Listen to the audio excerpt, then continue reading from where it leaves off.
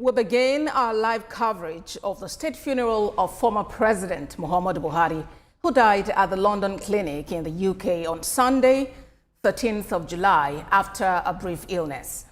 Nigeria is a nation in mourning led by the President and Commander-in-Chief Bola Tinubu, who will be receiving the body of his predecessor as it arrives, accompanied by the Vice President Kashim Shettima, his widow, and some members of his family. Now we have live pictures. We have pictures from the family compound and at the airport. Let's quickly bring you a report talking about the life and times of the man, Muhammadu Buhari.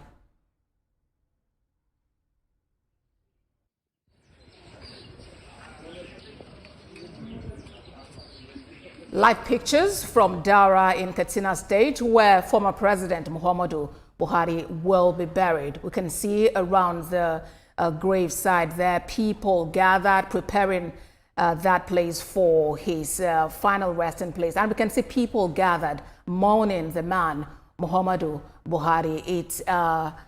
It's a somber gathering there. People are waiting his body to bid him farewell. A solemn moment for Nigerians. Nigeria is a nation in mourning, led by the President, to bid farewell to a great leader, a foremost statesman, a leader who many persons say had the opportunity to lead Nigeria as a military man and also in Agbada. But it's a very solemn moment for Nigerians at this time. It's a time to reflect on, some of his legacies, what he will, be leaving for people who have decided, to learn from his life and also his times. These pictures that we see is a reflection of, the life of every individual, not just the president. And of course, we're expecting a lot of dignitaries today who will be paying their last respect. I understand that governors, aides, and other, major and important guests who will be trooping in and have been trooping into Daura since yesterday, to pay their last respect to the foremost statesman. Indeed, it's quite a difficult time, as a nation, really. And everyone is just trying to grapple with this reality, which, has befallen us now. Our State House correspondent who was in the State House all the while Muhammadu Buhari was president, Femi Akonde, would be joining us live now. Okay, he's actually there now joining us to tell us more about, what is going on and, how the nation really is reacting to this final time bidding farewell to Muhammadu Buhari. Femi, talk to us.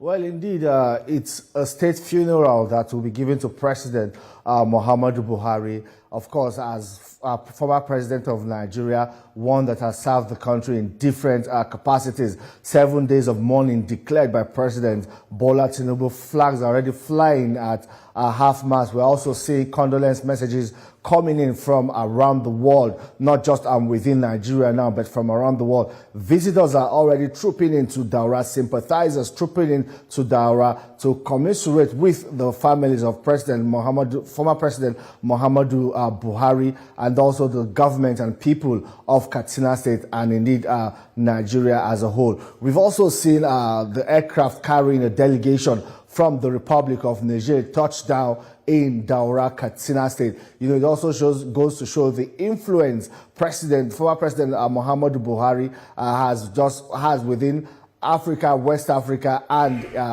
across the world. Not minding, that right, Niger had severe ties with Femi. Yes, Femi, if you can hear me, we'll be back with you in a moment. We really need to speak now to the man who worked very closely with the former President Muhammadu Buhari. He was a senior special assistant on media and publicity, and he actually broke the news on X there, talking about his death. Garba Shehu, good to have you join us at this time. Talk to us about the man, Muhammadu Buhari, especially as the nation and the world bids him farewell today. You can see that Buhari's death has dampened the spirits of virtually everyone here. He's an inspirational figure, not only at home here in Daura, but in the nation and the entire continent. He led by example.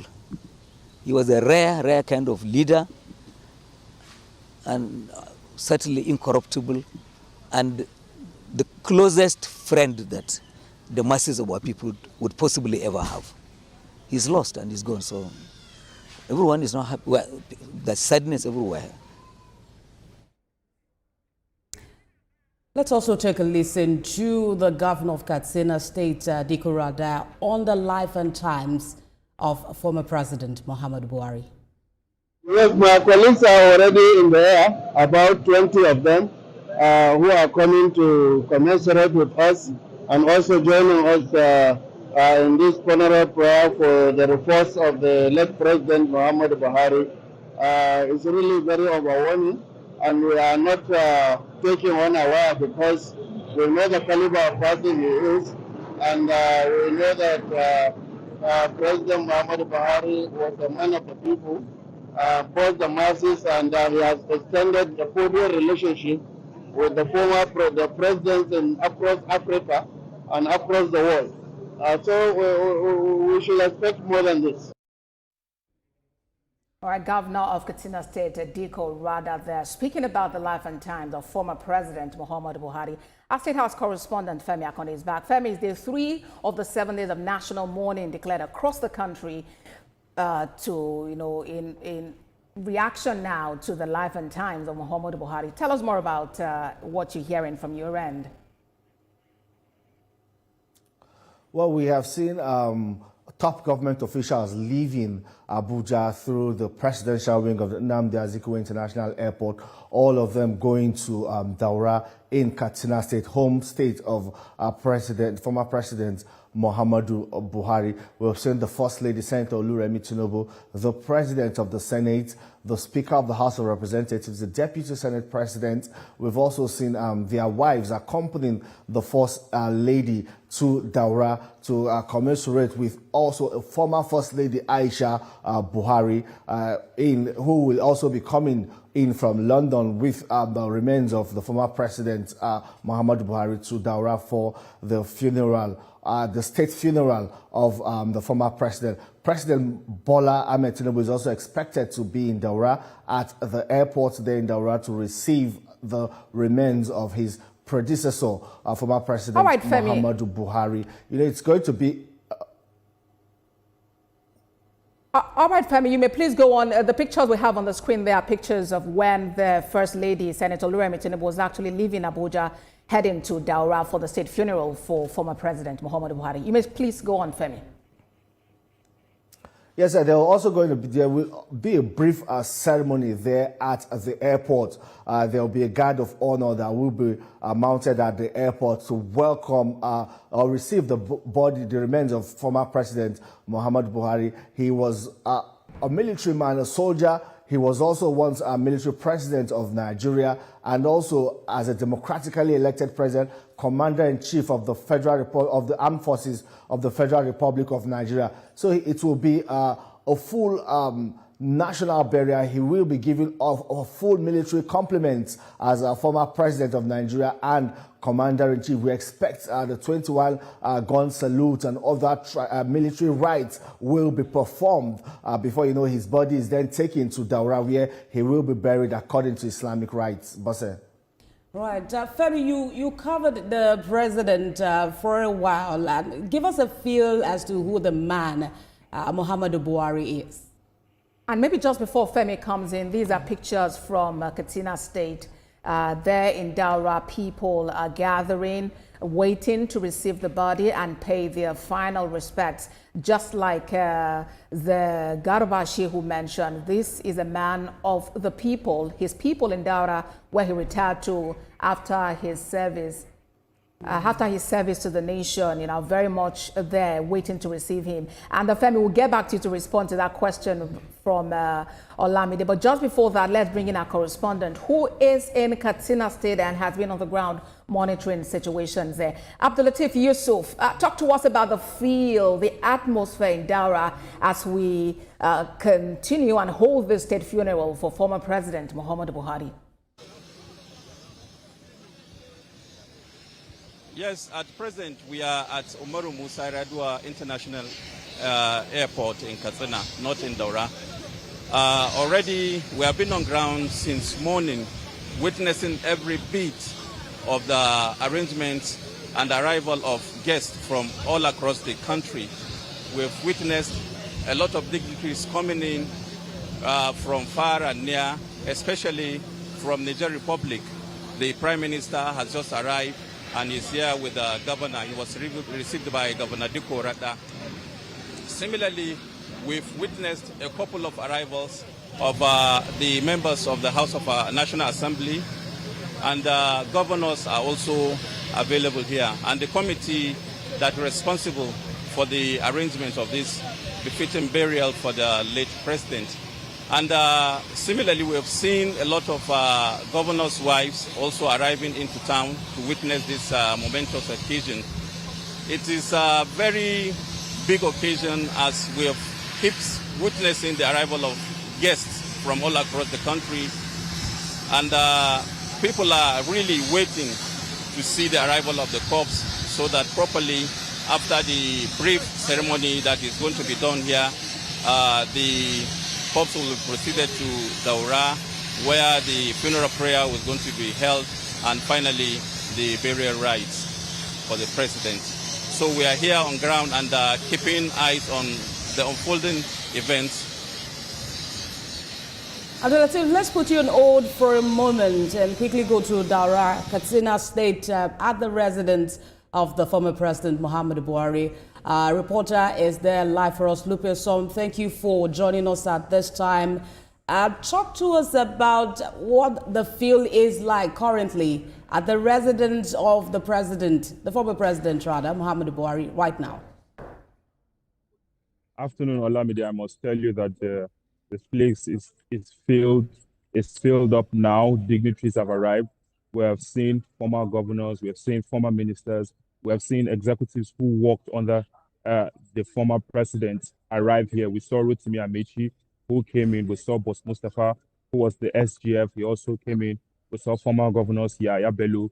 So we're having more dignitaries coming. We've seen former Minister of Aviation, Hadi Sirika, and we have seen a couple of them. But we've also been speaking to them. A lot of them have been describing him in catchy phrases, talking of how his legacy of integrity and how his legacy will go ahead to shape leadership going forward. They spoke of how lowly he lived his life, how humbly he lived his life. They had very, very many good things to say about him. And we also witnessed his family members, his immediate family members, come into his house where he will be buried. We saw his daughter, Fatima Buhari, who came in. She actually came in with a couple of her friends, and she was in a mourning mood, clad in black. A couple of the women are clad in black. They're sitting there reciting the Quran, praying for the repose of his soul. And everyone here has something good to say about him. All right, Lupe. Okay, Lupe, you were talking about some happenings in Daura that we understand that the First Lady is also arriving now, ahead of the arrival of the body and of the President to witness that momentous occasion. Talk to us more about, some of the catchy phrases, as you mentioned, that, Muhammadu Buhari has been described with. Well, Garba Shehu said the former president was someone who, according to him, he was the last president who would be that close to the masses. He said the former president is the last president who would ever get close to whoever get that close to the masses. Whether that is true or that's not true, that's left to him, and that's for time to prove. But we also met Boss Mustafa, and we asked him, what do you have to say about this statement by Garba Shehu? And he said, indeed, he actually confirmed that indeed that statement is true, and that will only be proven by the number of people who would attend his burial. He told us that we should just watch out and see that thousands of people would come to pay their last respects and watch the former president buried. And he said that is indicative of the fact that he was actually very, very close to the people. And if you come here in Daura, his relatives are trooping in. In fact, the security people are the ones who have prevented this place from being overcrowded they have been turning a couple of people back and allowing only the MVPs. So it is it's only the VIP. So it is very, very clear that he was close to the people, especially here in Daura. A lot of them have been talking about the projects he executed here in Daura.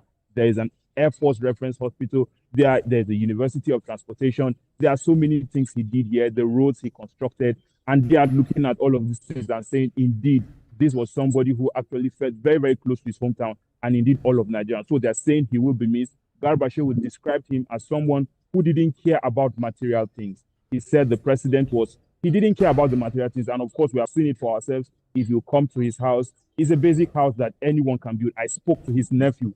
He said the president borrowed 200,000 from a bank to build this house while he was a GOC. So according to him, that was indicative of the fact that the former president was very humble, despite the positions which he held. They didn't have an influence to the life he lived. He chose to be humble. And if you look at his house, it's actually a very humble house. If you pan around, you will see a couple of people. Several dignitaries have come from far and near. And we're also expecting members of the international community who will be coming in. The governor of Katsina State, Dikorada, who spoke yesterday, he said that he's expecting at least 3 presidents. And he said at least 27 governors have indicated their interest to come. And right here, we have seen former governors. Former governor of Ogun State, Ibikule Amosun, is on ground. Former governor of Kogi State, Yahaya Bello, is on ground. Several other dignitaries, ministers who served under him, Rotimi Amechi, the former minister of transportation, is here dressed in traditional regalia.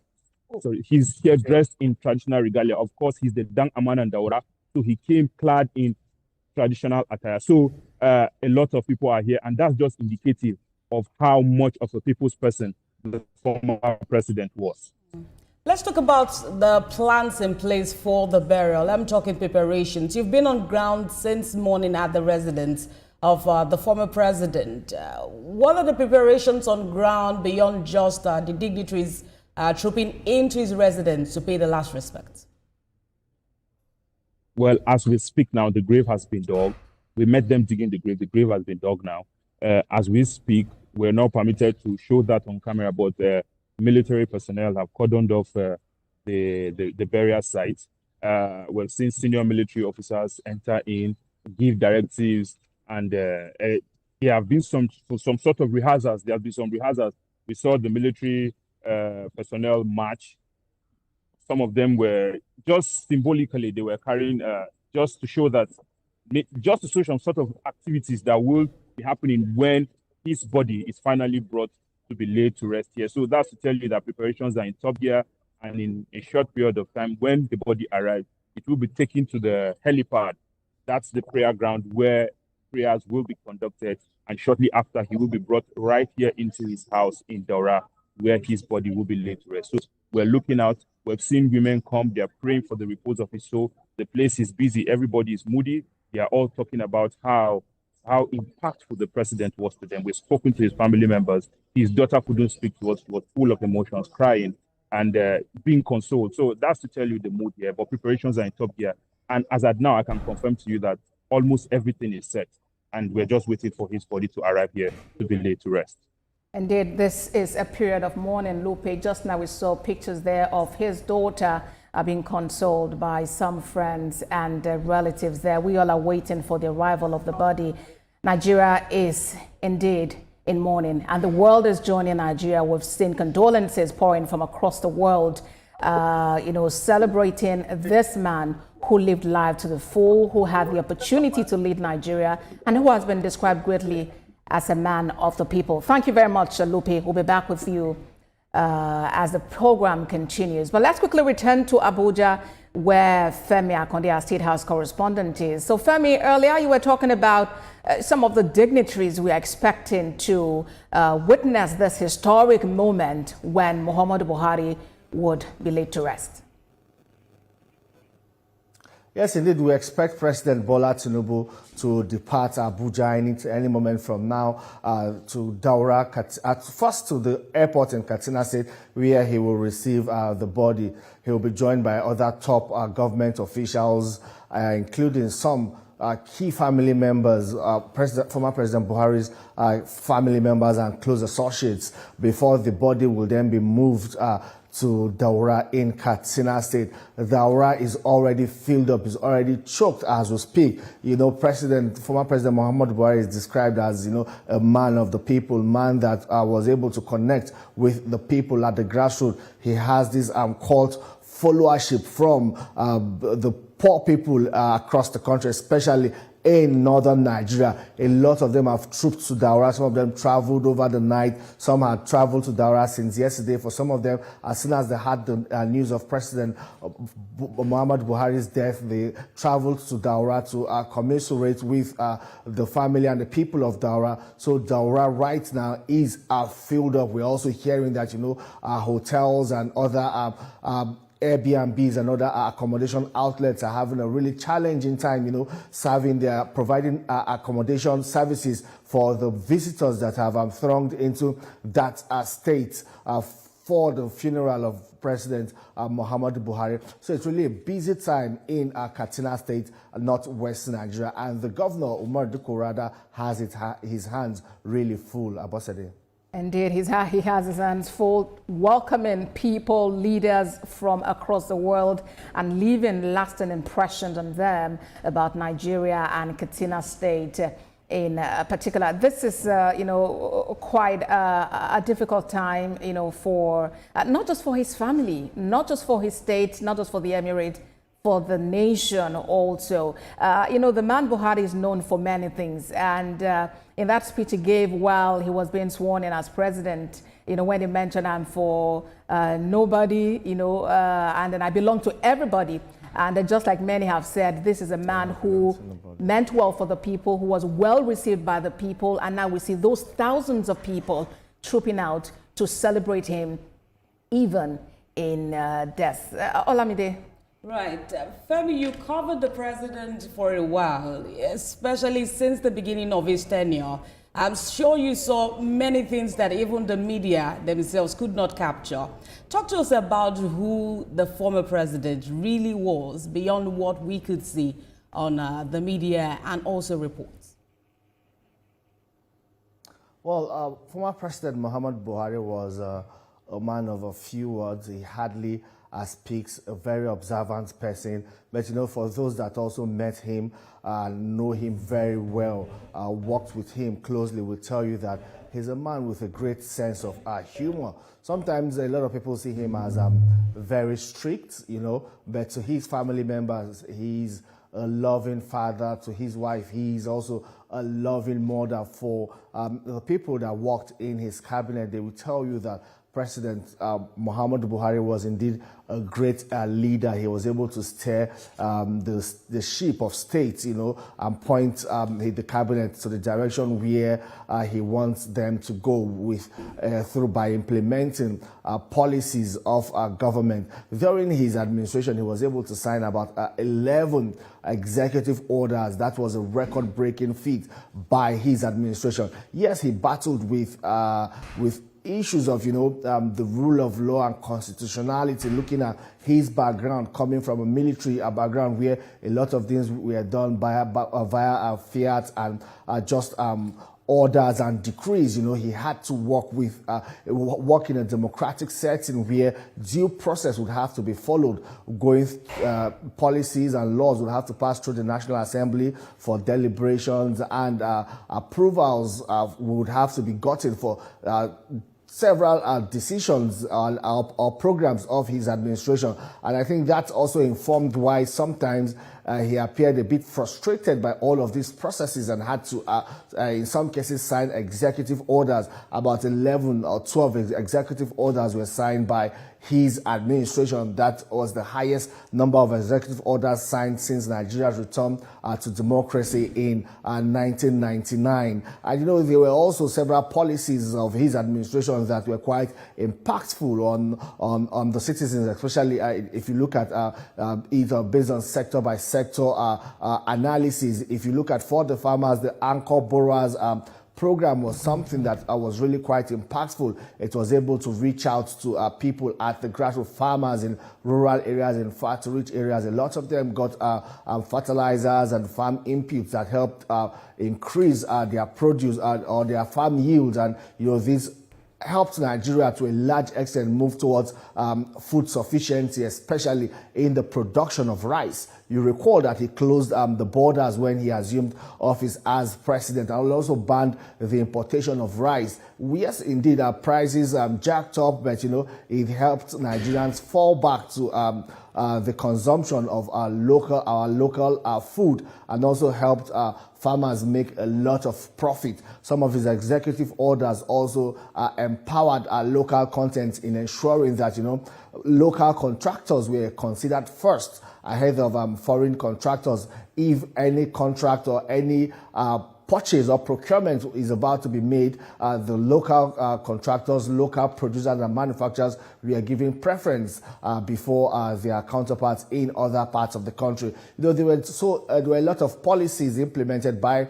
his administration. A lot of people have divergent views about most of his policies and programs, while some will say, well, indeed, he did his best in his capacity. Some others would want to give him knocks for certain things, especially the youth population. We want to talk about, the NSAS and the way his administration managed that particular protest by young people seeking for the scrapping of the special anti-robbery squad of the Nigerian police that earned a reputation for being, very brutal, corrupt in the way they carried out their activity. But eventually, President Buhari actually listened to them. He scrapped SARS, and also was able to effect some reforms in the police force. That is also to his credit. And there are a lot of things that also happened that we will give President Buhari credit for. But opinions are divided on both sides. But one thing is certain: President Muhammadu Buhari served the country in various capacities, and indeed he will be remembered in the annals of Nigeria as a president who once served as military head of state. He served in his capacity as Minister of Petroleum and a democratically elected president in 2015 after 3 failed attempts to clinch the seat of the president. Indeed, Femi, it's so many things to be said about former President Muhammadu Buhari. We'll continue from there, but at the moment we do need to take a break. When we return from this break, we'll continue this special coverage of the state funeral for former President of Nigeria, Muhammadu Buhari. Please stay with us.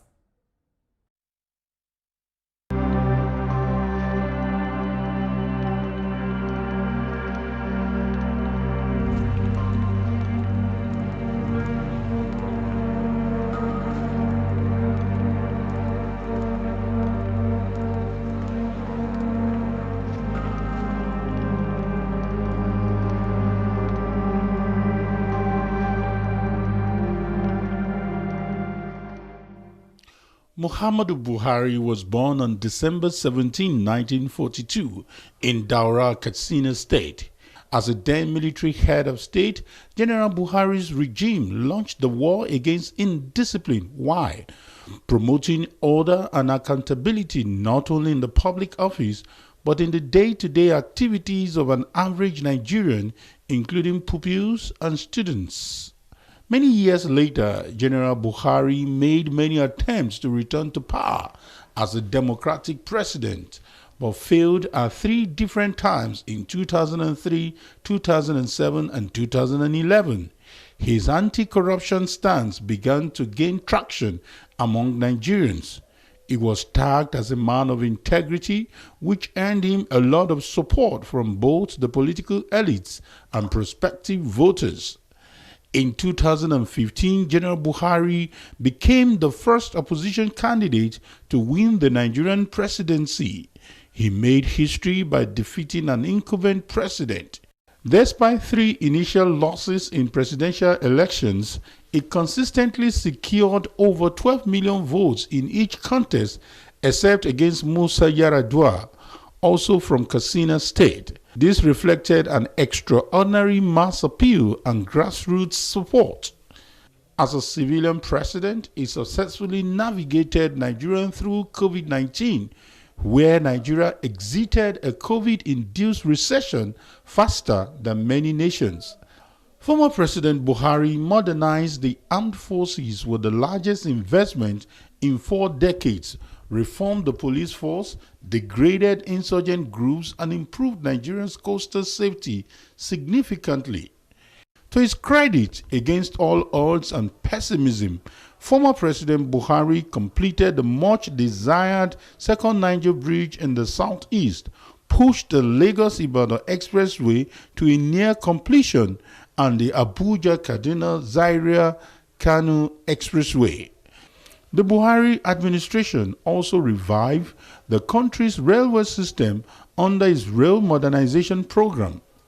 Achievements include the completion of the Lagos-Ibadan standard gauge rail line with an 8.72 kilometers extension to the Lagos Port Complex, the completion and commissioning of the Abuja-Kaduna rail line in 2016, as well as the completion of the Itakpe-Warri standard gauge rail line in 2020, 33 years after construction began.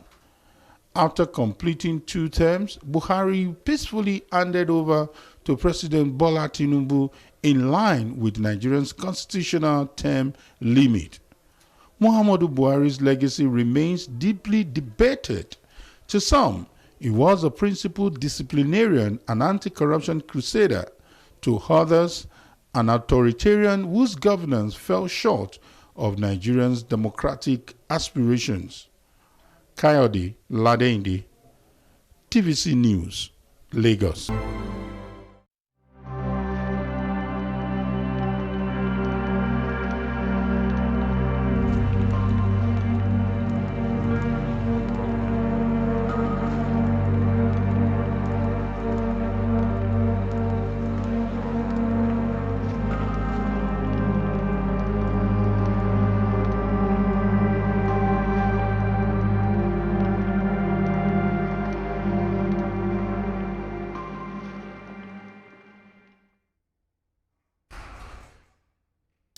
We're still on our live coverage of the state funeral of the former President Muhammadu Buhari. And of course, the President Bola Ahmed Tinubu is leading the nation as we pay our last respect to the former President of Nigeria. Let's speak with the Pro-Chancellor and Chairman Governing Council, Federal University of Transportation, Daura, Katsina State, Wahab Owukoniro. It's good to have you join us at this time. It's a solemn moment in Nigeria. The University of Transportation, one of the institutions established by the former president. Talk to us about your own, one-on-one relationship with Buhari, not just as an indigene, but as someone who spent the later part of his life in Katsina. Well, I got to know President Buhari way back in the 80s when I was working under the Ministry of Finance. And I've always found him to be a very sincere man, a very honest man, a man of integrity that loves to be among his people. And you could see some of what he has been able to accomplish among his people. One of it is the establishment of the university. I'm currently the Pro-Chancellor and the Chairman of the Governing Council. He brought the Air Force Base to Daura. And you can always see how the people have been feeling since they announced his death since yesterday. He was a man that Nigeria is going to miss greatly. He has a lot of sense of humor. He's a very humane man. He's full of humility. And if you come around his environment, you could see the humility in the man. You could see that he's not the man that believes in a materialistic thing. He's devoted his people, he devoted his time to his people, and most importantly to his religion. He was a very devoted Muslim, and you cannot take that away from him. And as I've said, one of his accomplishments is the University of Transportation. The university is still very young, and in his honor, we are promising to take the university to a greater height, to make it a university of international repute, where people from different parts of Africa will be coming over to study. And I also want to see this opportunity to appeal to Mr. President that we should try and make sure that we name the university after him. He was a good man, and Nigeria will be greatly missed. All right. A University of Transportation is a specialized institution, one of a kind. Talk to us about the need that this university is meeting in the community and the society, such that it is being credited to the former president.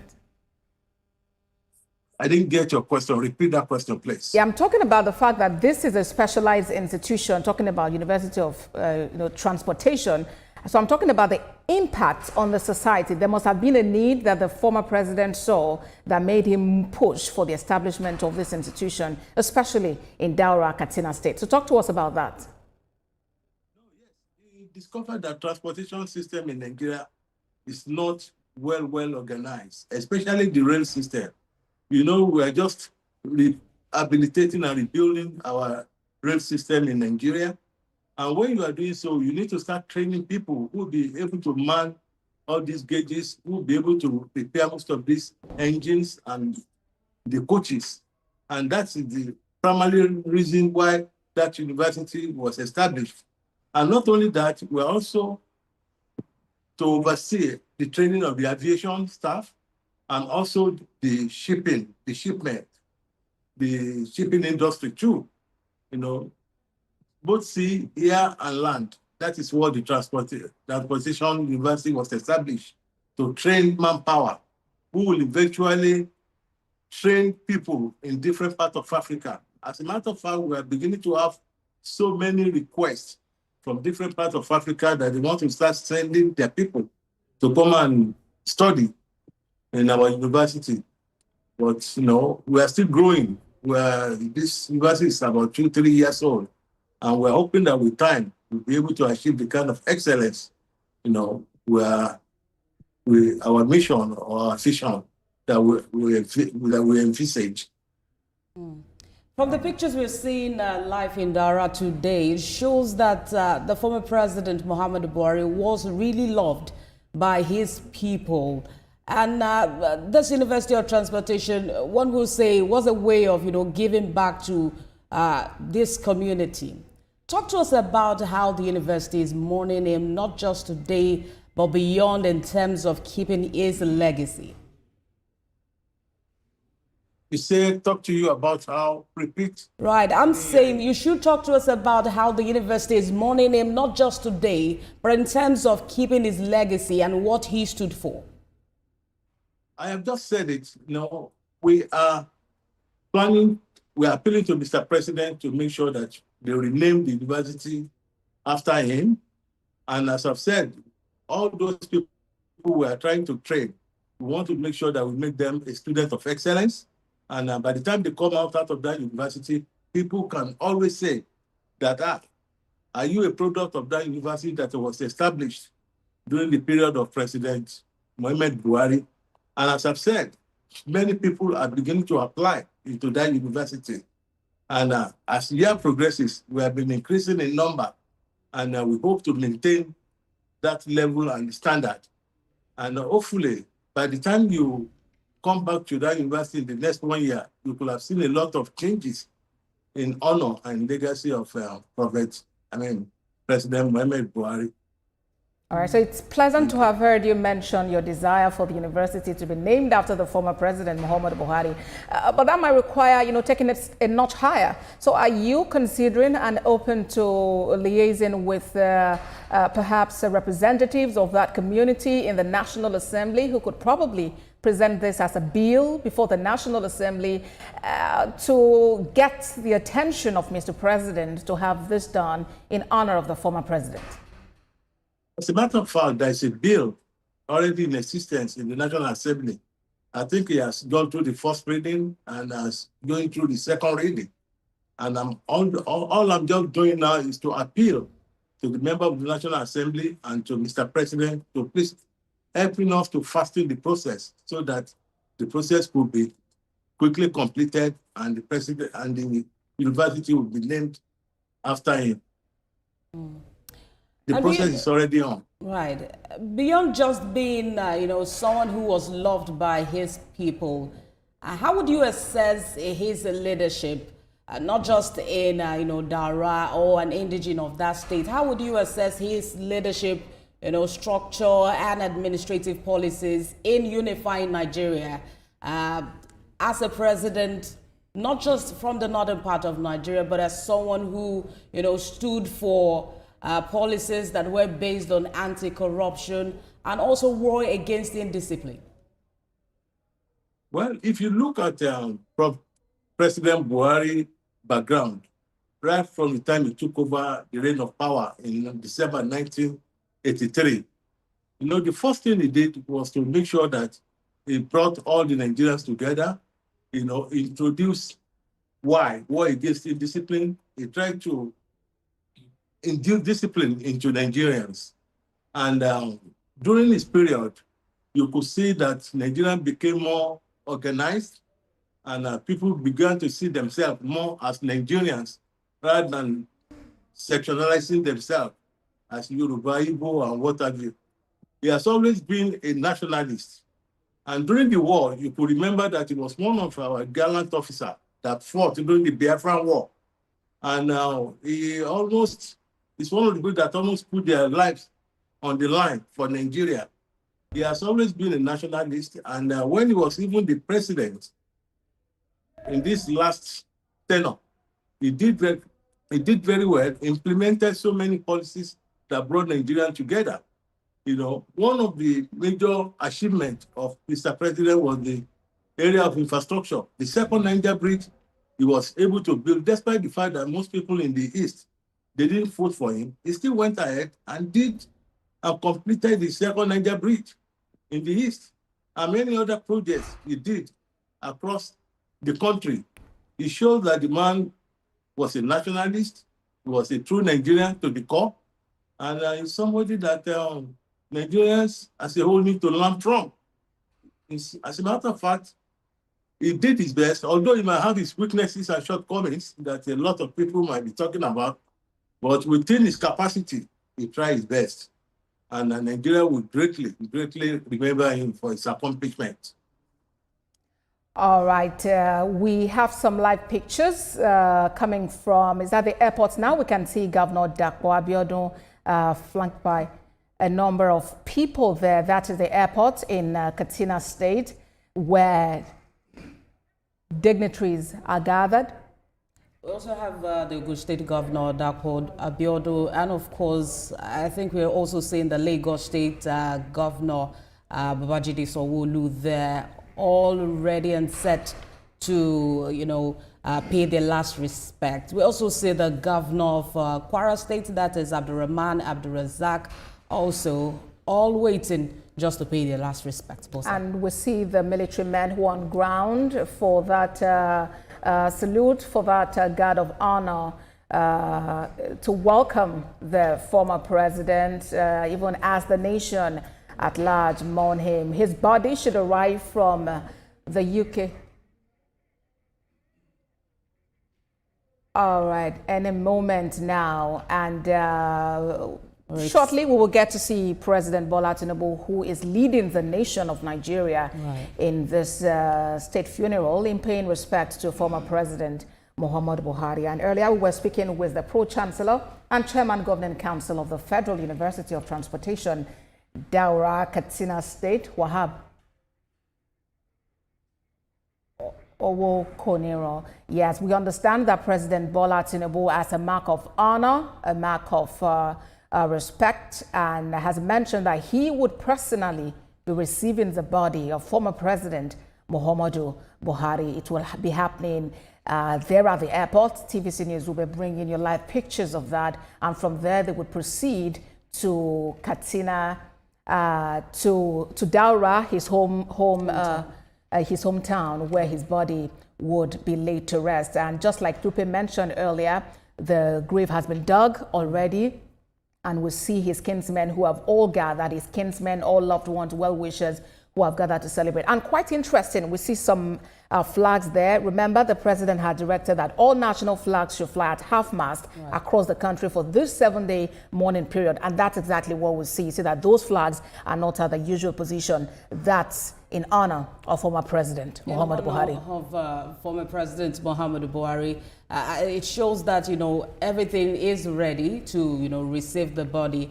And it's a sign, it's very symbolic, it's a sign of respect from the President Bola Tinubu, as he will be receiving the body personally. You can't see the military men, all ready to, welcome the body. Everyone is set.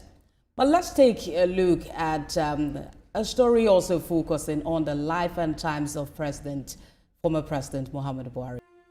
Okay. More live pictures coming in from Katsina State there. We see some dignitaries. The governor of Imo State, Hope Uzodinma, who's also chairman of the Progressive Governors Forum, is right there. We also see the governor of Yobe State, Mai Mala Buni, who is also there. They're all gathered to pay their last respect. The governor also of Edo State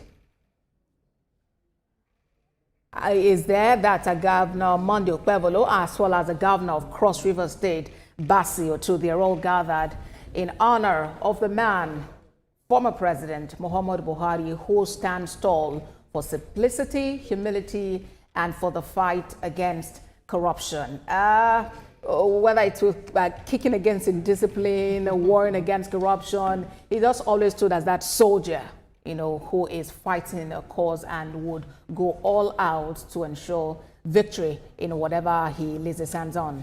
It was, at a point difficult to, merge those two personalities together. As someone who served as a former head of state and now also, serving as a democratically elected president. He, contested about 3 times before he, ruled as president. And so it's a solemn moment for Nigerians. It's also a time for us to reflect on some of, the policies of his administration, the achievement and, some of the strides, especially in the economy, security, and also anti-corruption efforts. For those who were there at the time against the war against indiscipline, there was a level of orderliness at that time. Nigerians were able to, abide by rules as against some of the things that we see today. But so he was a gallant soldier, a soldier all the time, and at a point he was also able to, coming back as a democratically elected president, was also able to give free room for change. At that point, he also brought about the fact that change begins with me and begins with you. So irrespective of whatever anyone says or, the setbacks one would acknowledge of his administration at that point, we also know that he has done his bit as a president, as a foremost statesman in Nigeria. And if he did not do his job well, we will not be seeing the president leading the stage today to welcome the body. It's all in phases, stages, and all. So he has done his bit. That's it. He had 8 years. He did what he could do, first as a military head of state, just like you mentioned, and later on as democratically elected president. And he did his bit, and now the world is gathering to bid him a final farewell. All right, so we want to quickly bring you a timeline now of, the life and times of President Bola Tinubu. Former President Muhammadu Buhari, I beg your pardon. So let's quickly bring you that. Regarded as one of the most transparent and honest Nigerian leaders in history, Muhammadu Buhari, as a military head of state and democratically elected president's story, is replete with remarkable events. Muhammadu Buhari was born on December 17, 1942 in Daura, Katsina State, where he began his public service in the military. He joined the Nigerian Army in 1962, trained in the UK, and fought in the Nigerian Civil War between 1967 and 1970. By 1975, Buhari was appointed military governor of the northeastern state. He later served as Federal Commissioner for Petroleum and became chairman of the NNPC in 1977. On December 31, 1983, Buhari staged a coup and overthrew President Shehu Shagari, but his regime was short-lived in August 1985, where he was removed in another coup by General Ibrahim Babangida and detained for nearly 3 years. In the 1990s, Buhari returned as chairman of the Petroleum Trust Fund under General Sani Abacha overseeing infrastructure spending. General Muhammadu Buhari, as he was then called, returned into civilian politics by aspiring to be president in 2003 on the platform of ANPP, but lost to President Olusegun Obasanjo. He tried his luck again in 2007, still on the platform of ANPP, but lost to Umaru Yar'Adua of PDP. The undaunted and relentless Buhari floated a party with some Nigerians, Congress for Progressive Change, in 2011, and for the third consecutive time was defeated by Goodluck Jonathan. In 2015, Muhammadu Buhari ran on the major ticket known as All Progressive Congress APC, where he defeated an incumbent President Goodluck Jonathan, making history as the first opposition candidate to win a Nigerian presidential election. Sworn in on May 29, 2015, President Buhari pledged to fight corruption, tackle insecurity, and revive the economy. In 2019, he secured a second term, defeating former Vice President Atiku Abubakar. While his administration invested in rail, roads, and agriculture, his frequent medical trips abroad and slow response to national crisis sparked criticism. On May 29, 2023, Buhari handed over to President Bola Tinubu and retired to Daura, ending a career that shaped Nigeria's political landscape. His name is synonymous to integrity. One may argue if he doesn't know him, but for those of us who interacted with him physically and for several years, there is no doubt that his name is synonymous to integrity, because I lived with him for 25 years, and Almighty God is my witness. I have never doubted that integrity through my interaction with him, and this is indeed very important. And part of his legacy that I always remember is patriotism. He is indeed a Nigerian that is proud of Nigeria, and he treated Nigerians equally.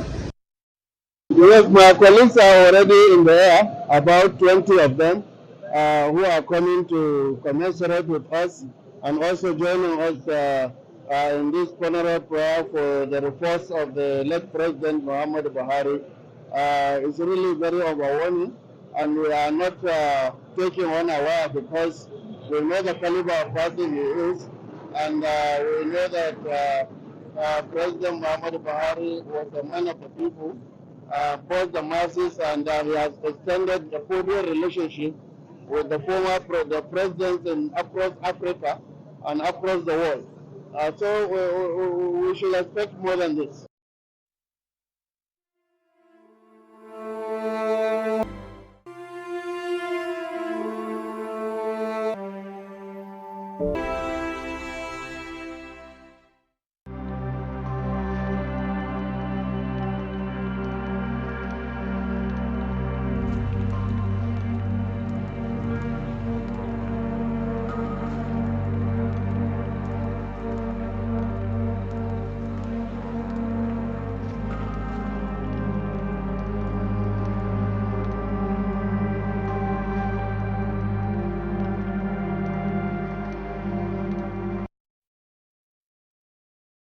Now this is tomato mix. Even after adding water, you can still taste the tomato flavor. With Tasty Tom Tomato Mix, you can cook any of your customers' favorite meals. No color changing like traffic lights. Tasty Tom will surely give you value for money, because Tasty Tom Tomato Mix is thick. A little is enough to get your desired quantity of stew and soup. No unfair deal. Tasty Tom makes me so happy. The taste is always on point. And it doesn't color your meat or your chicken. Because of Tasty Tom Tomato Mix, the taste of my food never changes. So my customers keep coming. I don't compromise on the quality of my food, so I buy quality from the onset. Use Tasty Tom Enriched Tomato Mix. Tasty Tom for tasty meals good for you. Available in convenient sachets.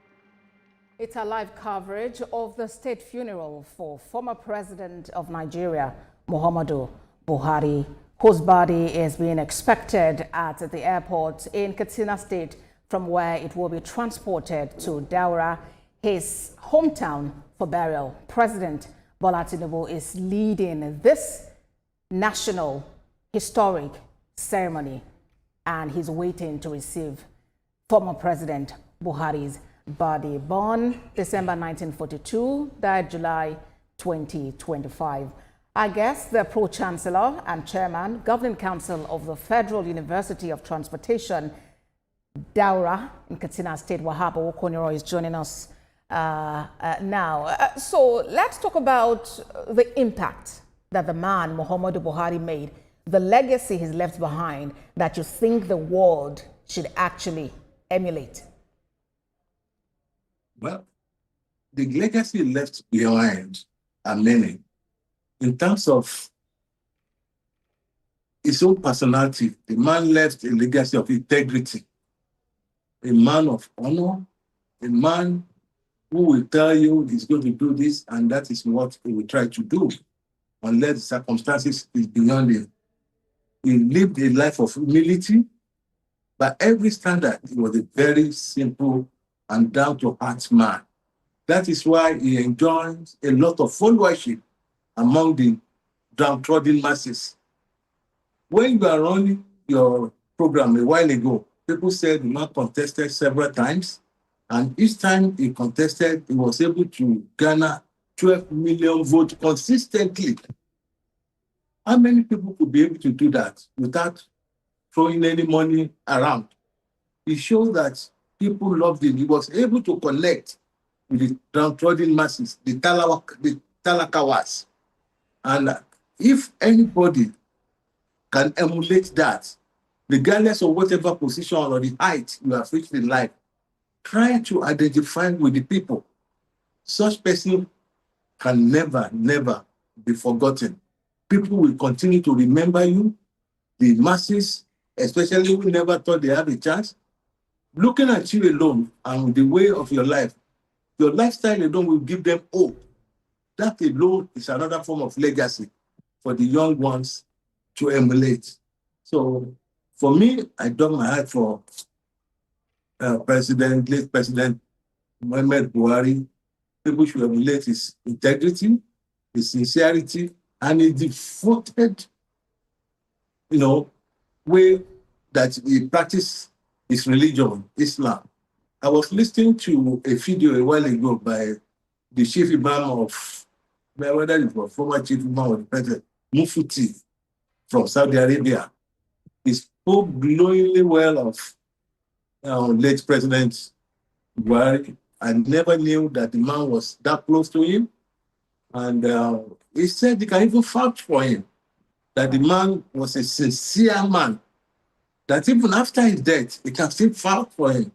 If such person to say that about him, I mean, the man has lived a very useful life. It's good to hear you talk about your personal experience with him and sharing about what you believe the world can actually learn from the man, Muhammadu Buhari. Thank you very much. Wahaba Okoniro is the Pro-Chancellor and Chairman of the Federal Governing Council of the Federal University of Transportation in Daura, Katsina State. Thank you again for sharing with us on TVC News. You're welcome. And thank you for having me on your show. All right, as we continue our live coverage of the state funeral for former President Muhammadu Buhari, we still have our State House correspondent in Abuja, and here in the studio, we have the head of news operations at TVC News, veteran journalist. He's been a reporter, has been a correspondent covering politics and all things around that over time. He's Uzonna Onoye. Was that citation too heavy? I was wondering who you were introducing, because when you said veteran, I looked around, I didn't see any. So, but let's move on. Okay. All right. That's what let me do. Right. Let's talk about the former President Muhammadu Buhari. Is a military upbringing, former head of state, and then moved to become a democratically elected, president.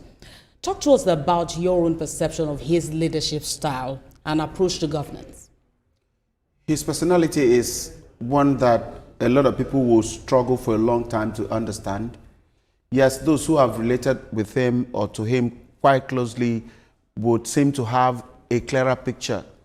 But for outsiders like us and those who had seen him and observed what he did over time, it will be quite a struggle to put pen on paper in one sentence or two to describe the personality of our former president, Muhammadu Buhari.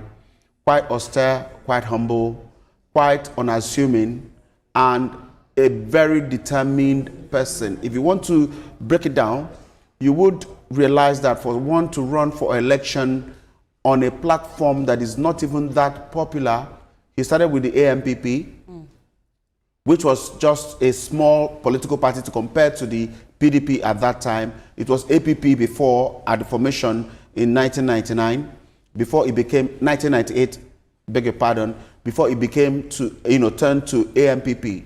He rode on the back of that party to run for presidency in 2003 without success. However, making very strong statements with the number of votes he gathered in that election, in as much as the party wasn't as big and popular as the winning party then.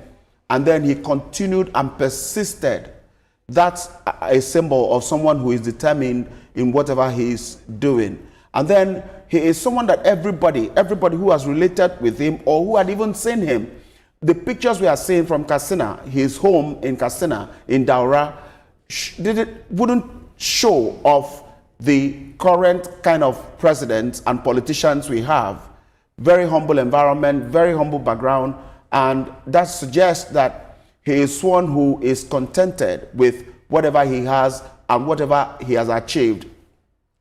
As a military head of state then, a lot of people said that it's still not clear whether he was involved directly in that coup of 1983.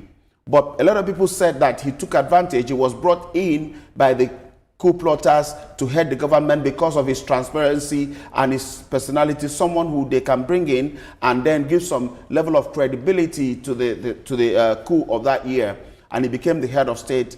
His approach to government became quite strange, quite strange because he came hard on everything. He came hard on everyone. With the war against indiscipline, his anti-drug law, and every other thing it wasn't a law then, they ran by decree. And every other thing that he put in place and he did at that time were quite strange to the people. And so, one thing that people are not easily adaptable to is change, and particularly when it becomes unfriendly. So that was what the manner of government, the texture of the government that General Buhari then brought in, and then the next coup struck in 1985, and he was ousted in that coup. However, between 1985 and 30 years after 2015, when he became president, people didn't hear much about him. He was hardly seen. He was hardly heard.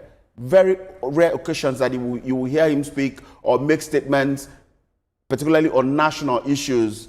He very reserved individual. I'm trying to highlight some of these traits that, around the former president that would help anyone who wants to describe his personality to have a clear picture and something that will be objective and acceptable. So he went behind the scene, took a back seat. He wasn't in government anymore. He became very low, until that merger of the APC, that began in 2013, thereabout.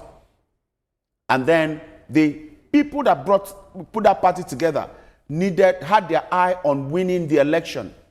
The focus then was to win the election and nothing more.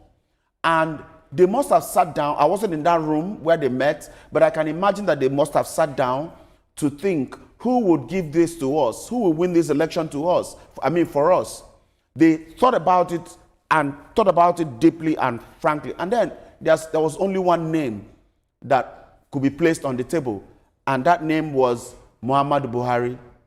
And I guess that was what must have prompted them to go after him, to bring him in, and then convinced him, because he had been wounded, so to say, by defeat in several elections, in three previous elections. And at some point, it was as if he wasn't going to try again after failing 3 times. Then the people that put together the party convinced him to try again. We all will remember, some of us will remember that with light hearts, you know, the pictures he took in preparation for that election, Muhammadu Buhari in suit, you know, well made up and all of that, trying to transition from that military stiff personality that we all know him for to someone that you can relate with, you know, as a Democrat. Some people still refer to him as born-again Democrat at some point, you know, and then he got into that position that he contested the election, and the rest is history. He became the Nigeria's president for 4 years, first term, and then ran for a rerun, another election, and then won again, total of 8 years. That was the personality that, these are tips that could help anyone to write something. I'm trying to play around my mind that if I'm given that assignment to write in very short paragraphs, not just 1 page, on who Muhammadu Buhari is, so that I'll be able to capture everything. It's going to be a long journey through history, through his career, early career in the army. We've talked about it, and a lot of people, even since he died, on the social media had always made reference to his activities, the role he played during the Civil War. As a soldier, he couldn't have done anything different. He did his job as a soldier who was trying to protect or defend the oneness of the nation at the point, you know. And so through all of that, to his later part in the army as a head of state, and then the silence for 30 years, and then coming back as democratically elected president, and then all of that would make a picture of one who is determined and destined to get to a point where he remains now only the second person that have governed Nigeria on 2 platforms, one on the military platform, and secondly on the democratic platform. That's a wonderful history to write. A wonderful history indeed. We'll get back to talking more about his life and legacy, especially that determination and destiny that you have referred to. But we do need to take a break now. When we return from that break, the conversation continues.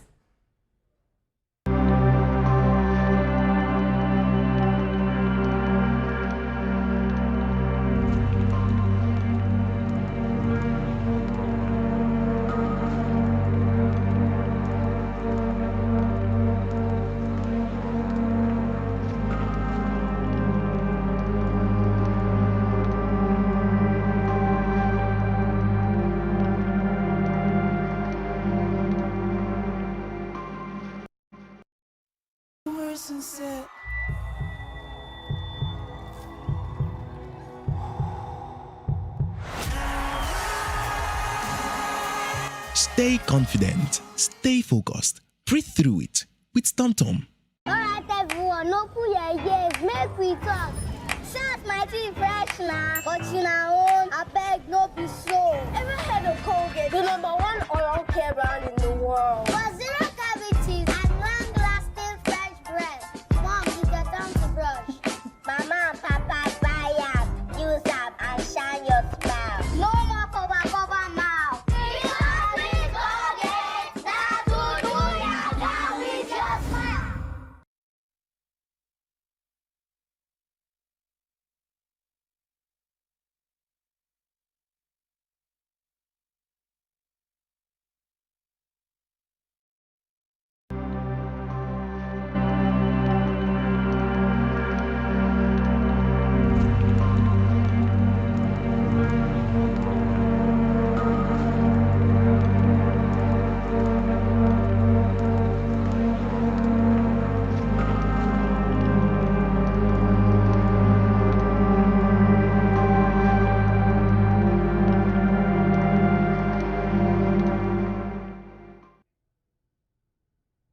We're still on the live coverage of the life and times of former President Muhammadu Buhari.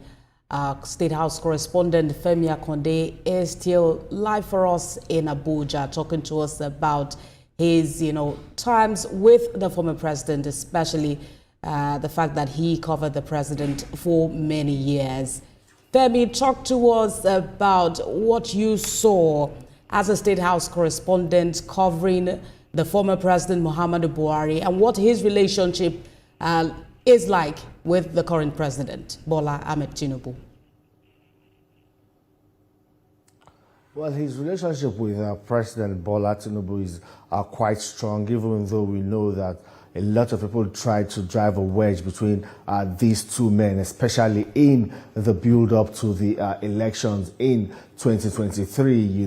There were a lot of speculation. Some people even said that President Muhammadu Buhari did not support President Bola Tinubu's candidacy. But eventually we could see that, what former President Muhammadu Buhari tried to do was to create a level playing field, as a Democrat. He did not show his preferred candidate or whom he was more disposed to winning that presidential ticket of the All Progressives Congress. Like he said, I belong to everybody, and I belong to nobody. He lived true to his word.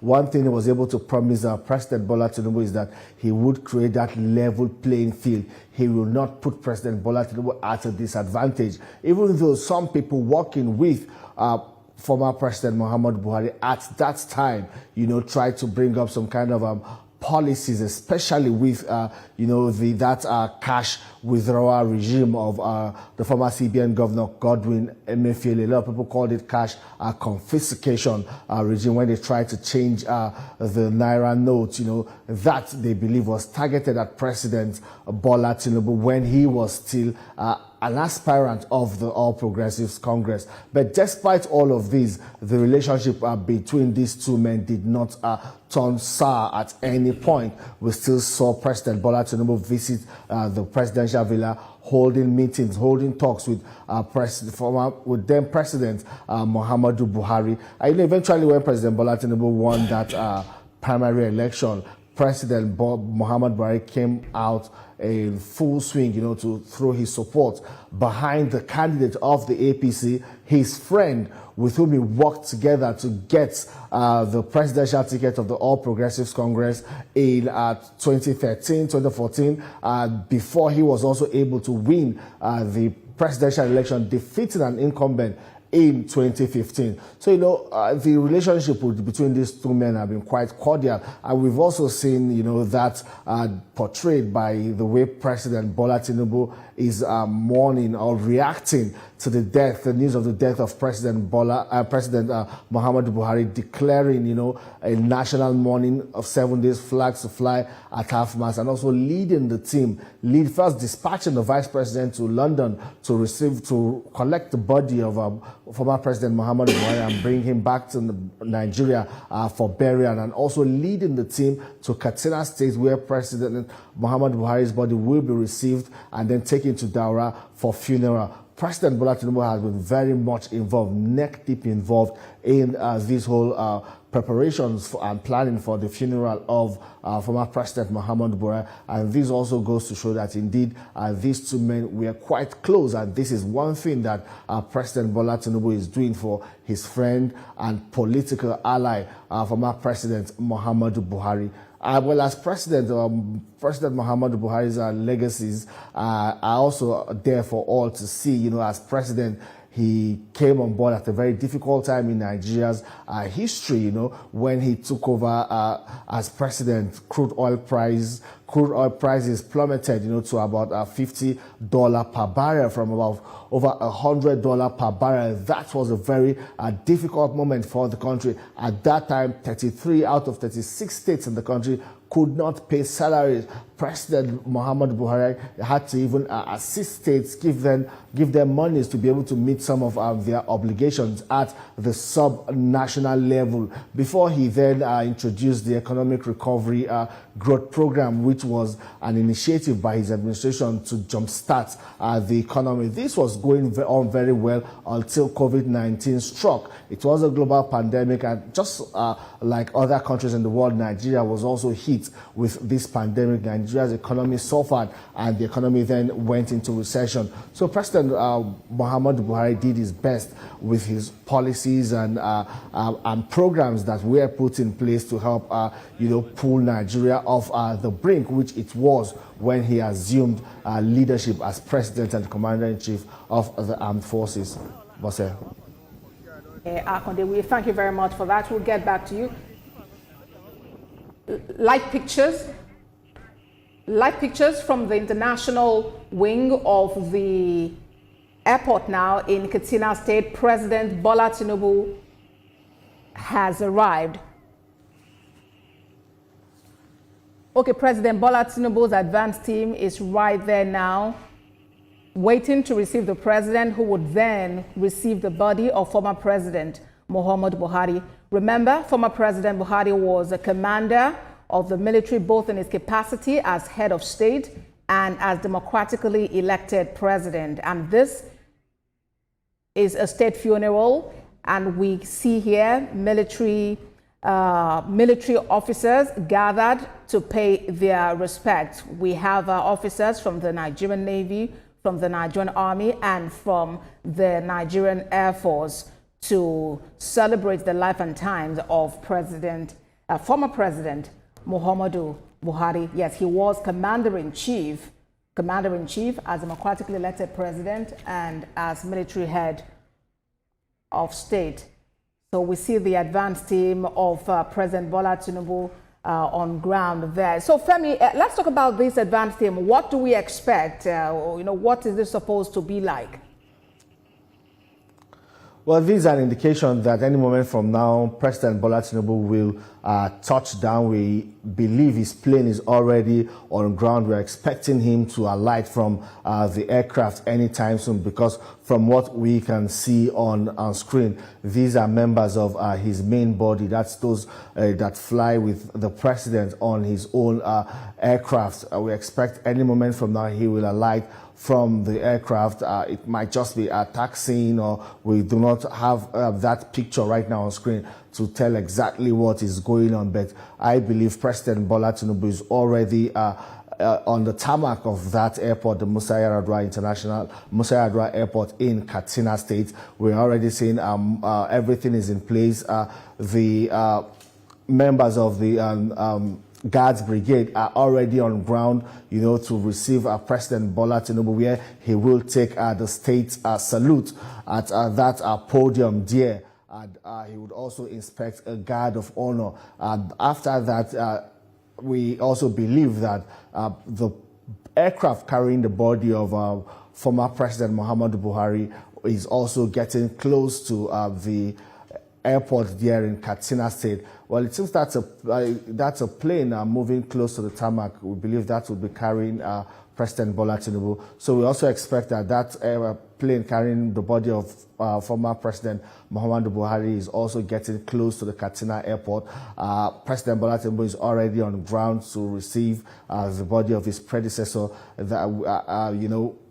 Vice President Kashim Shettima will accompany that body. He was dispatched by President Bola Tinubu to go get the body or the remains of former President Muhammadu Buhari back to Nigeria, back home for burial. That is already in place. All of these processes have been kick-started. After here, they will then move to Daura. We do not know how the body will be taken to Daura. Daura is about 45 minutes by road from here, from this particular airport in Katsina State. We do not know if the body will be flown on the chopper down to Daura or if they will go by road. Well, if they will go by road, it's going to be a bit hectic, but the presidential team is on ground, all security agencies are on ground, so they will be able to make way for that body to get to Daura, because the kind of cult followership former President Muhammadu Buhari commands in northern Nigeria. We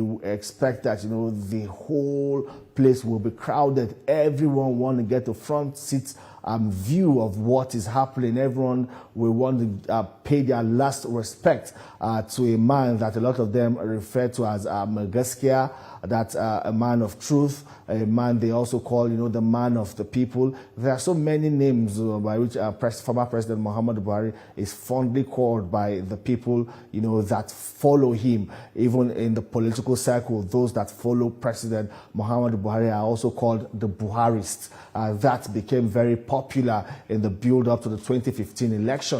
The Buharists, just like you have the Baptists, those that follow Bola Ahmed Tinubu. So all of these politicians, also have their cult followership, and that of former President Muhammadu Buhari is quite huge, and he has been able to sustain this followership over time for several years, several attempts at contesting for the seat of president. This same followership was sustained. He was able to cultivate their loyalty, and eventually with the support and partnership with President Bola Tinubu and the Action Congress of Nigeria and other opposition blocs that then coalesced into the All Progressives Congress, they were able to win that election in 2015. We can see the Guard of Honor already on ground waiting to receive President Bola Tinubu, who will move around and inspect the Guard of Honor before taking the state salute there at the state box provided at the Musa Yar'Adua Airport. I don't know if that airport is international. Well, Musa Yar'Adua Airport in Katsina State. Bosse. All right, Femi, we thank you very much for that analysis. Very quickly also, we have political analyst Judy Ojo, who joins us as we continue our live coverage of the state funeral. Mr. Ojo, good to have you join us at this time. Talk to us about the man, Muhammadu Buhari, that you know, and the legacy you think is left behind, and what you think people can learn from his life. Thank you, Abosede. Muhammadu Buhari is a man I grew up to know in my teenage years in Ibadan, when he was the military head of state between 1983 and 1985. That coincided with when I was in secondary school. And I recall the war against indiscipline, which he initiated, meant to instill discipline in the citizenry. I also remember the change in currency in 1984 as part of his fight against corruption then. Fast forward to, when he became the resilience he displayed in contesting for the presidency of Nigeria after his tour of duty, first as military administrator of Northeast Nigeria, then as head of state, then as chairman Petroleum Trust Fund, PTF, before he now decided to throw his heart into the ring to contest the presidency of Nigeria in 2003, 2007, 2011, and 2015, when he eventually won. I recall the mantra of stolen mandates when he lost the previous election, that his mandate was stolen. And he was so much of a Puritan that the initial two elections, 2003 and 2007, were contested under the ANPP, All Nigerian People's Party. But in after 2007 failure, he decided to establish Congress for Progressive Change, CPC, which he also led to electoral defeat in 2011. But due to his resilience, he was able to win the 2015 presidential election. So 4 times contest before victory eventually smiled on him. And I believe I see him in the mold of former President Olusegun Obasanjo. Obasanjo left power in 1979 and became the left as head of state in 1979 and became head of state and became president in 2019. Buhari left as head of state in 1985 and became president in 2015, a period of 30 years, which shows that, you know, in as long as you are alive, you can still realize your ambition. But more importantly for me are his numerous achievements in public service. Someone like him should never have been in want of resources. But I recall that when he contested the 2015 presidential election under the All Progressive Congress, he lamented that 27.5 million naira was too much for nomination and expression of interest fee, and that he could not raise the money without having to take overdraft, that he had to take overdraft to be able to pay for his nomination fee. This was a man who was former head of state, former chairman Petroleum Trust Fund, former military administrator. And people like him will have amassed so much wealth that they will have been in the class of billionaires. But not Buhari. He was so prudent, he was so austere with his lifestyle, very simple, gentleman, soldier, and statesman. Then when you look at the numerous achievements in public service, to his credit stood a number of innovations. Let me take it from legislation. He was the one that gave the Nigeria persons with disability community the National Disability Act in 2019, January 23, 2019.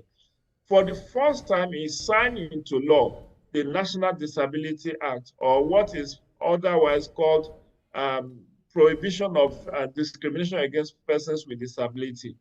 That was one,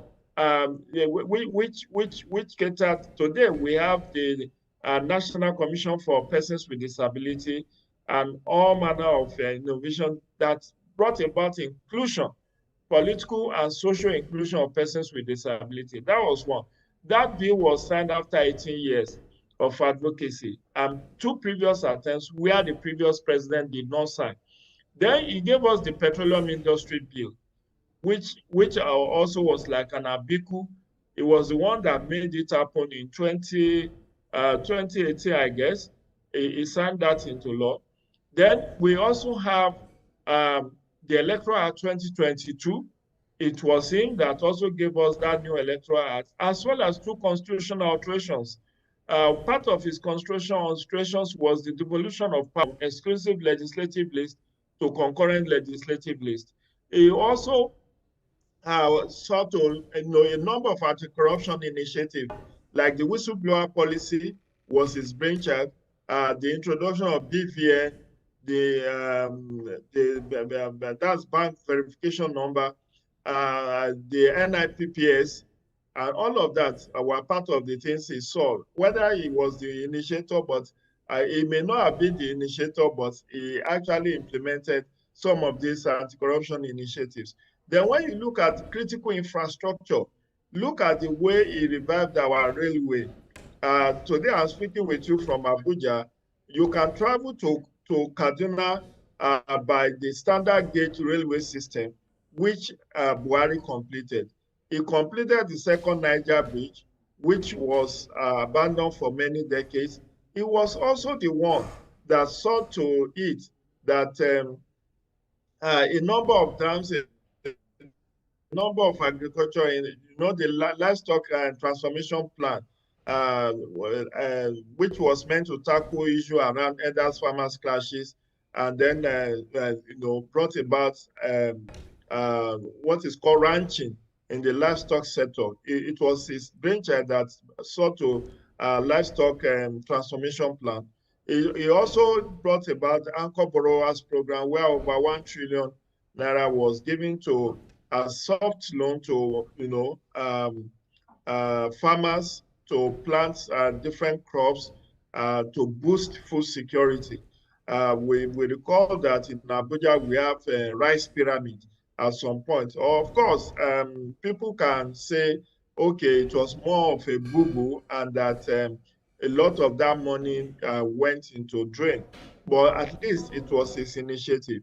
He also saw to it that quite a number of other innovations were brought into governance system.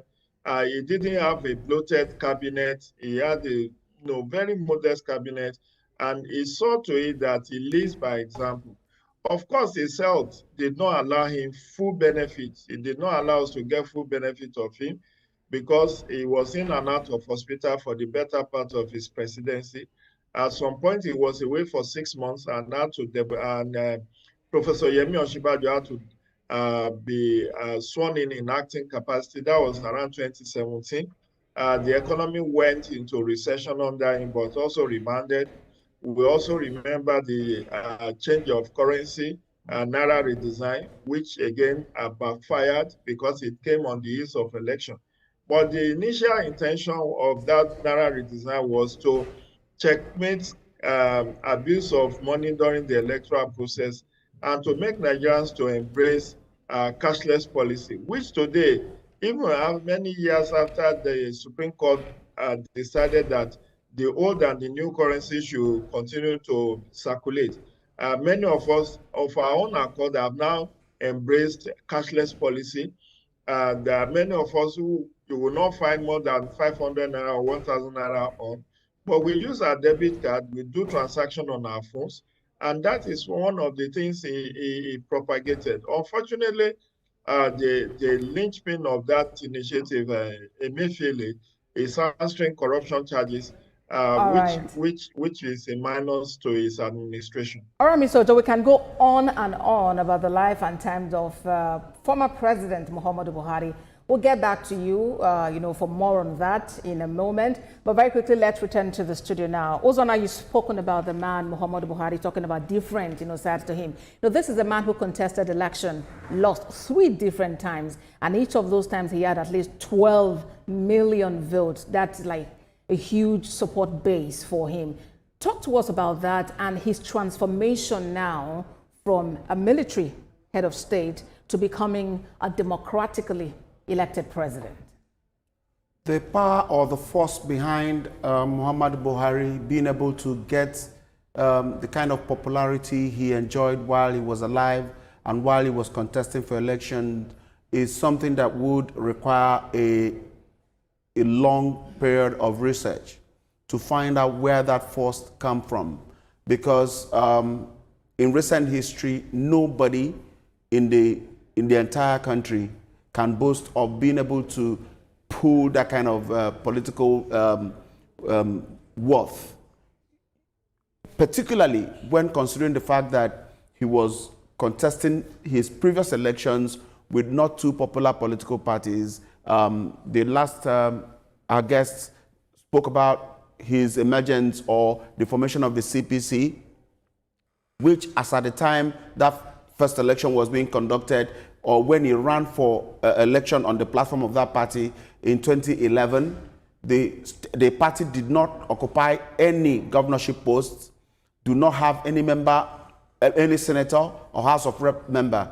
These are things that build the strength and followership of political parties, having elected office holders in their fold so that you come with your own clout and might. But that CPC of that era had nothing of such, and he was able to make the level of impact he made in that election. It's big, it's huge, it's massive.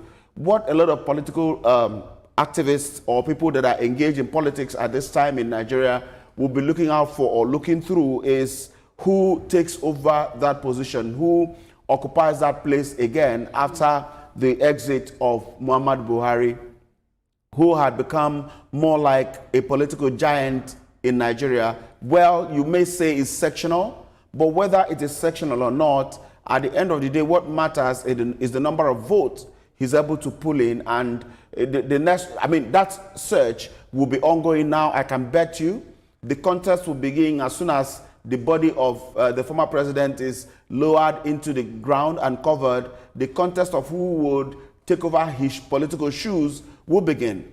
You know, so this is huge and massive, that even when he had become president, that followership continued.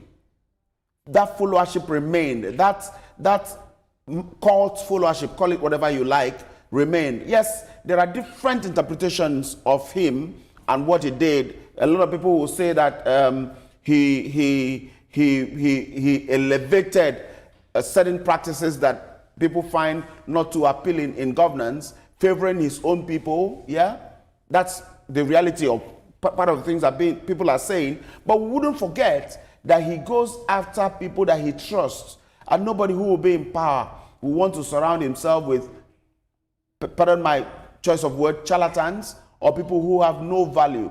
We remember how he appointed a certain Dora Akunyili to head NAFDAC. There were stories that led to that, that brought that relationship between him and Dora. We were told, even by Dora herself, that it wasn't a popular appointment for her because she wanted to do something else. But the president insisted, I need you to come and tidy up this area. And everybody would testify to what Dora Akunyili did, while serving and all of that. So there are different interpretations to this man, really. But no matter how you look at it, he remains one of the political leaders Nigeria have had and may never have again. He's determined, he's driven by his focus, by whatever he wants to achieve. He is driven by that passion and commitment, which we would like to see again in Nigeria, in anybody who is a Nigerian leader going forward. So, all right, Uzona, President Bola Tinubu is right there now. Any moment now, he would be disembarking from that airplane, and then he would be inspecting the guard of honor. Then he would mount the podium, and he would receive the salute from the guard of honor. Let's quickly go to Femi Akonde, our State House correspondent now. Right, Femi, talk to us about what a state funeral should look like. The president has arrived the airport now. Well, hi, Lamde, the president has already set the ball rolling, for a state funeral for President Muhammadu Buhari, and that is by declaring a national mourning, 7 days of national mourning. Flags are already flying at half-mast, indicative of a mournful situation in the country.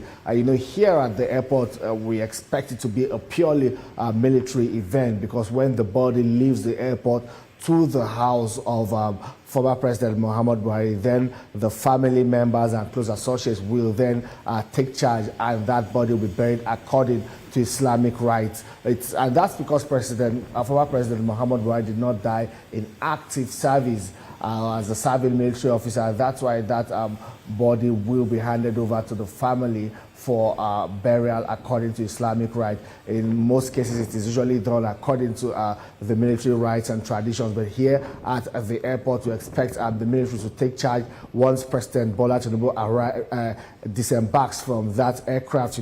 He will be greeted by these VIPs or dignitaries we are seeing on screen at the airport, where they would welcome him, and then he will then be taken to the state box, where he will get the state salute and then move to inspect a guard of honor.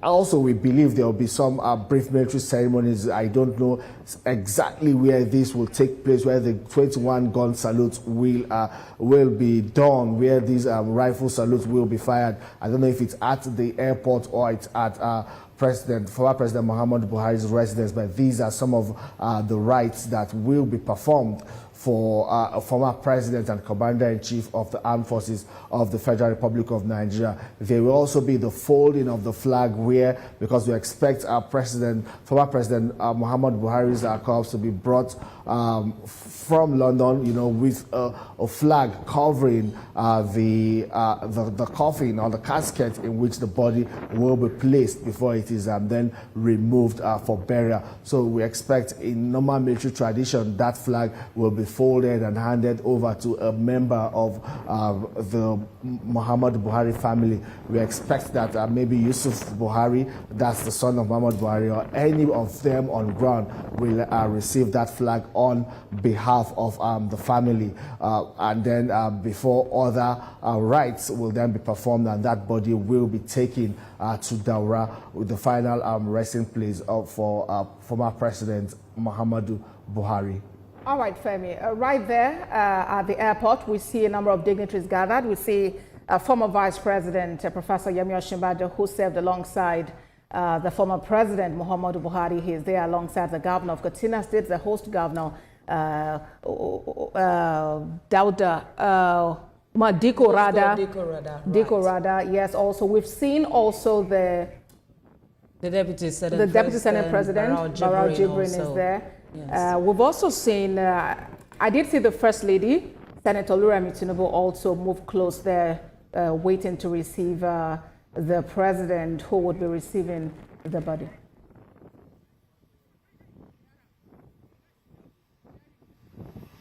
The doors of the aircraft have now opened, and we see National Security Advisor, yes, stepping down. We say the National Security Advisor, dignitaries are now coming down from the aircraft. Yeah, that looks like the Secretary to the government of the Federation, George Akume there. We also see the son of the President, Sheyi Tinubu, alighting from this craft also.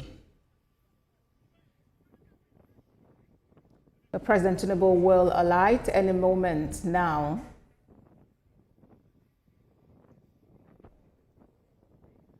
The First Lady, Senator Oluremi Tinubu, went ahead of the President, and she's waiting.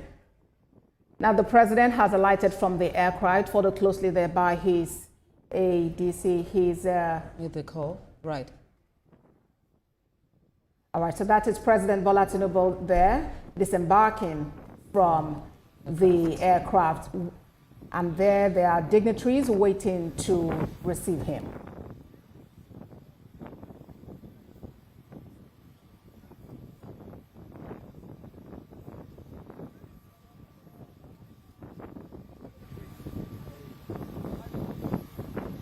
President Bola Tinubu's arrival here now signals that any moment now, the aircraft bearing the body of former President Muhammadu Buhari will touch down at the Umaru Musa Yar'Adua Airport for onward procession to Daura, his final resting place. Now, these are live pictures from the airport. Just moments ago, the President and Commander-in-Chief of the Armed Forces of the Federal Republic of Nigeria, President Bola Tinubu, touched down, yes, at the airport there.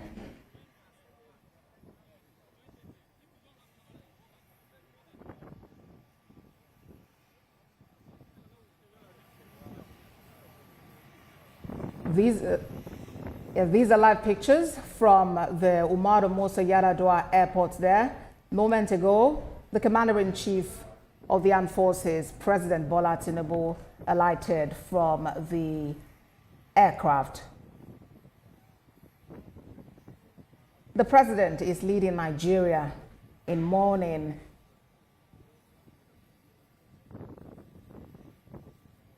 And Nigeria remains a grateful nation for former President Muhammadu Buhari's services.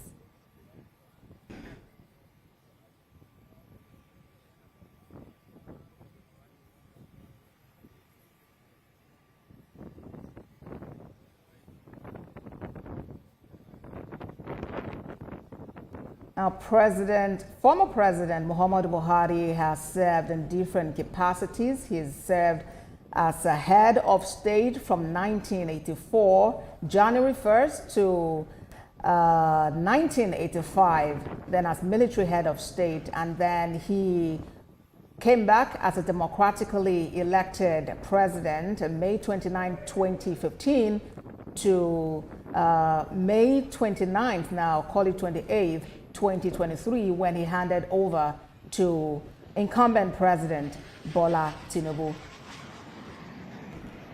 We see pictures there of the First Lady, Oluremi Tinubu. Standing beside her, we see some service chiefs there. There is the Chief of the Air Staff, Hassan Abubakar, there. There is the Inspector General of Police, Kayode Egbetokun, there.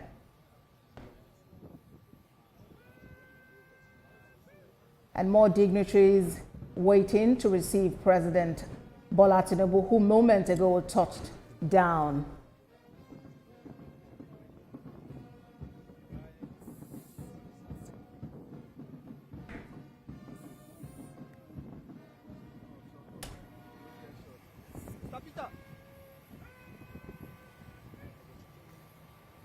The arrival of President Bola Tinubu does signify that at any moment now, the Nigerian Air Force aircraft carrying the body of former President Muhammadu Buhari, accompanied by Vice President Kashim Shettima, would touch down there. These are live pictures from the Umaru Musa Yar'Adua Airport, where the body of former President Muhammadu Buhari is being awaited. We hear music now coming from the military already. The airport ceremonies have begun.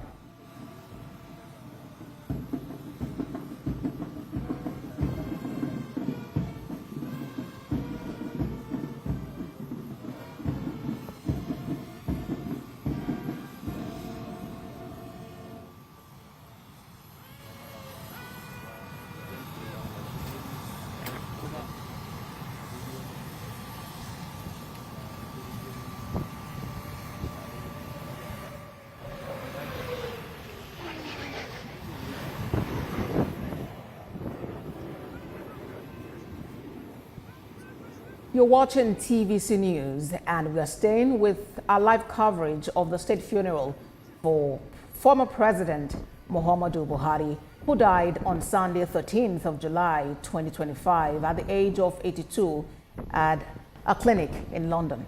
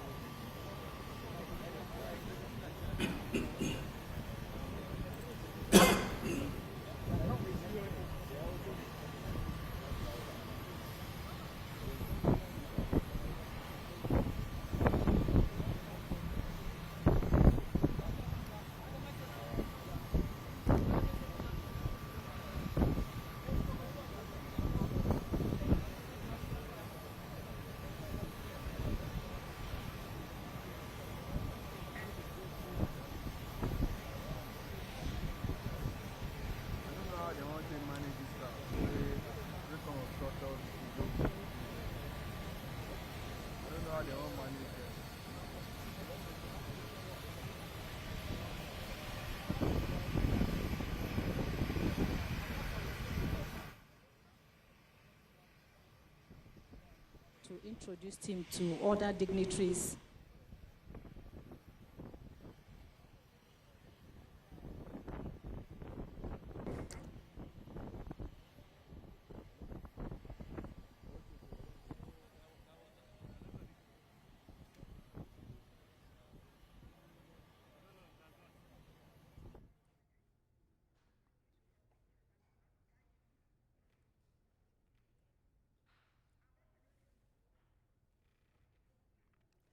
You're watching TVC News, and we are continuing our live coverage of the state funeral of former President Muhammadu Buhari. We have our eyes on President Bola Tinubu, who moments ago alighted from the aircraft waiting to receive the body of the former President Muhammadu Buhari. Now handing over to our State House correspondent Femi Akonde in Abuja for continuation of this coverage. Well, these are live pictures coming from the Umaru Musa Yar'Adua Airport in Katsina State. President Bola Tinubu is already on ground. He has arrived at the airport. Any moment from now, we expect the presidential jet carrying the remains of the former president Muhammadu Buhari to touch down at that airport, also where the body will be received by President Bola Tinubu. We understand that President Bola Tinubu, has been taken to a holding room at that Umaru Musa Yar'Adua International Airport, where he will wait for a while until the body of the former President Muhammadu Buhari arrives. But before then, we are seeing already, dignitaries gathering. It's really a bit challenging for security operatives, the DSS and members of the armed forces there to control the crowd. They also have to be very careful because, these are VIPs. And, well, we still expect that there will be a sense of orderliness here at the airport, because access to the airport is also restricted. Not everyone is able to enter the airport. If you look at the kind of followership former President Muhammadu Buhari has, if these kind of measures are not put in place, even the aircraft will not have a place to land at the airport, I must say. But, well, we don't know how long they will have to wait now until the body of former President Muhammadu Buhari arrives. But when that body arrives, we expect that as soon as the door of the aircraft is opened, we expect to see Vice President Kashim Shettima emerge alongside the Chief of Staff to President Bola Tinubu, Femi Gbajabiamila, will also descend back from that aircraft. We don't know if the Borno State Governor, Umar Zulum, will also be on that aircraft, because we saw him in the pictures in London, where Vice President Kashim Shettima went to commiserate with the families of former President Muhammadu Buhari, and also return the body to Nigeria for burial. We don't know if Babagana Zulum had maybe left earlier, just like Umaru Dikurada, who was also in London at that time to visit former President Muhammadu Buhari when his death was announced. But though he arrived before the death was announced to pay his respects, check on his health, and in that process, it was announced that former President Muhammadu Buhari had died. Well, that's an airplane that just touched down. All right, Femi, because we see that the Nigerian Air Force aircraft. Femi, very quickly, let's put you on hold. We see now right on ground that the Nigerian Air Force aircraft carrying the body of former President Muhammadu Buhari has touched down. Any moment, it will be opened, and then the body will be brought down to be received by President Bola Tinubu, who has himself said he would receive the body personally.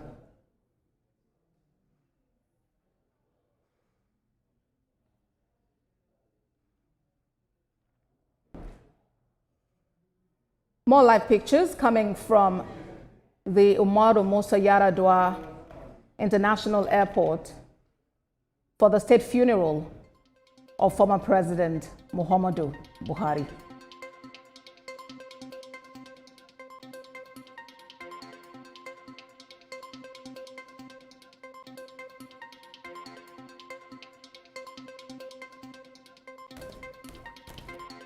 The doors have opened now. Any moment now, we'll see Vice President Kashim Shettima alongside the widow of the former president, Muhammadu Buhari, that is Aisha Buhari, who would be alighting. Okay, the Vice President Kashim Shettima is out now. He's alighting from the aircraft.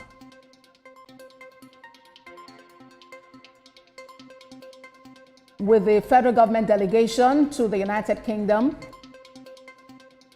recall President Bola Tinubu has sent a delegation led by Vice President Kashim Shettima that also had the Chief of Staff to the President, Femi Gbajabiamila, to the United Kingdom to commiserate with the Buhari family and to bring back the body of the former President, Muhammadu Buhari, back to Nigeria.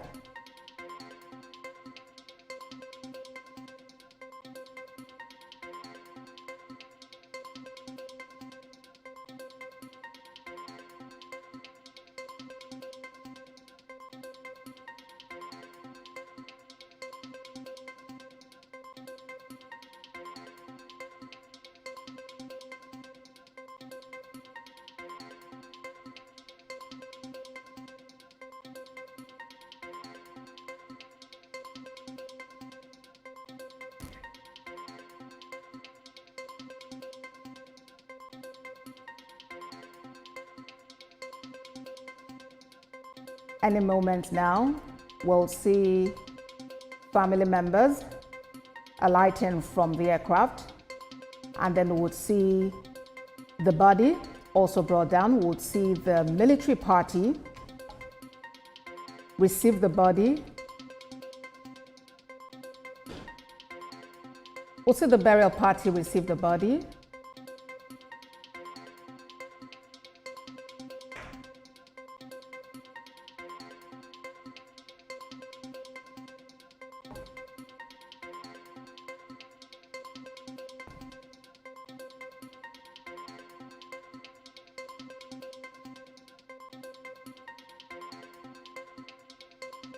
And we'll see the military accord Muhammadu Buhari the honor he deserves as a former leader, a former commander of the armed forces, both in his capacity as head of state and democratically elected president of Nigeria.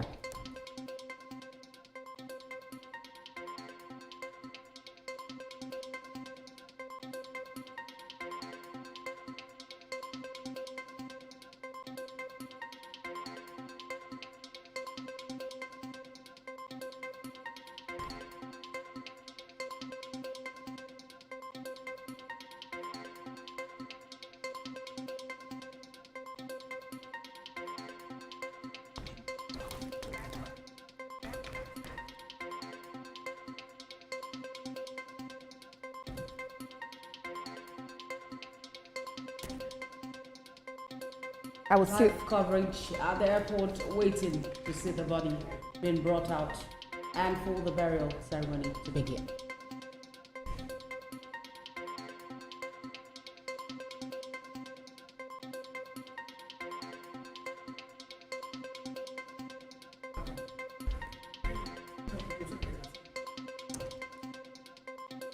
Preparations are, everything is set for the burial ceremony today. The former president, Muhammadu Buhari, is expected to be laid to rest at 2 p.m. right after the ceremony at the airport. And now the burial ceremony is expected to hold today, right after the burial party at the Umaru Musa Yaradua Airport. These are live pictures from the airport, dignitaries trooping in as the party begins.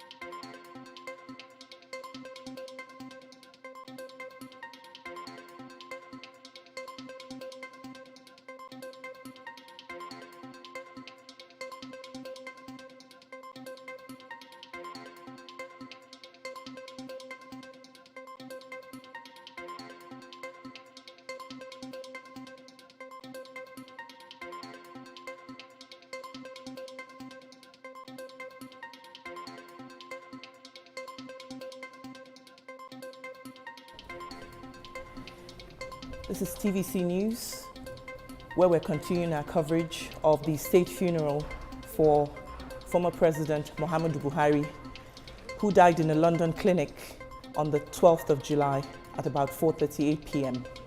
Moments ago, the aircraft conveying his remains touched down at the Umaru Musa Yar'Adua International Airport in Katsina. Just before then, Nigeria's President and Commander-in-Chief, Bola Tinubu, also touched down at that airport, symbolizing to everyone that was watching that he was the chief mourner leading Nigeria in mourning and being grateful to his predecessor in office for his service to country. Images now of Vice President Shettima, who accompanied the body back. He had been ordered by the president to go to London to return with the body of former President Buhari for today's state burial. We've seen the military on parade wanting to honor their former commander-in-chief at this state burial. The burial was supposed to have commenced at 2 o'clock, but obviously, with the plane touching down at 2 o'clock, they're running slightly behind schedule. But all roads seem to be moving towards Daura, where the president is from, and where he would be interred at his residence. Images of NAF that conveyed the remains from London back to Nigeria. The aircraft took off from London Heathrow at about 7:48 a.m. and touched down at precisely 2 o'clock West African time. We've seen the military on parade, waiting for airport ceremonies to commence. Earlier on, the First Lady of the Federal Republic of Nigeria, Senator Oluremi Tinubu, also touched down at the airport, and we saw her wait at the foot of NAF 1 as the doors opened for her husband, the president, to alight, accompanied by several dignitaries and also service chiefs and Nigeria's Inspector General of Police.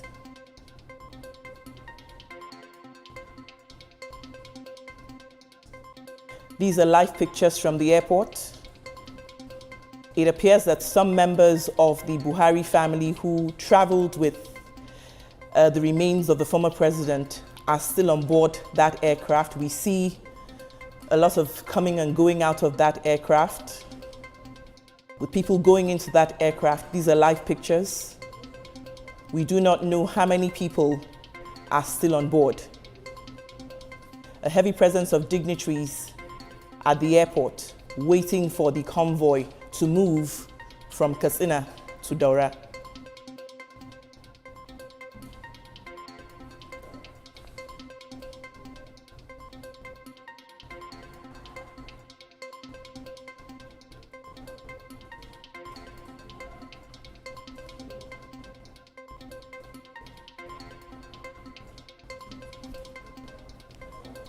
We have our correspondents at his residence and also at the airport.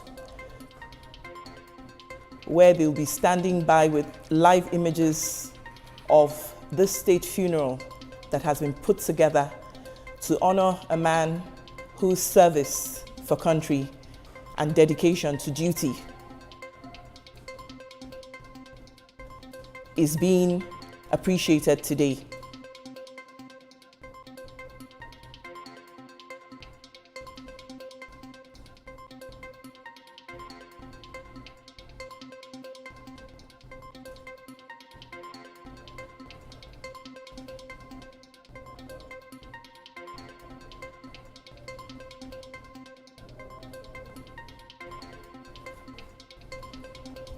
We're yet to see or know whether the body has been taken out of the aircraft.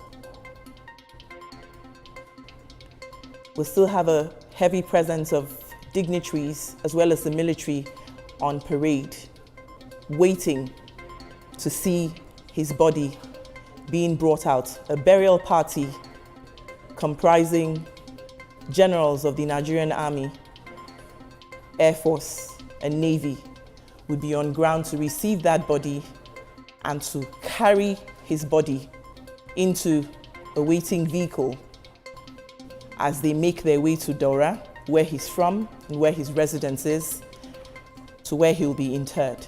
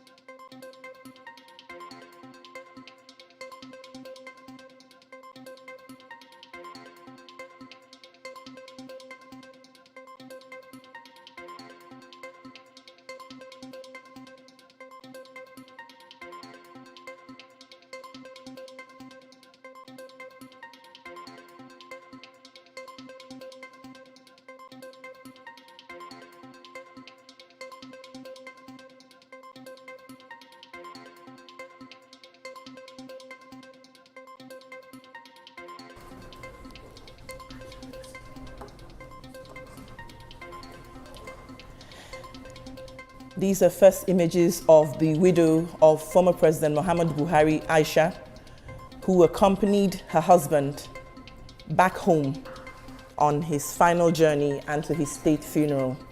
As we said earlier, former President Buhari died in a London clinic on Sunday after a brief illness.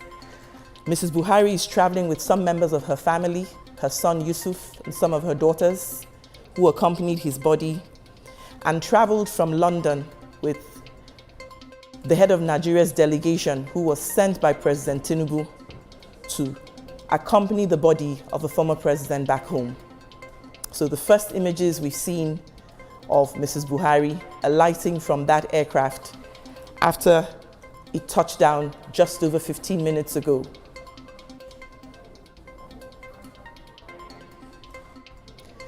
The state government had announced that his burial would be at 2 o'clock today, but obviously, with the slight delay in the schedules, as soon as airport ceremonies are concluded,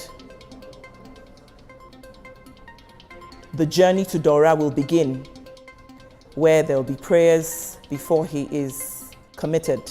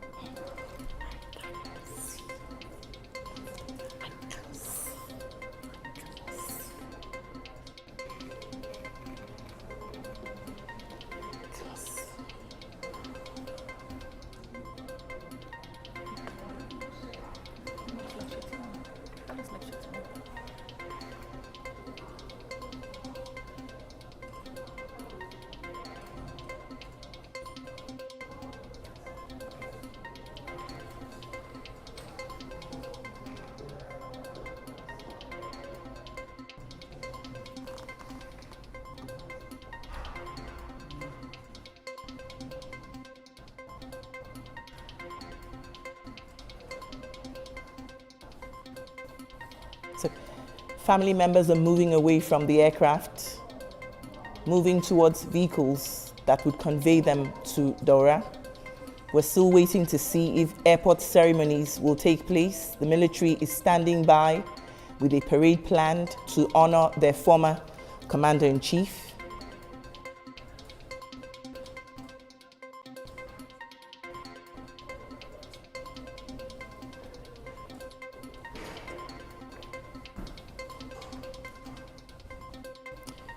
We can see in the sea of heads the First Lady of the Federal Republic of Nigeria, Senator Oluremi Tinubu, who arrived ahead of the president and waited at the foot of the aircraft to receive him with other dignitaries as he landed at the airport.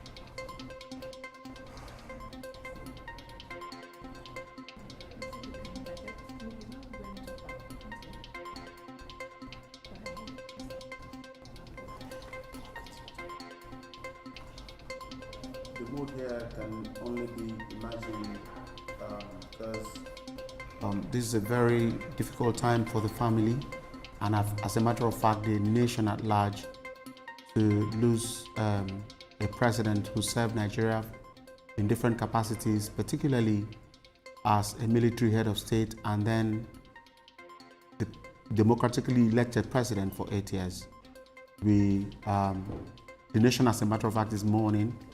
Dignitaries there, military personnel, the family, political leaders, everybody are right now looking out and looking forward to what happens next when the body of the former president would emerge from the aircraft and be received by President Bola Tinubu, who had said that he will personally be in Katsina to receive the body. And right now, President Bola Tinubu is at the Muhammadu Musa Yar'Adua Airport in Katsina, and any moment from now we will see that happen.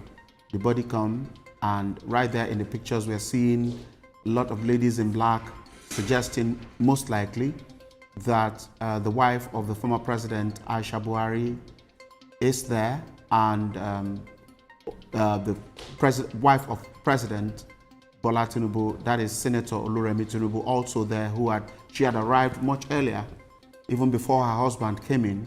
She had been there to ensure that everything is in place and in proper condition. Military personnel lined up. This is a state funeral. It's not just any funeral like, others. It's a state funeral. Some time ago in 2010, Nigeria had something similar to this when President Muhammadu Musa Yar'Adua died. Yeah, it's not exactly the same because Muhammadu Musa Yar'Adua was still in power, but this is something similar to that, and the mood across the country, the length and breadth of the country is quite somber and calm, praying and wishing that Nigeria will not be faced by such calamity anytime soon.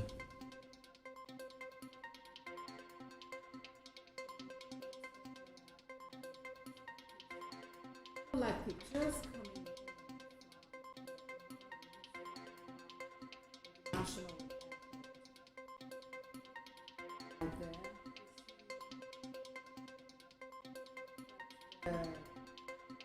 the widow of the former president Muhammadu Buhari, that's Aisha Buhari, being consoled by people around. We see the First Lady, Senator Oluremi Tinubu, beside her there. It does appear security personnel are trying to get everyone to be orderly, trying to tell them where to be, even as we expect the body to be received by President Bola Tinubu, who is already there at the airport waiting to receive the body.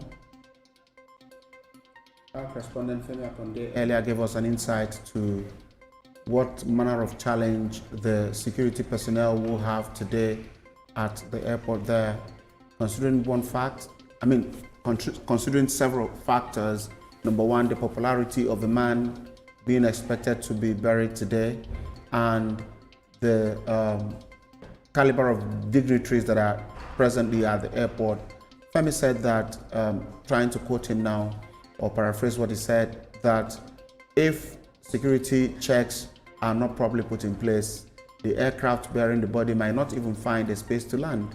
And that's what it is now. Okay, so Femi Akonde, I know you are still there. I just paraphrased what you said earlier. Maybe you take it up from here now to bring us up to speed as someone who had been around the functions of the presidency and has been in the advanced party of government several times. You understand what happens in situations like this. Over to you, Femi.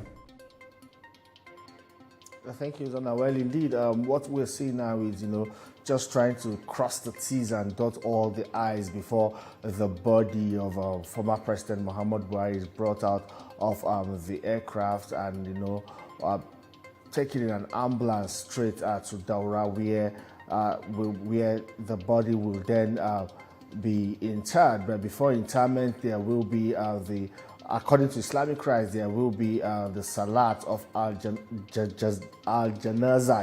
The Salat of Al-Janaza prayers will be performed for the deceased by his family members, close associates, and of course Muslims, because former President Muhammadu Buhari is a Muslim and he will be buried according to Islamic rites. But we also saw earlier when our correspondent in Daura, Lupe, reported activities from the residence or the home of former President Muhammadu Buhari there in Daura, where the grave has already been dug, the grave where his body will be lowered after all Islamic rites have been performed. We expect President Bola Tinubu to be at that ceremony, Vice President Kashim Shettima, top government officials. Well, for Aisha Buhari and some others, they will be indoors. They will not be able to go close to the gravesite when that is being done, when the lowering of the body is being done at the home of the former president in Daura. But we expect his son, Yusuf Buhari,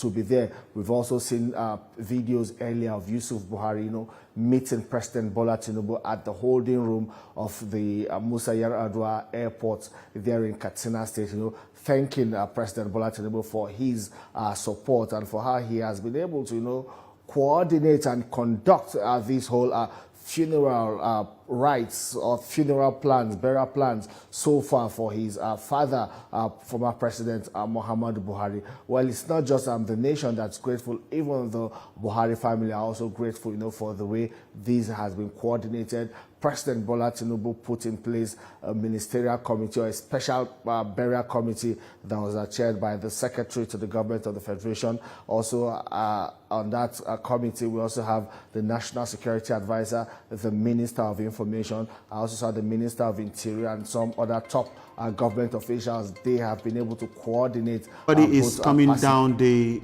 aircraft now. From the pictures we are seeing, the body covered with the Nigerian flag is being brought down from the aircraft.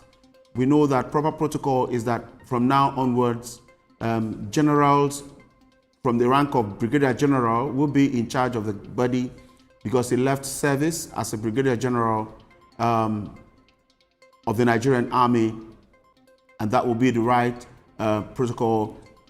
Major General, beg your pardon, Major General, beg your pardon. From now on, it's expected that activities will hasten up because between Katsina and Daura is about 1 hour, 20 minutes.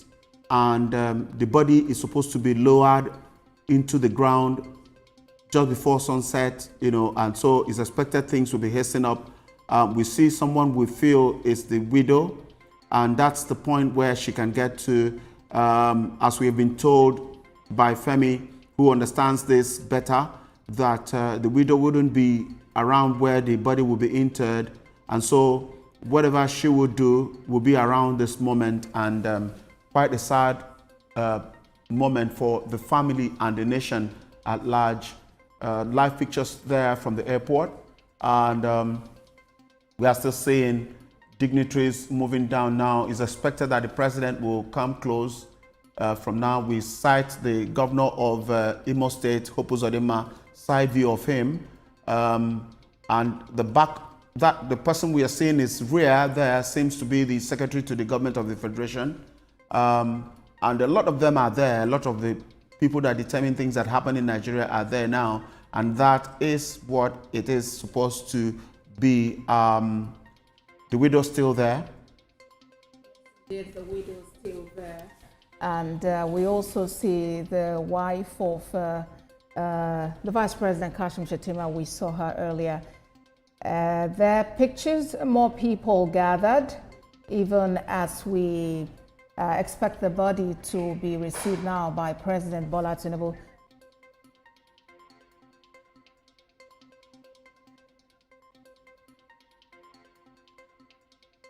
All right, let's now bring in Femi Akonde. Femi, earlier you were talking about how this would go. You spoke about the fact that the widow of the former president would not be allowed at where the interment would take place. Talk to us more about that. Well, for some people, according to Islamic rites, the widows or women are not allowed, particularly allowed to become close to where these interments will take place. But of course, they will be allowed. She will be allowed to pay her last respect to her husband before other close family associates will then take over from there and take the body for interment. But she'll be allowed to properly grieve her husband, pay her last respect, and it's when she's satisfied that indeed then the body can be taken for interment. That is when that body will be taken from her for interment. But she will be part of the whole process, and she would also have a say in how the whole activity is conducted, and she will also be able to significantly influence the outcome. But it's a sad one for the family, not just for Nigerians. We can see on screen, we saw earlier, his daughters, we saw Zara, we saw his other daughters, Fatima. They're all grieving, they're all sobbing. To them, former President Muhammadu Buhari was indeed a dear father, a loving father. It means it's a personal loss for them. And if you've suffered loss of someone very close to you, you will understand what it means. So this is a very difficult time for the family of former President Muhammadu Buhari. But we believe that with all of the condolences and well wishes coming in from Nigerians, well, that might bring that soothing relief for them, and hopefully with time they will then be able to at least accept these as the will of God, as they say in Islam, inna lillahi wa inna ilaihi rajiun. So I believe that with time they would also be able to accept it as the will of God, and then move on. But it's really a mourning period for Nigerians and for the family of former President Muhammadu Buhari.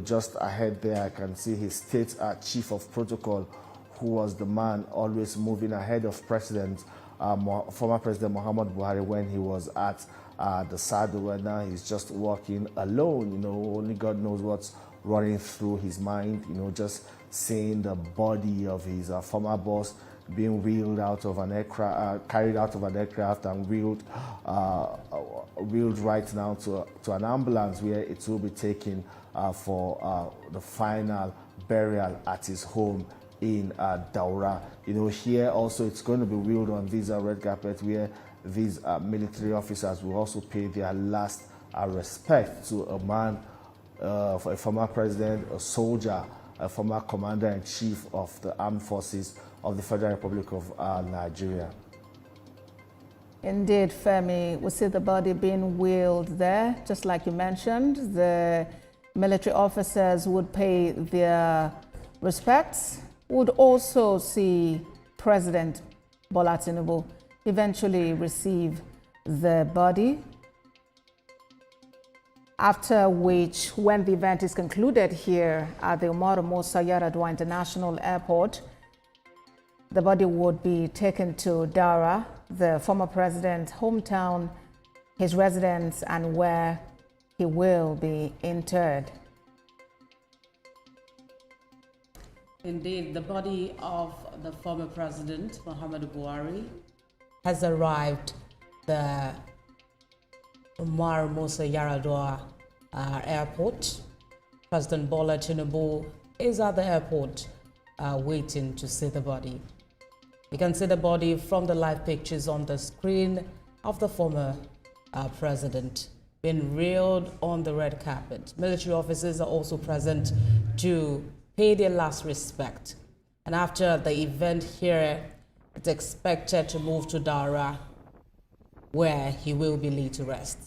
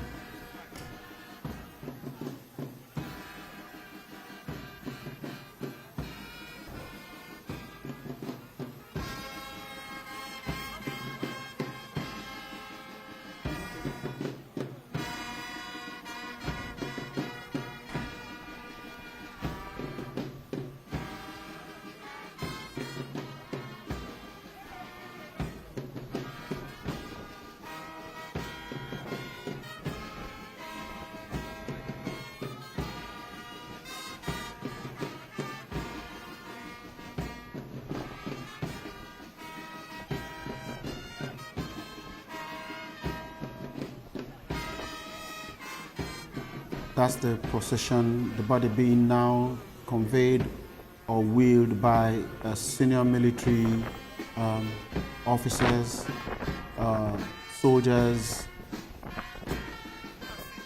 the Navy, the Air Force, the Army, the Navy, the Air Force, all of them there, obviously and certainly within the rank of Major General, which is the rank at which the former president left service. That's what it's proper And that is what is being done to a man who deserves all the respect that can be given. Covered with the national flag. The casket is, the body is covered with the national flag.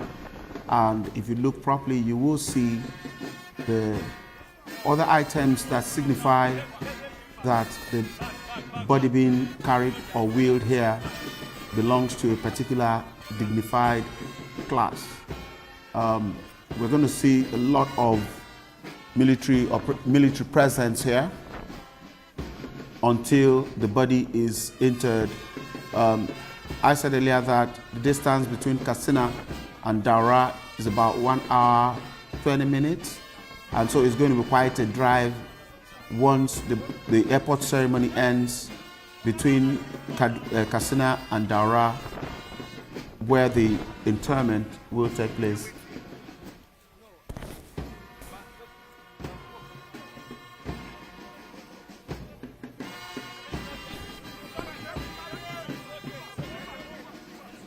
We look very closely, you will see that President Bola Tinubu had already received the body and is walking behind the casket as they are wheeling it down the aisle there.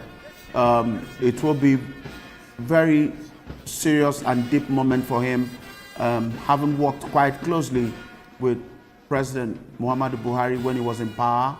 Even before he became president, his emergence as the president, Bola Tinubu, then he was just a former governor, played a very active part as the leader of the APC, newly formed APC then in 2015, and he is walking right behind the casket as it's being wheeled down the aisle there by senior military officers. The right protocol for a man of this status. Quite a very sober mood for the entire country and by extension probably the African continent. He was the head of state of Nigeria between 1983 and 1985 as a military officer, and then democratically elected president between 2015 and 2023. This is what he deserves, and this is what the entire country is offering at a time like this. It's a state funeral honor for a man who has served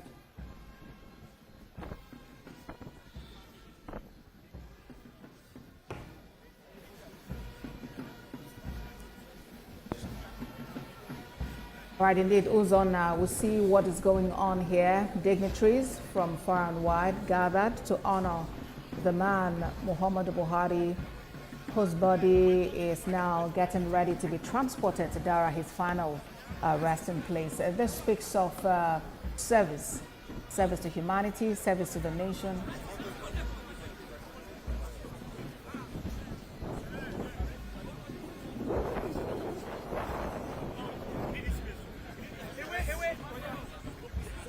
So that is what we see now. Dignitaries lined up to pay their last respects to the body. Uzana. Yes, if you want to count the who is who in this crowd now, it will be a very difficult task. We see 7 governors, 7 senators, 7 House of Rep members, past governors, past office holders. They are all here.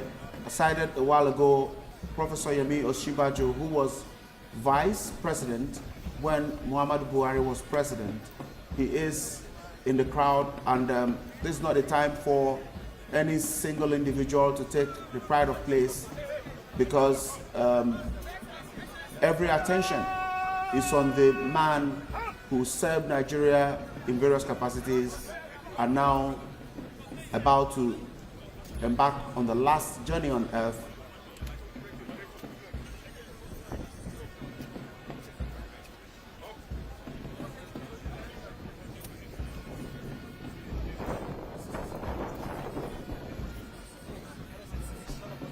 The body is about being put into the ambulance.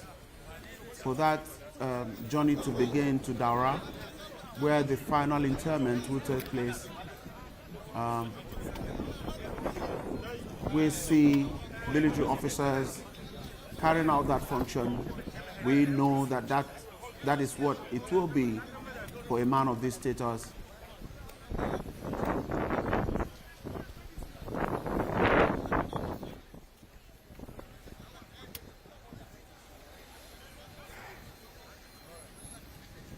So it's expected that in the next hour, 20 minutes, the body will be arriving in Daura as soon as they set out.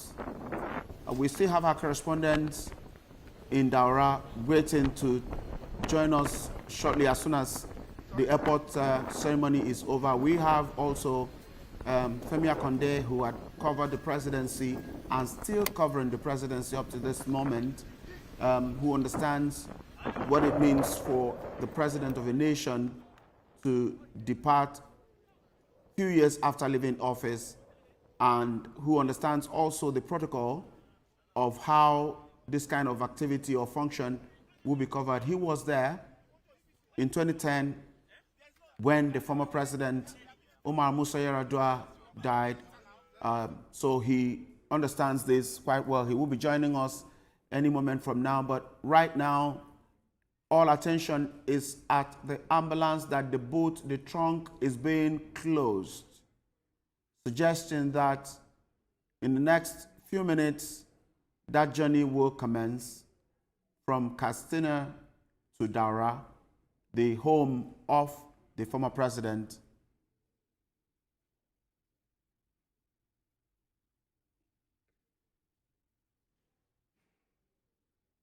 Military officers lined up there.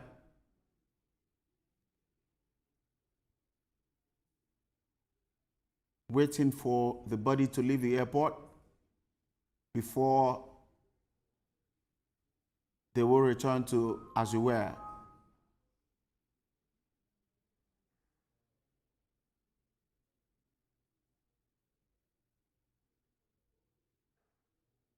The state of Katsina and the town of Daura would be wearing a completely different look from what it has been in the past. Yes, Katsina State had seen this before in 2010 because former President Umar Musa Yar'Adua also was from Katsina State.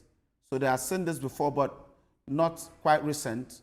Then Daura, the small community where the former president comes from, will be receiving the kind of guests. Yes, they would have been used to receiving, dignitaries before, having a son like Muhammadu Buhari come from the community, but not in this mood, not in a mood where sadness and pain and agony to some will be the right word, the right mood that they are in. Unlike what they used to have before, celebrations and all of that. Even when elections are lost, it's not like this, because this is a complete closure to the life of a man who meant different things to different people.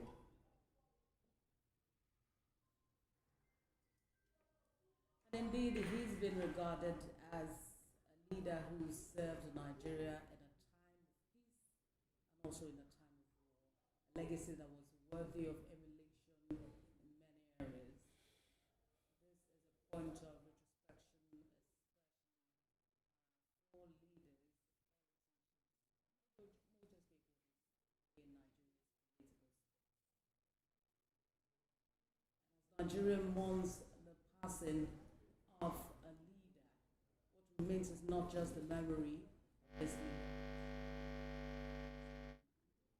Uzona, how significant is this moment, especially for those who have served Nigeria?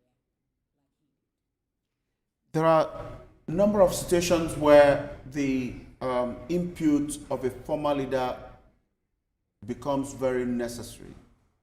There are moments when a former leader had experienced certain things and will need to guide or advise the current office holder. What this means, what this moment means, is that that chapter is closed. As far as Muhammadu Buhari is concerned, whatever tips, whatever insight, whatever guidance the current office holders will need from him, they can no longer get it. A lot of people will be celebrating what they will regard as the legacies of the former president. Whether we like it or not, he served Nigeria and has left a lot of footprints in several parts of the country that he will be remembered for. Many would argue that he was nepotistic. That's their point of view. But we have evidence. We have evidence to show that he cared for different parts of the country. One of the most people that would claim to be neglected the most now has something that several governments in the past had used for campaign, and that was the second Niger Bridge. It was a campaign item for almost all the administrations we've had in Nigeria, particularly during the democratic dispensation. But it was Muhammadu Buhari that came in and completed that project, that the regular traffic gridlock that tied people down on the Niger Bridge for several days, particularly during December period, is now a thing of the past, that people can access and travel freely using the bridge. For that alone, a lot of people from that part of the country had been very grateful and would always remember his service to Nigeria at that point. There are several other things that people will talk about that he left. He embarked on rail system, and Nigerian rail system saw a lot of revolution within the period, that you can access different parts of the country by train rather. And that was not a very cheap thing to achieve. The agriculture activities in Nigeria saw a boost. Yes, the closure of the border at some point will be seen as something negative, but it has its own positive impact, because a lot of people went into farming, and that revolutionized our agricultural sector. A lot of such instances are there for everyone to see. Indeed, a whole lot that can be said about the man, Muhammadu Buhari, from the Daura Emirate, who left Nigeria on the 27th of February this year to London in the United Kingdom, and now is returning in this very somber and solemn moment. He's someone you can call Daura, perhaps Daura's most important, most distinguished export, as it were. But now that community has, lost this worthy son of the soil. So it's really a somber moment. And like we mentioned earlier, we have our correspondent on the ground who will be telling us how the mood is there, and will bringing us all the details, even as interment takes place. Any moment now, the convoy would leave the Umaru Musa Yar'Adua. There we have live pictures of the vehicles lined up there. Any moment now, they would move, proceed to Daura, which you understand is about, okay, they're leaving already now. They're leaving already. And from there, they would move to Daura, which is about an hour and 20 minutes distance. Already we've seen the military officers pay their respects. Let's now go to Femi Akonde. Femi, the convoy is leaving the Umaru Musa Yar'Adua International Airport now, heading to Daura. Please confirm the distance. How far is it from Katsina to Daura? Well, it's about 88 kilometers from Katsina to Daura, and that will take about 1 hour, 20 minutes, like you earlier said, depending on the speed of, the motorcade. And we expect serious traffic on that road, because I understand that a lot of sympathizers have already lined up on that road from Katsina to Daura. It's a straight road. A lot of sympathizers have already lined up waiting for the motorcade carrying the body of our president, former President Muhammadu Buhari, to pass through. A lot of them, that will be the only chance they have to pay their last respect to a man, you know, like you also earlier described him, an illustrious son of Katsina State, a man who had the opportunity to be president of Nigeria, both as a military man and as a civilian, a democratically elected one. He had the opportunity twice, you know. So it will be actually also a very symbolic and historic moment for the people of Katsina State. They will all be on the road lined up, and I just hope that, you know, the security operatives on ground will be able to control them or contain their emotions, because we expect a lot of them to be quite emotional. So we just hope there wouldn't be any incident on the road, not maybe security threats now, because that has been put under control.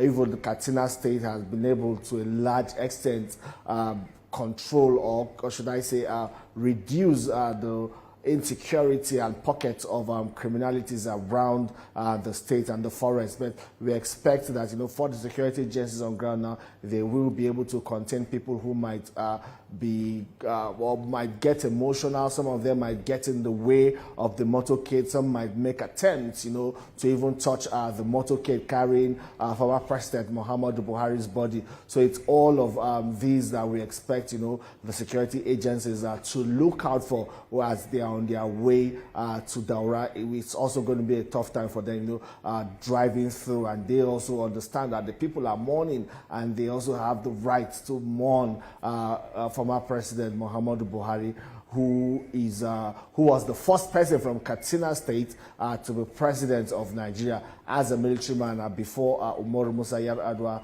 came on board. He died in office, sadly, and then Buhari came back again as a democratically elected president. But just let me go back to what's happening from the live pictures. I'm quite sure of what is going on, but, you know, it appears as if President Bola Tinubu might travel to Daura via, he might go to Daura, he might board that chopper on ground that will take him to Daura. He may not be going by road, but we'll wait to see what happens. But that's most likely. I do not think he's in that convoy or that motorcade taking the body of former President Muhammadu Buhari. He will arrive Daura early, or earlier than the motorcade. Let's quickly put you on hold for a moment. Senior reporter Lupe Som is live for us in Daura to give us an update on the current situation there. Lupe, the convoy conveying the body of the former president has left the airport now, with his widow, the wife of the president, and the president himself. Who are those on ground to receive them? Well, of course, on ground here in Daura, we have all the dignitaries. The former governors are here. I saw former service chiefs who served under the president. I saw the former Inspector General of Police. Just saw the former Chief of Air Staff, Air Marshal Sadiq Abubakar. And I tried to engage them on some of the works of the president in terms of security. They praised him. They said during his time as president, before his time as president, Nigeria recorded 8 bomb blasts. But while he came in, a lot of improvements were made, and no bomb blast was witnessed during his time as president. So we have all former governors. Everyone is right here. We have people from the north, south, east.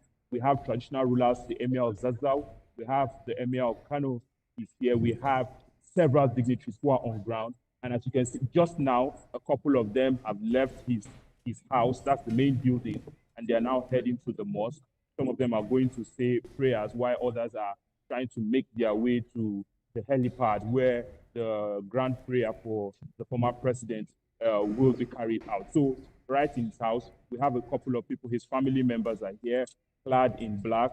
Women are here saying prayers for him.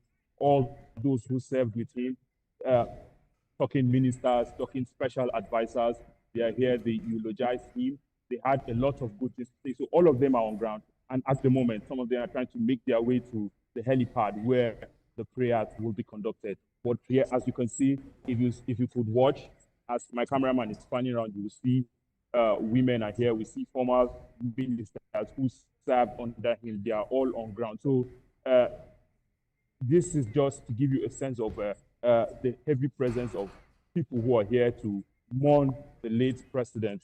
So that's what's happening. Former ministers and all of those people are around, and they will soon be moving to the helipad where the prayers will be conducted as soon as his body arrives. All right, Lupe. Femi Akonde mentioned a while ago that the distance is about an hour, 20 minutes. So talk to us about, what the next steps are. The body arrives at the helipad, and from there, talk to us about how the prayer spirals into the journey to his residence and then the eventual interment. Well, when his body arrives, they are going to move straight to the helipad. And after the prayers will be led by the chief imam of Daura. And after that, prayers are said, his body will be brought here. Of course, the personnel of the Nigerian army have cordoned off the area where his body is going to be interned. So that's what's going to be happening. The chief imam is going to conduct the prayer right there. And after that, they are going to drive right down to his house here.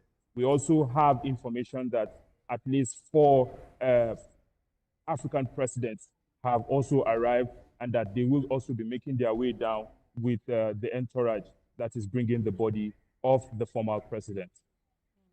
All right. Let me give us a sense of the security situation there. Talk to us about what the tablet is like in terms of security while they await the president.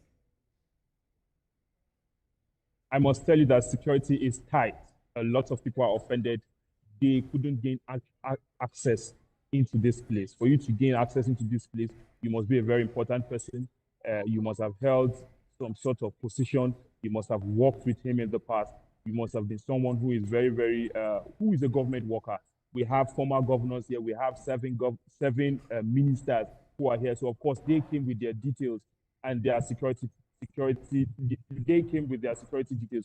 So just to give you a sense of how security personnel have surrounded this place, recall that the former president was a military general, and the Nigerian army have taken full responsibility.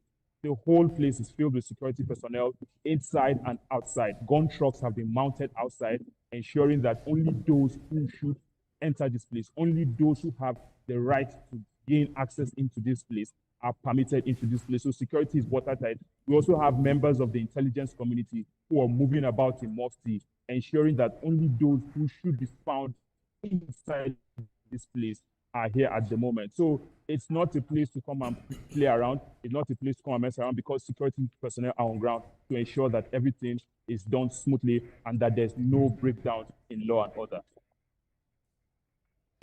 All right, Lupe Asom, we'll be back with you in a moment. But at this time, let's take some reactions from, some people who have spoken about the former president, Muhammadu Buhari, about his impact, his legacy, and what he will be remembered for. Has already been institutionalized by God, and the nation cannot write its history without him. Looking at the military era and the civilian era, and the monumental inroads he made from multi-party political development in the country, the establishment of TVC, and of the OPC, and the leadership that he has given. And he was privileged to rule for 8 years as a democratically elected president, and to also produce his successors. A big loss taken into consideration what he has contributed to the development of this nation, right from his early days to the days when he was elected as the president. Indeed, he has played a big role in uniting Nigeria and bringing a lot of developments. But like I said, everyone has his own time. Now is the time our Lord hold him back, and we pray Allah will give him Jannah. Those of us behind his grave will try to copy the good sides of him, and where he made mistakes to correct it. Colleagues are already in the air, about 20 of them. who are coming to commiserate with us and also joining us in this funeral prayer for the repose of the late President Muhammadu Buhari.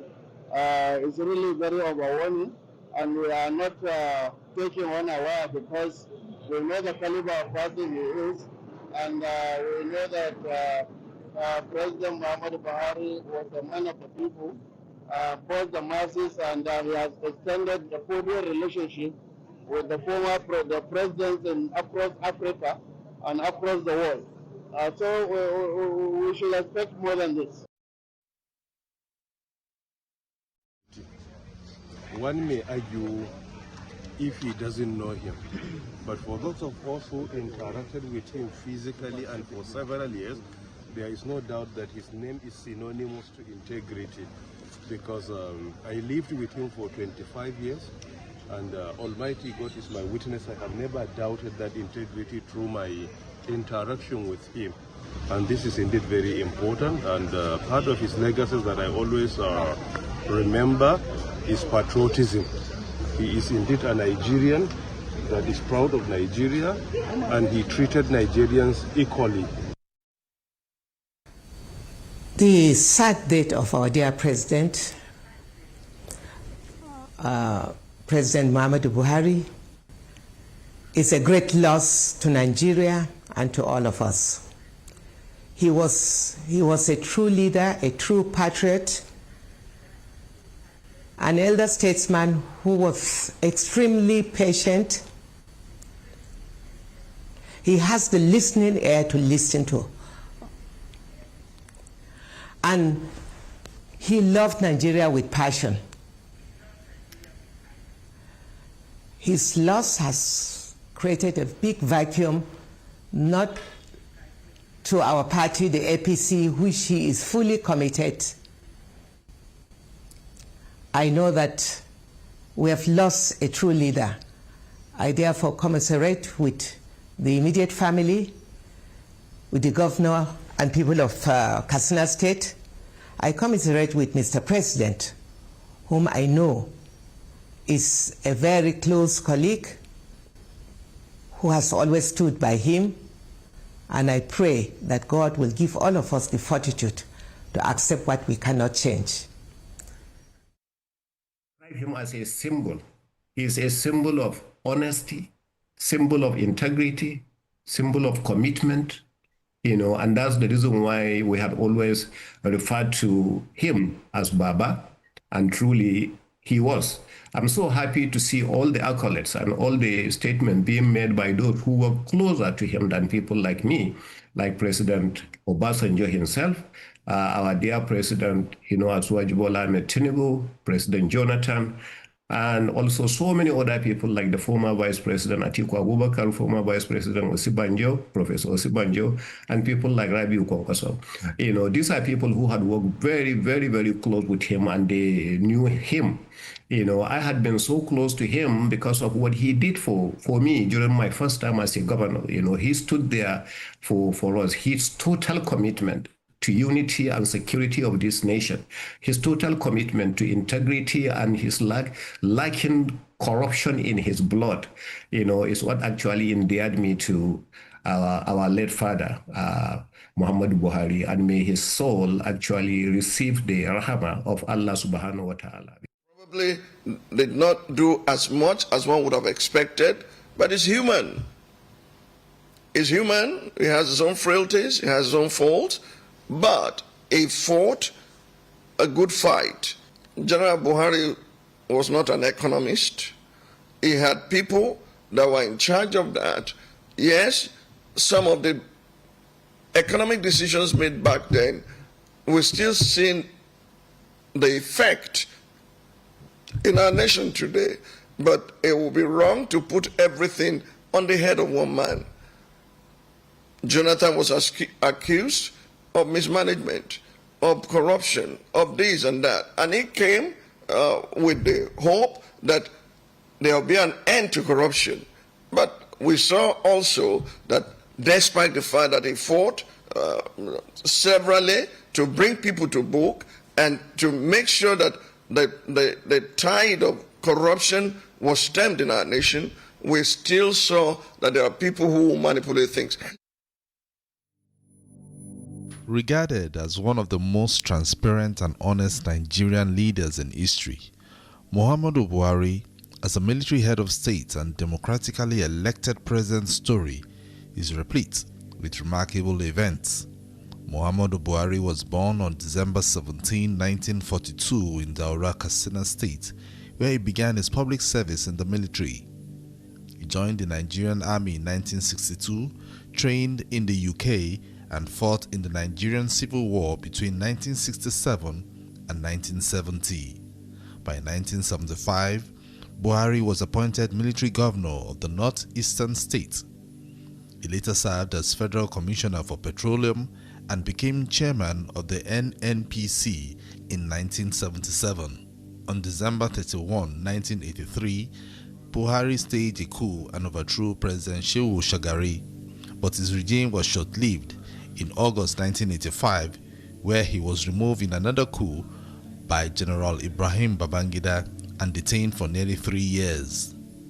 In the 1990s, Buhari returned as chairman of the Petroleum Trust Fund under General Sani Abacha overseeing infrastructure spending. General Muhammadu Buhari, as he was then called, returned into civilian politics by aspiring to be president in 2003 on the platform of ANPP, but lost to President Olusegun Obasanjo. He tried his luck again in 2007, still on the platform of ANPP, but lost to Umaru Yar'Adua of PDP. The undaunted and relentless Buhari floated a party with some Nigerians, Congress for Progressive Change, in 2011, and for the third consecutive time was defeated by Goodluck Jonathan. In 2015, Muhammadu Buhari ran on the major ticket known as All Progressive Congress APC, where he defeated an incumbent President Goodluck Jonathan, making history as the first opposition candidate to win a Nigerian presidential election. Sworn in on May 29, 2015, President Buhari pledged to fight corruption, tackle insecurity, and revive the economy. In 2019, he secured a second term, defeating former Vice President Atiku Abubakar. While his administration invested in rail, roads, and agriculture, his frequent medical trips abroad and slow response to national crisis sparked criticism. On May 29, 2023, Buhari handed over to President Bola Tinubu and retired to Daura, ending a career that shaped Nigeria's political landscape.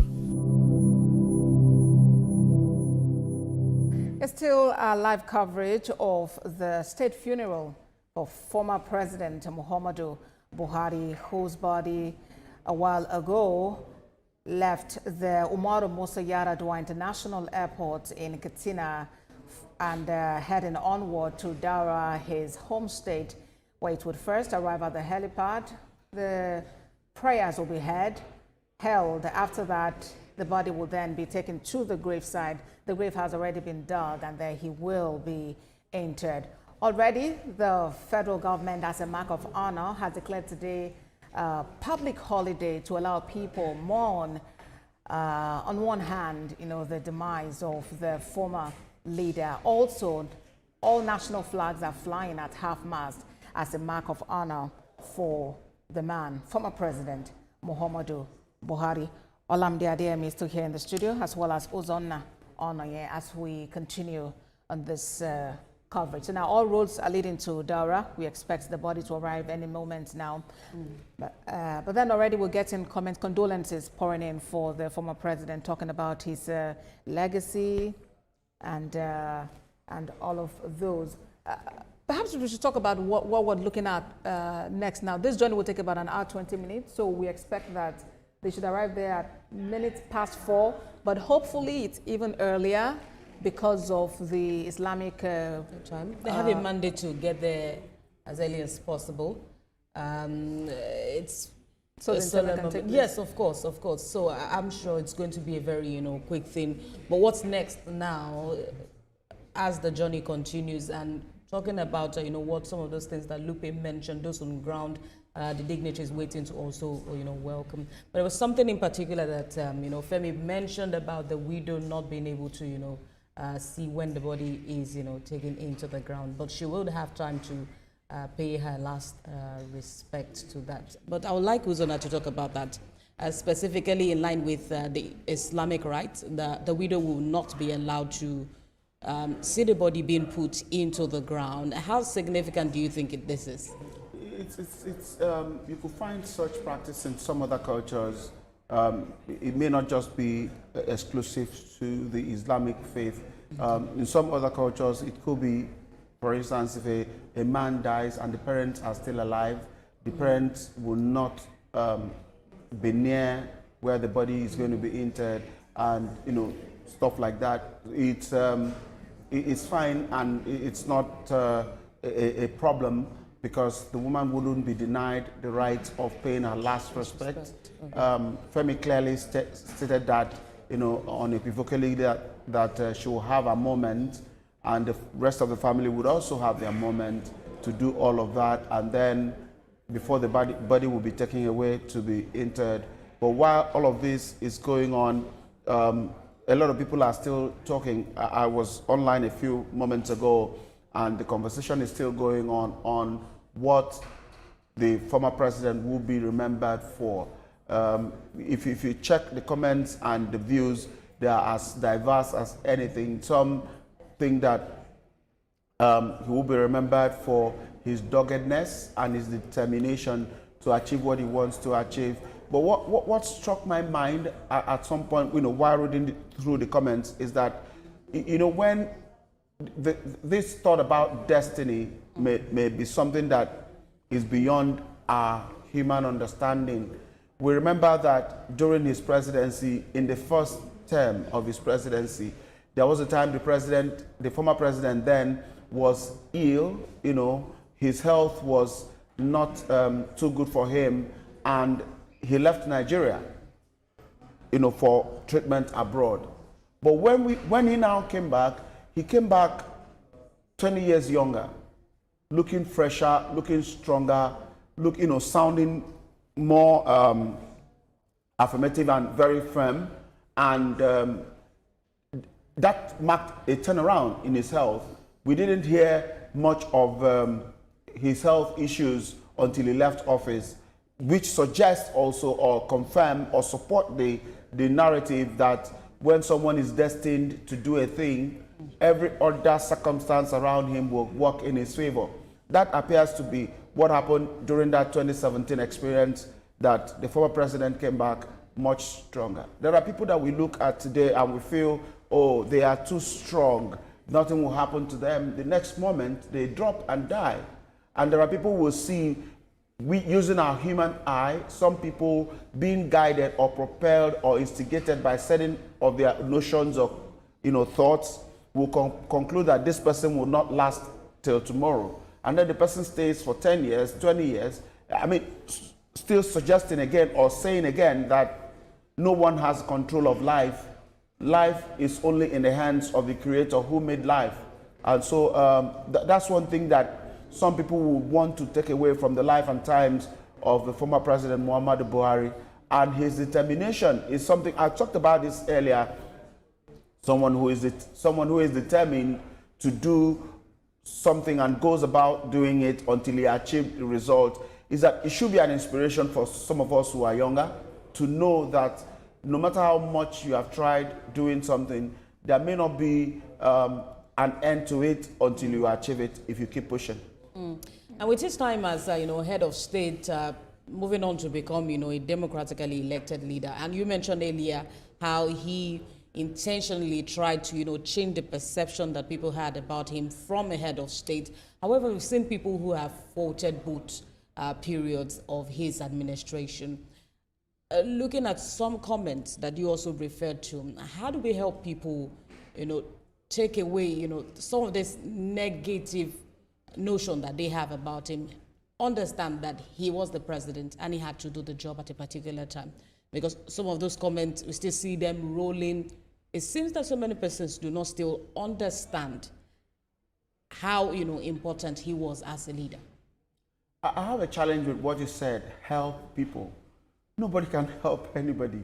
People are made up the way they are. A lot of people's personality is a function of where they are coming from and their experiences. Some people who have had bitter experience in life will hardly see anything sweet anywhere. They will only see bitterness everywhere they go. Some people who have been so disappointed and frustrated with their personal experience will always see things that will relate or confirm to them that life is unfair. And so when people react in certain ways, there's actually little or nothing anyone else can do than to just accept them the way they are.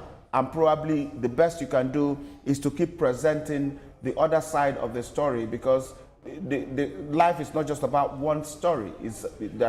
Every story has different dimension. Keep presenting the other side of the story. It's talked about a man who was a president at some point and who had to do the job he was elected to do as president. Even as a class prefect, you are confronted by moments you have to take decision on behalf of the class, and not everybody in the classroom will support you. As a team lead in offices, as a parent at home, as a sibling among your own siblings, there are always those moments of conflict and disputes, but it's just in our hands to keep doing what we have to do at the time we need to do it. Muhammadu Buhari has done his bit. He has served as head of state. He has served as president. He has done what he felt he should do. He may not have achieved everything that he set out to do, or he would have wanted to achieve, from the word go, but he has done his bit and he has left the stage. What is left open now is to see how those of us that are still living, that are alive at this moment, would advance whatever he had done or whatever he had failed to do. We advance for the good of everybody and achieve those things that we feel should have been achieved that he didn't achieve. Let's now go. Those of us that are alive, let's now go forward and achieve it. Some people feel that he was, he enjoyed a divided Nigeria. That's part of the comments I saw online. Fine, go ahead and change the narrative and build a united Nigeria, and not continue to dig deeper those gully or those separation, that things that separate the people. Bring the people together. Now you know better. Yes, you are condemning someone else. Do it differently. I think that's the biggest challenge that we have as people that are living at a time like this. Yes, and the man Muhammadu Buhari, has gone, yes, but then they are called now for immortalizing him. We spoke earlier with the Pro-Chancellor and the Chairman of the Governing Council of the Federal University of Transportation, which the former president, while president, then actually established in his hometown of Daura. And then he spoke about making a call for the institution to be named after him. At this time, there will be varying ideas, okay, what exactly can we use to immortalize this, what he has served really, and there would be some level of support for that, for him to be immortalized. Don't you think, Kuzana? Yeah, I think so. And I'm not just that I think so, I know so. Because I understand the president that we have now, President Bola Tinubu. He knows how to reward. He knows how to compensate. He knows how to make good whatever that may have gone bad. So I am certain that there will be a proper way to immortalize the former president. His memory will not be washed away. It's not going to be possible. He will be immortalized, but how is what the people in authority will begin to think about and begin to, rub minds on to have the best way to immortalize him. Yes, the university is good, but maybe not just the university, something else that befits the status of a former president. Yes, indeed. Wait to see, how what government decision would be in that regard. But then, of course, also TVC News, we are monitoring these live proceedings for the state funeral of former President Muhammadu Buhari, whose body, alongside the convoy, is now en route to Daura in Katsina. That's coming from the Muhammadu Musa Yar'Adua International Airport, where his body was received by President Bola Tinubu. Remember, he died Sunday, 13th of July, 2025, at a clinic in London in the United Kingdom, after which President Bola Tinubu ordered his Vice President, Kashim Shettima, to head to London to bring the body back home. So he led the federal government delegation down there. All right, let's bring you some reactions, how people are reacting to the news of the passing of the former president and what their fondest memories of him are. President Bola Tinubu has described the former president as a patriot who served Nigeria with unwavering dedication, first as a military leader from January 1984 to August 1985. For former President Goodluck Jonathan, his legacy will continue to endure in the hearts of all who value sacrifice and devotion to national ethos. Former President Olusegun Obasanjo described him as a colleague in the military, a committed soldier, and a leader who served the nation both as an administrator and a statesman.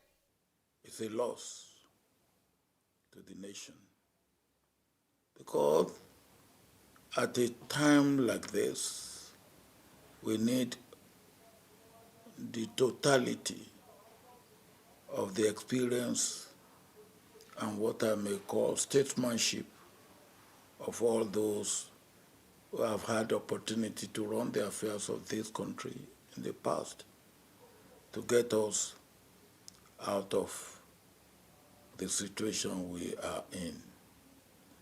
He will be sorely missed, and may his soul rest in perfect. Former Vice President Yemi Osinbajo says Nigeria has lost a true patriot, a man whose life was marked by an unyielding devotion to the nation he loved.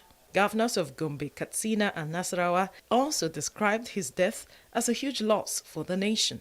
We are condoling everybody, and we wish everyone this is a great loss to our nation, and we also thank all the people of this country and the people from outside the country who have been sending their condolences to the people of Katsina State and indeed the family of the late president. He was truly a president for the common man, and that's the reason why you will hear that he's always moving around with this number of votes, because of the number of common people we have. And he's one president who had people who truly believe in him, and he was one president who is not shy to tell you the way he feels. Many described him as one whose legacy will live on and will be remembered for his selfless service to Nigeria. Buhari's death has dampened the spirits of virtually everyone here. He's an inspirational figure, not only at home here in Dora, but in the nation and the entire continent. He led by example. He was a rare kind of leader, and certainly incorruptible, and the closest friend that the masses of our people would possibly ever have. He's lost and he's gone, so everyone is not happy. Well, there's sadness everywhere. The simplicity of his life is a lesson for everyone. His name is synonymous to integrity. One may argue if he doesn't know him, but for those of us who interacted with him physically and for several years, there is no doubt that his name is synonymous to integrity, because I lived with him for 25 years. And Almighty God is my witness. I have never doubted that integrity through my interaction with him. And this is indeed very important. And part of his legacy that I always remember is patriotism. He is indeed a Nigerian that is proud of Nigeria, and he treated Nigerians equally. Has already been institutionalized by God, and the nation cannot write its history without him. Based on looking at the military era and the civilian era, and the monumental inroads he made in multi-party political development in the country, the establishment of secrecy and of course the OPC, and the leadership that he has given. And he was privileged to rule for 8 years as a democratically elected president and to also produce his successor. It's a big loss taken into consideration what he has contributed to the development of this nation, right from his early days to the days when he was elected as the president. Indeed, he has played a big role in uniting Nigeria and bringing a lot of developments. But like I said, everyone has his own time. Now is the time our Lord called him back, and we pray Allah will give him Jannah. Those of us behind his reign will try to copy the good sides of him, and where he made mistakes to correct it. Muhammadu Buhari was born on December 17, 1942 in Daura, Katsina State. As a then military head of state, General Buhari's regime launched the war against indiscipline. Why? Promoting order and accountability not only in the public office, but in the day-to-day activities of an average Nigerian, including pupils and students. Many years later, General Buhari made many attempts to return to power as a democratic president, but failed at 3 different times in 2003, 2007, and 2011. His anti-corruption stance began to gain traction among Nigerians. He was tagged as a man of integrity, which earned him a lot of support from both the political elites and prospective voters. In 2015, General Buhari became the first opposition candidate to win the Nigerian presidency. He made history by defeating an incumbent president. Despite 3 initial losses in presidential elections, it consistently secured over 12 million votes in each contest, except against Musa Yaradua, also from Katsina State. This reflected an extraordinary mass appeal and grassroots support. As a civilian president, he successfully navigated Nigeria through COVID-19, where Nigeria exited a COVID-induced recession faster than many nations. Former President Buhari modernized the armed forces with the largest investment in 4 decades, reformed the police force, degraded insurgent groups, and improved Nigerians' coastal safety significantly. To his credit, against all odds and pessimism, former President Buhari completed the much-desired Second Niger Bridge in the southeast, pushed the Lagos-Ibadan Expressway to a near completion, and the Abuja-Kaduna-Zaria-Kano Expressway. The Buhari administration also revived the country's railway system under its rail modernization program. Achievements include the completion of the Lagos-Ibadan standard gauge rail line with an 8.72 kilometers extension to the Lagos Port Complex, the completion and commissioning of the Abuja-Kaduna rail line in 2016, as well as the completion of the Itakpe-Warri standard gauge rail line in 2020, 33 years after construction began. After completing 2 terms, Buhari peacefully handed over to President Bola Tinubu in line with Nigeria's constitutional term limit. Muhammadu Buhari's legacy remains deeply debated. To some, he was a principled disciplinarian and anti-corruption crusader. To others, an authoritarian whose governance fell short of Nigerians' democratic aspirations. Kayode Ladende, TVC News, Lagos.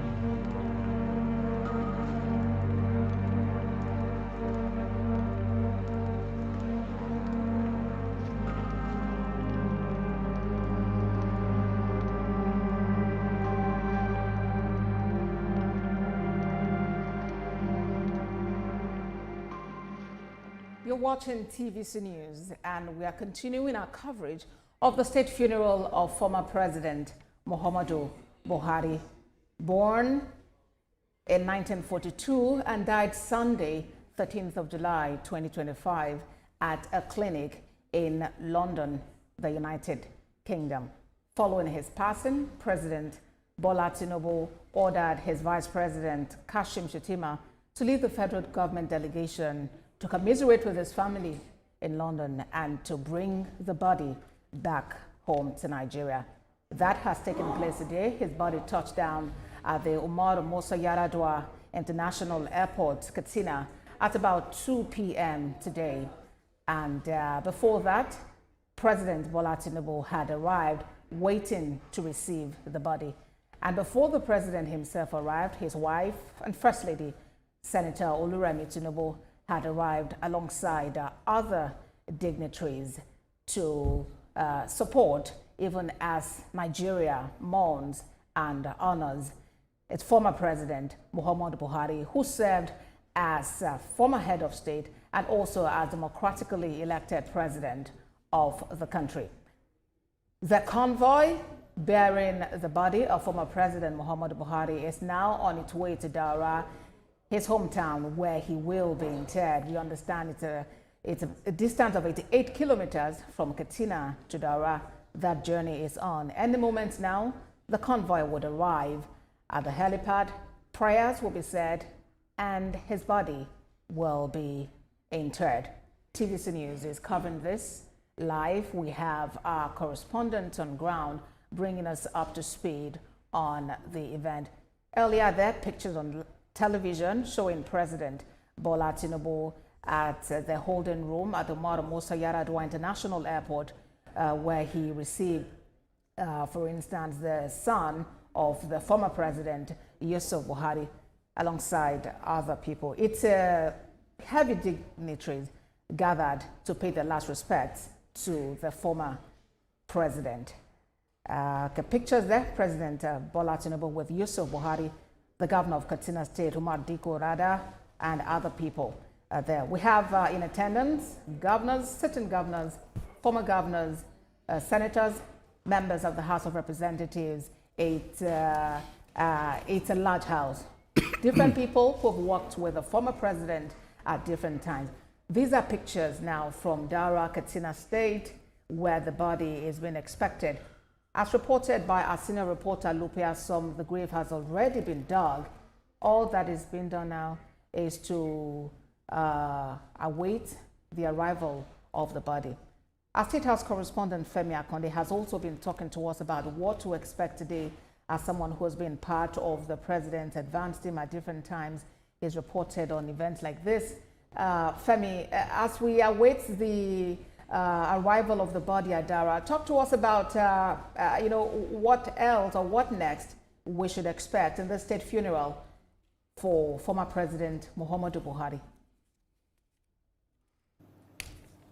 Well, after the military rites, the 21 gun salute and, the handing over of the flag to the family of the former president, that ceremony will now be taken over by the family members and close associates who his body will be, there'll be a salat al-janaza at the airport or where the body is expected to be buried. I'm hearing that at the helipad there in Daura, that will be performed before, the body will be then laid to rest. But it's going to be a strictly family affair. It's going to be a private time for the family and close associates of the former president.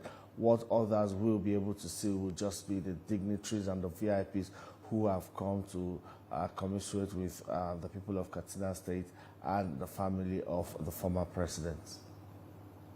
We would shortly be going to Lupia Som now for some more updates from the Daura, where the event would continue. Already he has reported about a large gathering of people. We saw women seated. He also spoke about security, the fact that security is tight because, as many have described, former President Muhammadu Buhari is a man of the people, loved by so many, And these very many people also would very much like to pay their last respects to the former Nigerian leader.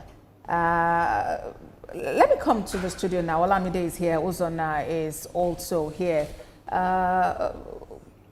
This is a day that, well, we didn't expect this to happen now, but it has happened, and we really just need to give this honor to the former president. We're expecting his body to arrive at the moment now. You know, he will be buried in line with Islamic rites, considering he is a Muslim.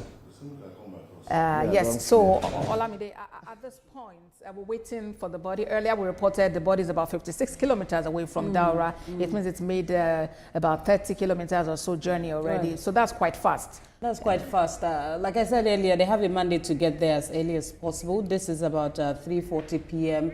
And so in the next, let's expect 20 minutes thereabouts for the body to arrive. Like I said, it's a solemn moment in Nigeria at this point, and Lupe has reported that a lot of persons are waiting to receive the body. I'm also curious to know what's going to be, you know, the schedule of event after the prayer and the body, you know, is put into the grave. Is there going to be a sort of, you know, short event afterwards, perhaps a meeting by the president with the family, a closed-door meeting and all of that? I'm sure probably Femi or Lupe will have more details as to that. But for security, Lupe has reported, of course, that the security is really tight there. And so it's expected that it's not going to be so much, you know, rowdy event as that. Yeah. Let's just wait to see what happens there.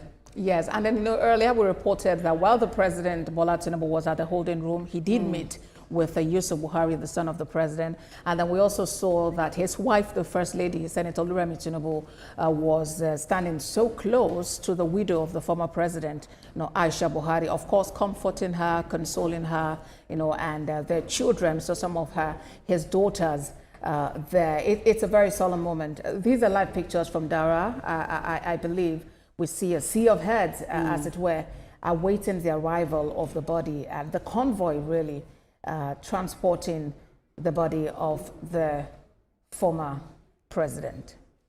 Yeah, it's lots of emotions, you know, playing up there, and anything. We see some people running after a vehicle.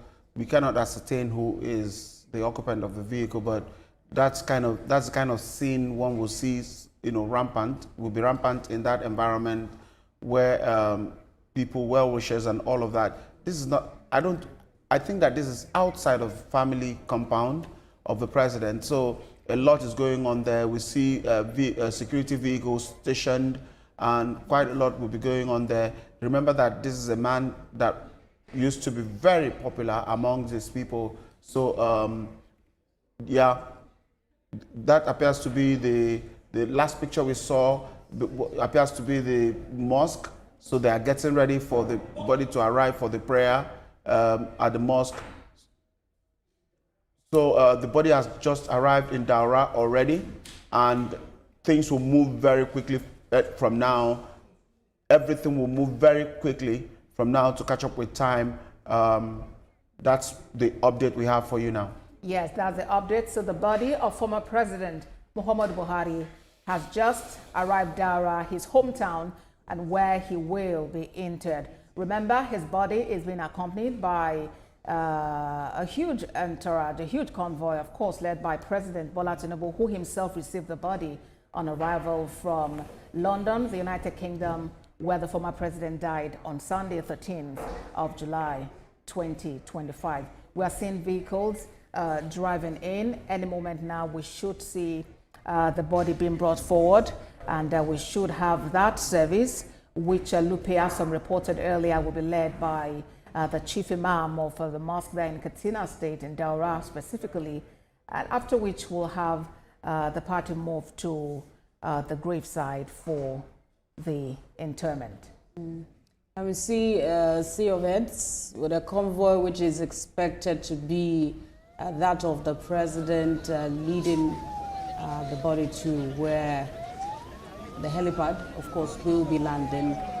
The president is accompanied by the vice president, accompanied by his wife, Muhammadu Tinubu, some governors and also security forces are also in this entourage. We're expecting this to be a quick event due to the time for the Islamic rite.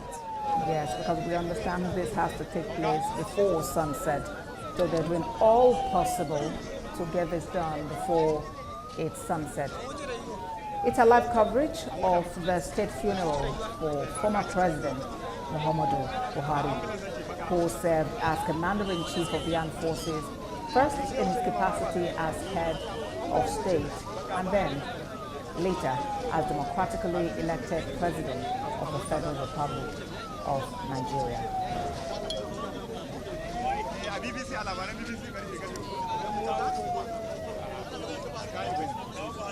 And we see security operatives guiding the convoys to ensure that it is orderly.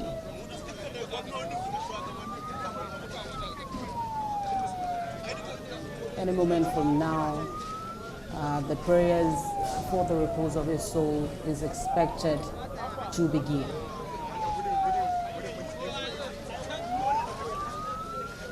Indeed.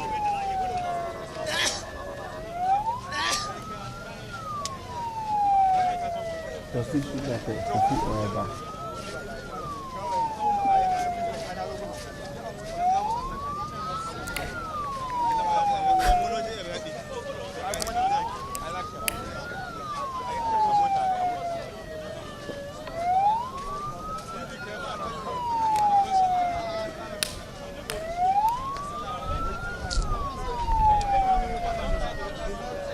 Live pictures.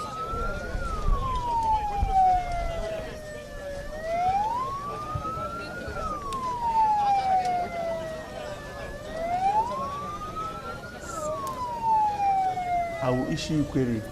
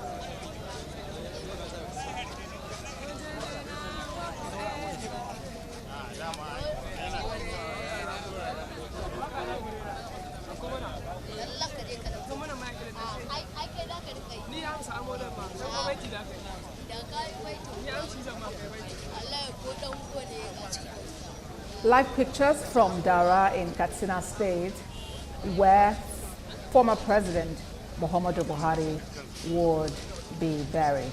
We understand the advance party has already arrived. Dara, this is the residence of, these are live pictures from the residence of the former President Muhammadu Buhari in Dara. There you can see people gathered, awaiting the arrival of the body, so the interment can take place. Already we understand that the grave has been dug, and we see some dignitaries gathered there, awaiting the arrival of the body there for interment. Before that, prayers will be held. Remember, this ceremony is being done in line with Islamic rites because former President Muhammadu Buhari was a practicing Muslim. And of course also as former Commander-in-Chief of the Armed Forces of Nigeria, both in capacity as head of state and as democratically elected president. Military honors have been accorded him at the airport. We saw the military parade saluting his service, his commitment to the nation. In Abuja studio, before we get there, we can see some people gathered here. Is that that looks like a former Governor Kayode Fayemi. Okay, I'm not too sure, but when we see those pictures again. It looks like him, the man in white hat looks like him. Well, you know, they will be coming together. Okay. I think some prayer is going on there already. Yeah, that's a former SGF, Boss Mustafa. Yes. Wearing black there. Okay. Okay. And it seems also like the former governor of the Ekiti State. The state, the Kayode Fayemi there. All right. That's it. River State, the sole administrator in charge of River State. Yes, and he was the chief of the naval staff when Muhammadu Buhari was president of the Federal Republic of Nigeria. And these are some of the ministers that worked with President Muhammadu Buhari as president of Nigeria back then. They're all seated here at his residence awaiting the arrival of his body. There we have his Minister of Information and Communications then, Lai Mohammed. All gathered to pay their last respects to the leader. I think that looks like Professor Gambari, who became the secretary to the government of the Federation after. And we see Lai Mohammed right behind him. Yes. Quite a lot of them there waiting. You can imagine the kind of thoughts going through their heads and their minds, you know, playing back the conversations and interactions they had with him, you know, during that period when he was the president, particularly for the Boss Mustafa, who was the secretary to the government of the Federation at that time. Yes, and those on security operatives there are there, you know, waiting for the convoy. We understand the convoy is actually still on its way. The advance party has arrived, but the security convoy here waiting patiently to receive the convoy and to ensure that activities are orderly. In Abuja studio, we have the head of the Abuja Bureau, Ayodele Ozugbakon. And we also have State House correspondent Femi Akonde. Gentlemen, let me begin with you, Ayo. You have covered politics over time. You reported a lot on the Muhammadu Buhari presidency. Talk to us about, you know, what is happening now and how the world is reacting to his passing. Okay. Let me take you from the Yaradua Airport to Dara is about 145 kilometers. So if they are leaving the airport now, departing the airport, and this is Dara, so it's expected that in the next 50 or 60 minutes max, because they have very good roads, 50 or 60 minutes, they're going to get to the burial ground, this home, and this place. I told somebody yesterday that this bungalow, I've been in this bungalow several times. You know, the road into it would be cordoned off by now, and the road at the back will be cordoned off. So I think before you get to this particular residence, you see people from that Emirates they call Kofa Barrow.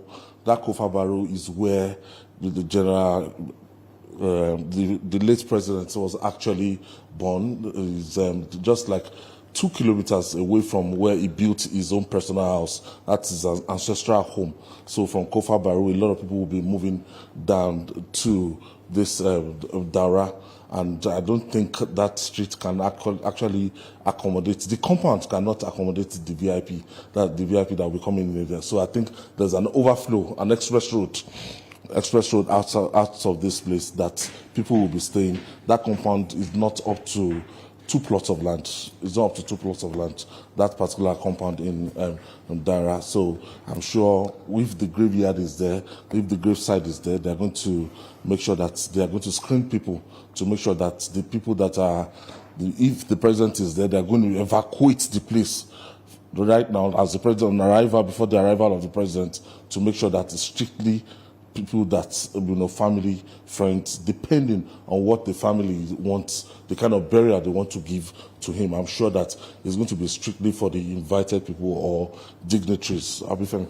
Yes, indeed. the people that we allowed it's standard protocol. Yes. Once the president and commander-in-chief is expected at a particular place, the whole place will be first screened, and that would happen, or that even should have happened. Yes, and that's why this is the main express road now. Yes, this is not the streets. That's why that street will be cordoned off. That's why we're seeing this large number of people outside, because a lot of them would also want to be inside and get. And it's not possible inside that compound. Yes, indeed. That people will be in that compound. Lupe also reported earlier, the grave had been dug in the compound. In the compound. That's where his body will be laid to rest. So we expect only, if not even all ministers, especially former ministers, not all of them will be granted access. It might just be, it's going to be very strict. Since the president is going to be there. Yes, close family members, some governors, and those VIPs. We hear about 4 presidents are also attending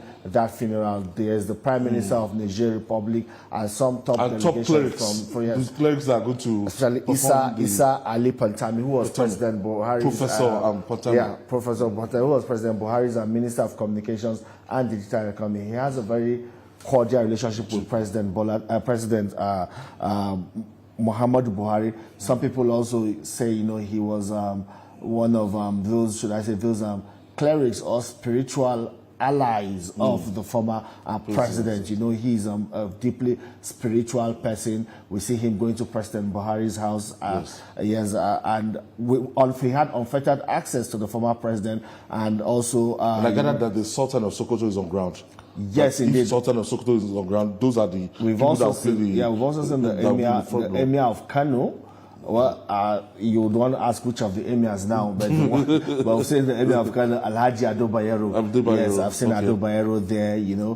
Lupe spoke with him earlier. I know top traditional rulers and, of course, Islamic leaders will be there in Daura. We don't know exactly what time this body will arrive, but from what we gathered from our cameraman Razak, the body is already proceeding, and in less than 30 minutes is expected to arrive there in Daura at the helipad. That's where the prayers will be done. President Bola Tinubu would have arrived earlier, because I don't think he went by road. So he would have arrived earlier. Yes, when President Muhammadu Buhari became the president, so an helipad from Musa Yar'Adua airport, and helipad is very close to the president's house that they can deploy. I think the president is going to use that helipad. It can take minimum. I don't think it can take just helicopters. 2-3 helicopters is not possible for it's a very small facility. And if you want to look at it as a matter of fact, the kind of people that will be attending these events, gentlemen, I'm looking at Katsina State in terms of hotel. All right, gentlemen. What's up? Yes, Ayo and Femi. I wanted to really speak with Ayo. You covered the former president, Muhammadu Buhari, during the elections in 2015, and, those months leading up to the election. Talk to us about the experience back then. In 2015, when I went to this particular house, I met with Malam Garbashew, with my cameraman, and I met with the president. I had an interview with the president. But as of that 2015, that was the presidential election, was the governorship election was the first election that was held. And by that time, it was, as a former general, it was just like 2-3 military men that we had on ground during the governorship election in 2015. If you remember the sequence and timetable of our election, the governorship and State House of Assembly election we hold first, and 2 weeks after, the presidential election was held. So something happened 2 weeks after I left. So by the time we returned 2 weeks after, And no, the presidential election held first. So by the time we returned 2 weeks after, it was an elected president-elect. So by that time, they changed its security retinue. They didn't allow us they screened us properly before we could have access into his Daura home. And Daura is just a small town. It used to be a very small town that you hardly have hotels to stay.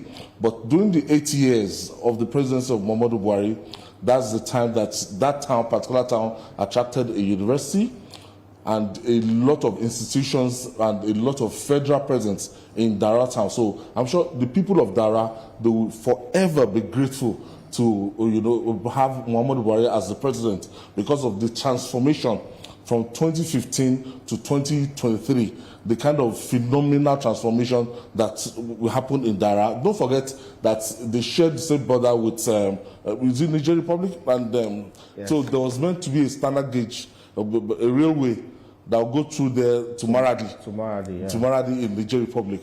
So people of Katsina State, they are very, very grateful that for the second time after they lost late Umaru, and they have another person from that Katsina State, the same state, for producing the president. It's so unfortunate that we have to lose this great patriot. We lost Yaradua barely,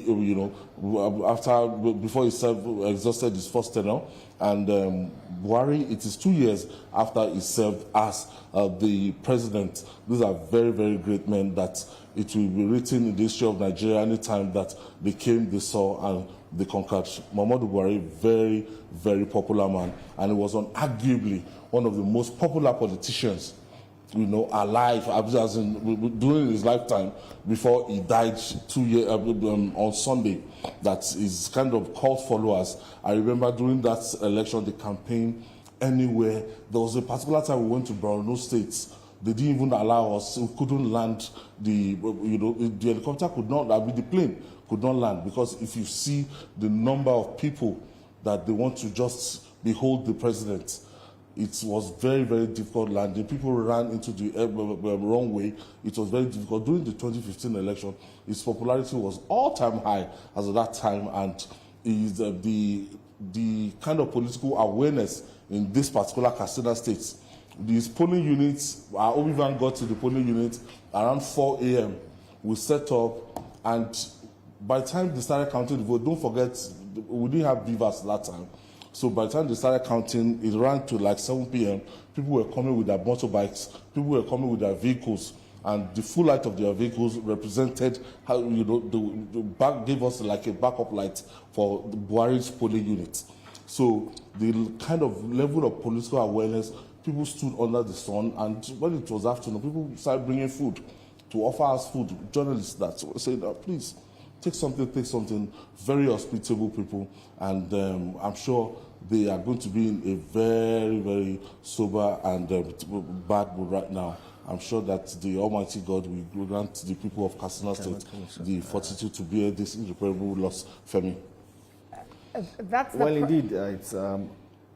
yes, gentlemen, that's the prayer really at this time, that God would, comfort the residents of Dara. We understand that the convoy is very close to Dara now. It's about 15 minutes away from Dara. They're speeding things up so that, this can be done in good time. Remember that convoy would arrive at the helipad, prayers will be said, and then the body will be interred at the grave which has already been dug at the Muhammadu Buhari residence there in Dara. We'll get back to you, gentlemen, but very quickly here in the studio, Ayo has just spoken greatly about his interaction with the former president during the 2015 elections and spoke about his love, by his people, and spoke about the transformation that he brought now to Dara, a relatively small village. So things are really changing.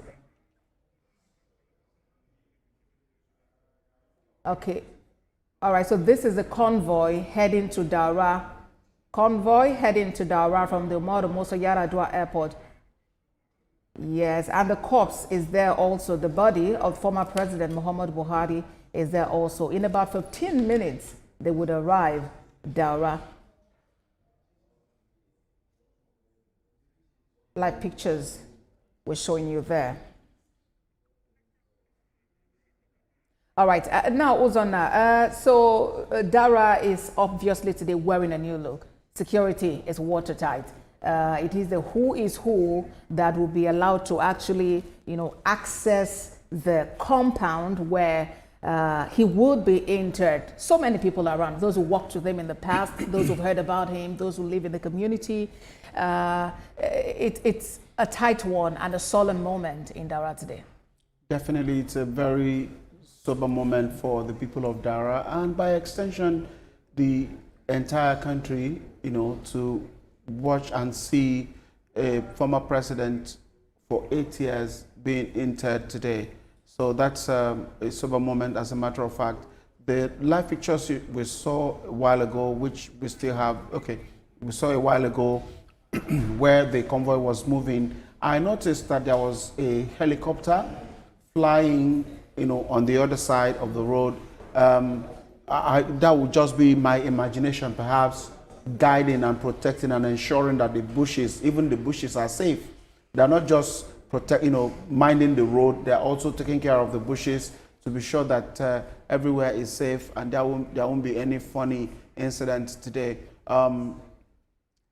Any moment from now, as a matter of fact, the time is counting down. The body will be interred, and that will be the end of this era, and a new era most likely will begin for the people of Katsina State, for Nigerians and for politicians in general, to see how the big shoes being left by that man that people had said. I hear one of the, I think it was the governor of Nasarawa State who said that he moves around with 12 million votes. That is the former president moves around with 12 million votes. If we, picture that, we would like to see who takes over that shoe. But all of that will be in coming days and weeks and months in controlling that 12 million votes, as a matter of fact. And then we'll see how Nigeria recovers out of this. We'll be looking out also to hear what the president, the current incumbent president, will say as a way of immortalizing the past president. All right, Ozona. Let's turn back to Abuja. Where are your and Femi are standing by? A while ago, we showed live pictures from Dara showing some of the ministers who worked with the former president Muhammadu Buhari. Talking about style of leadership, how they operated. Femi, if you would just quickly say something about that. Well, that's one of the things a lot of people have used to criticize former President Muhammadu Buhari, the men that worked with him. A lot of people say he is a good man, he did his best in his capacity, but they put the blame largely on the people that worked with him, his lieutenants. They were not able to deliver the goods. President Muhammadu Buhari came to power, with that popular vote in 2015. He campaigned on the mantra of change. A lot of people expected change. The hopes and aspirations of Nigerians were, lifted with his assumption of office. But, along the line, things started to look uncertain and unclear, especially with the health challenge former President Muhammadu Buhari had to face. That took him out of the scene for a while, and was also a huge distraction to governance in the country. The ministers at that point, a lot of people will say, did not live up to expectation. It's just a few of them, a handful of them that we can point to that really stood out to be counted in terms of the execution and implementation of our government policies. We know what happened in the Ministry of Aviation. We never had the Air Nigeria as was promised. That became like a mirage. We saw what happened in other sectors of the economy where we had ministers, supervising or superintending over these sectors. There were a lot of issues that even at some point people started to say that it appears as if President Muhammadu Buhari was not even aware of a lot of things, a lot of goings on in his administration. A lot of these ministers or lieutenants, appeared to be running with little or no supervision from the presidency. And a lot of these, started to happen, especially when President Muhammadu Buhari then lost his chief of staff, Abba Kyari, who was like a strong pillar in the presidency. You know, he was able to, you know, galvanize these ministers, supervise and coordinate them. But sadly, he lost the battle to COVID-19 in 2020, you know, and then Professor Gambari was appointed as chief of staff. You know, these are some defining moments in President Muhammadu Buhari's administration, and a lot of people are divided about, you know, their assessment of his administration, and they will put the blame largely on the desk of his ministers and his lieutenants that were saddled with that task of executing government policies. Olamide. Right. Let's take this question to Ayo. Former President Muhammadu Buhari was one who was regarded as a very disciplined man, exemplary lifestyle and all of that. From the scenes you're seeing today from the Maribosa Yaradua Airport in Katsina State, who are some of those people who you think may likely replace him in terms of ideology and, of course, the 12 million votes that he was so proud about? Tricky question. Don't forget, let me take it from where Femi stopped. Don't forget, a lot of people, their expectations was that for some of us that were old enough in 1984, 83, 84, during the first administration of Muhammadu Buhari and Tunde Idiagbon, that is when we had the war against indiscipline. I remember my memories in Yaba bus stop, where you have a big bus stop in Yaba, and you have all these commercial buses, and you find those commercial buses queuing accordingly, and people that want to board the commercial buses must queue.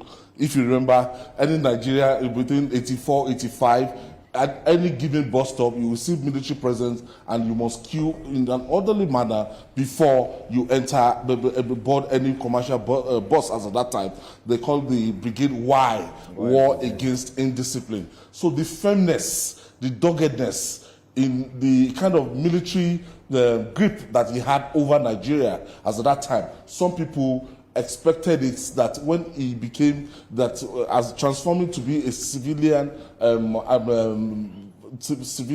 president, that he is going to bring the firmness and everything, but forgetting that, look, the Buhari in his 30s, in his early 40s, those days that he was on top of everything, and with the capable hand of General Tunde Idiagbon at that time, and Nigeria at that time went up to 200 million people. But the Nigeria he inherited in 2015 was quite different from the Nigeria he ruled over as a military administrator in 1984. So as much as possible, he had that zeal, he had that integrity, he had that credibility, but he didn't have capacity. That capacity was lacking, and age was, you know, he wasn't somebody that, as at that time, he still had the ideology, he still had everything that, you know, made him Muhammadu Buhari at that time, but to the credibility, people followed him, but the problem there is that, you know, there's nothing he can do. He wasn't as passionate and as agile as the way he was in 1984. So that was the first mistake that happened, and Nigerians, you know, they rode on that honesty, integrity, that mantra, anti-corruption mantra. It was like a lone voice in the wilderness shouting his cause against war on corruption. That is either will kill corruption or corruption will kill us. But unfortunately, the people that he had around him, they never believe, or not everybody believed in that crusade, that is either corruption kills Nigeria or Nigeria will kill corruption. So the war against corruption wasn't, you know, a maximum fight, that wasn't the gospel that he succeeded in cascading around his cabinet. So a lot of people will blame that failure, that, look, he had some people around him that they didn't allow his ideology, what he stood for, to actually reflect in that administration. So most of the failings of that administration, when you want to look at it, people will say, look, it was because of the lack of the capacity for for Buhari to supervise. He wasn't a hands-on person that he could actually monitor and supervise everything that was happening in his administration. You had interagency rivalry between the EFCC and the DSS, and you know, sometimes you even do have somebody that the buck stops on the table. But the style of President Buhari, most of the time, if the thing was going wrong, you expect the president to talk. The president wasn't talking. He had his own unique style, and he wasn't a man of many words. And the few moments we spent with him, we discovered that it's somebody that, look, I'm sure that if Buhari came back to this world, if he comes back to this world, and he could be taken as a very good comedian. We've had to see him most of the time. At any point in time, when you think that things, difficult things, when you see his countenance, but if you move closer to him and have a discussion with him, you discover that President Buhari is somebody that is very, very funny and humorous. What's it? No, indeed, people talk about his humorous side. They talk about the fact that he can make a joke out of just about any situation. I think most people who are close to him have said that, you know, and that was somewhat an irony for someone who was considered to be really strong, you know, and strong-hearted, especially as a military man. You know, the thought we have about military personnel, that they are hard and strong, and sometimes it's as though there is even no feeling at all. But he seemed to really not be in that box, as it were. So any moment now, we expect his body to arrive in Daura, and then would have the interment take place. Oh, they are there now in Daura. Here we have the convoy. Live pictures from Daura. The convoy, yes, has arrived in Daura there, where the former president, Muhammadu Buhari, would be interred at his residence in Daura. We see a large crowd gathered. This might just be the only opportunity they have to pay their final respects to the former leader, because just like Ayo and Femi have mentioned, the compound where he stays isn't even large enough to accommodate everybody.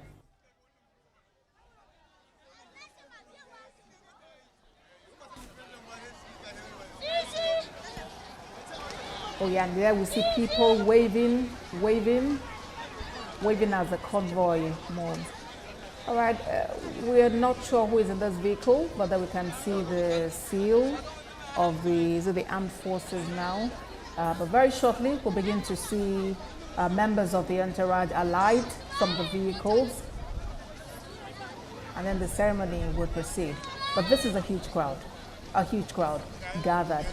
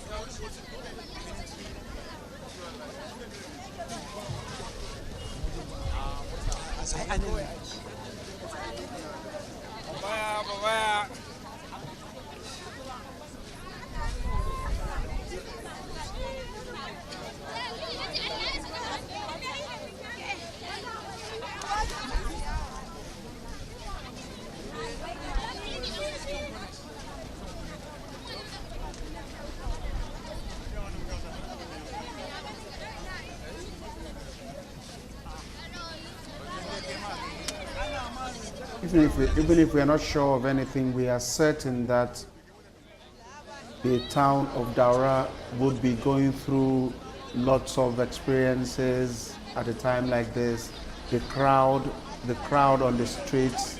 Just a while ago, we saw sea of heads and people waving. We may not be sure who they are waving at, but it's obvious that they are out there to bid farewell to one of their own, and some dignitaries and some personalities that may have come from outside of the state will not be able to access, or gain entrance into the compound. As our people had told us who had been to that compound, Ayo was very specific to say that the space there will not be more than 2 plots of land, and we can imagine where all of these people from across the country had come. It would be very difficult to imagine how many people the compound can accommodate. So the streets of the town will be quite busy, where the people will be just to catch a glimpse of, even if it's just the vehicle that carried the remains of the former president.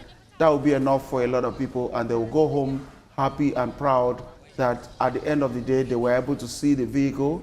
If they are lucky to see the wrapped body, that will be an additional thing of joy. But we know that things are gearing up to get to the end, to the climax, for the body to be committed to Mother Earth. This is a convoy, obviously, and entourage, a lot of people walking in from one direction to another. Okay, we just saw something that looked like the ambulance, the military ambulance, yes. Obviously, that's what it is. The military ambulance that took the body from the airport has arrived. And what next? We think it might be the prayer. They will go for the prayer, and after the prayer, then the body will be committed to Mother Earth, and that will be it. A journey that began Sunday evening when the death of the former president was announced in a clinic in London, and though it was the burial was expected to have taken place on Monday, but it was later shifted. President Bola Tinubu had directed the Vice President Kasim Shettima to head straight to London to coordinate every activity of bringing back the body of the former president. Right there in London, the governor of Borno State, the chief of staff to the president, all joined in ensuring that the process was carried out smoothly. While also in London, yeah, we see the vice president right here in the live pictures that we have. But while he was in London, he also visited the former head of state, General Abdul Salam, who was hospitalized before now in London and was discharged later. These are, okay, the chief of staff to the president we see now, and Deputy Speaker of the House of Representatives, and several other people moving now, maybe for the prayer to be held, and then we see what happens next, where the body will be committed to Mother Earth.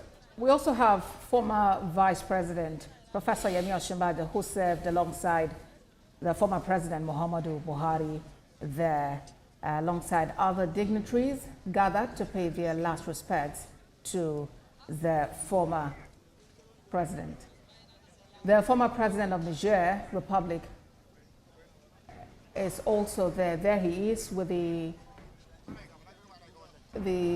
red hat. We also have the governor of Borno State, Babagana Zulum. That is the governor of Katsina State, Umar Diko Rada. And yeah, they're standing there by the ambulance. We think they are trying to get directives as to how to proceed now for the prayer. There is the Speaker of the House of Representatives, Abbas Tajuddin, alongside other dignitaries. Our reporters mentioned earlier that tens, hundreds of dignitaries are gathered there. Talk about some governors, 7 governors, former governors, senators, members of the House of Representatives. And let's pause now to listen to some sound from there. But there we see the body being wheeled. Right. Ready to be wheeled. Waiting to be wheeled, yes.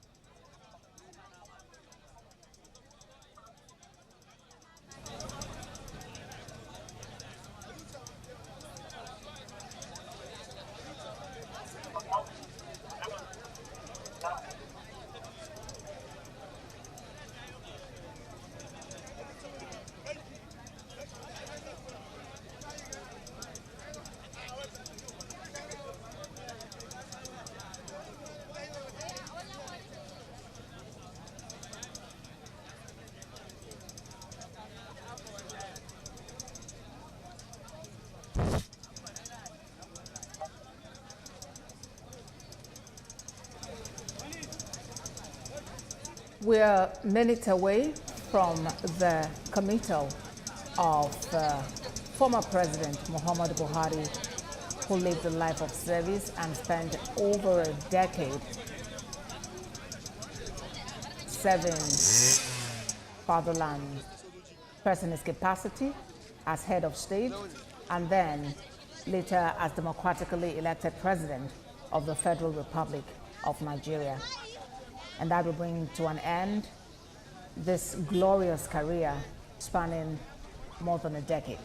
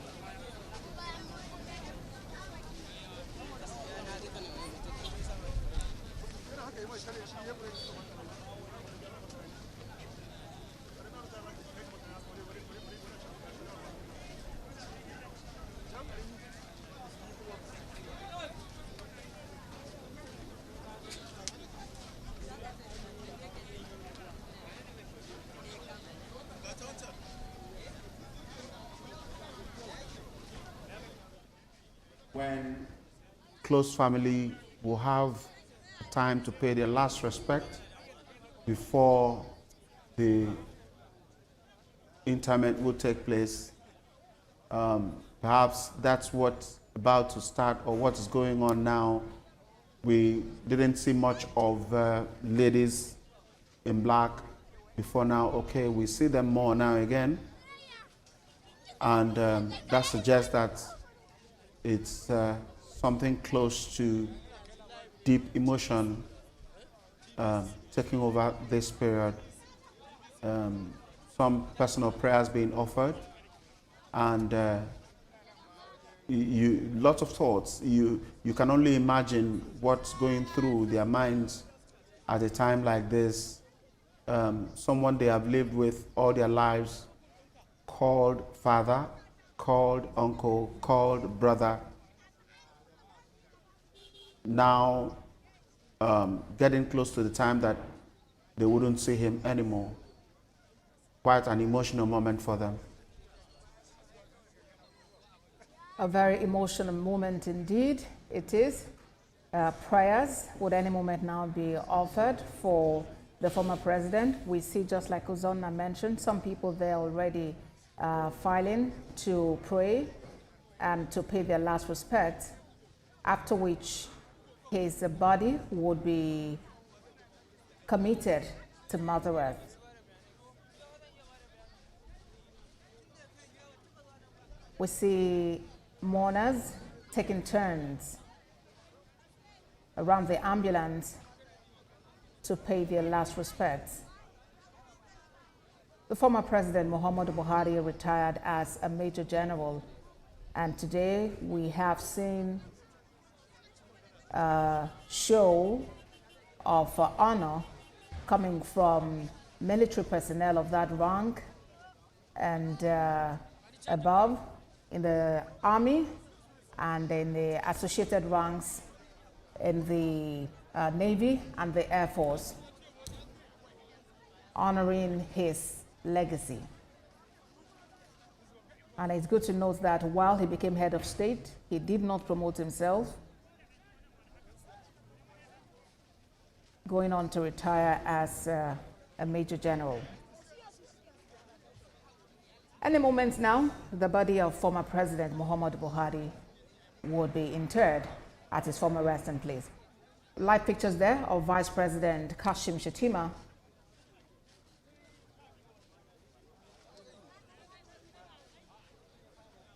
and other persons who have gathered to mourn the passing of the former president.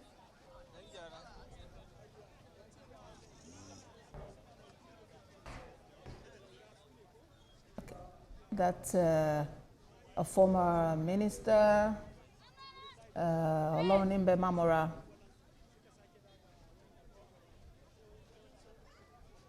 It's a very solemn moment. You see mourners being consoled.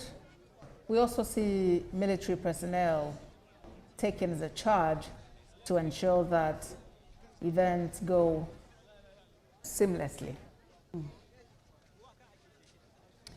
The solemn moment, Bosse, like you said, you see people trying to take turns looking into the ambulance, people who expect our family and friends trying to pay their last respect to one person that they have respected and honored all through their life. So one can say that in death, just as in life, Muhammadu Buhari enjoyed the 12 million love, votes. 12 million votes.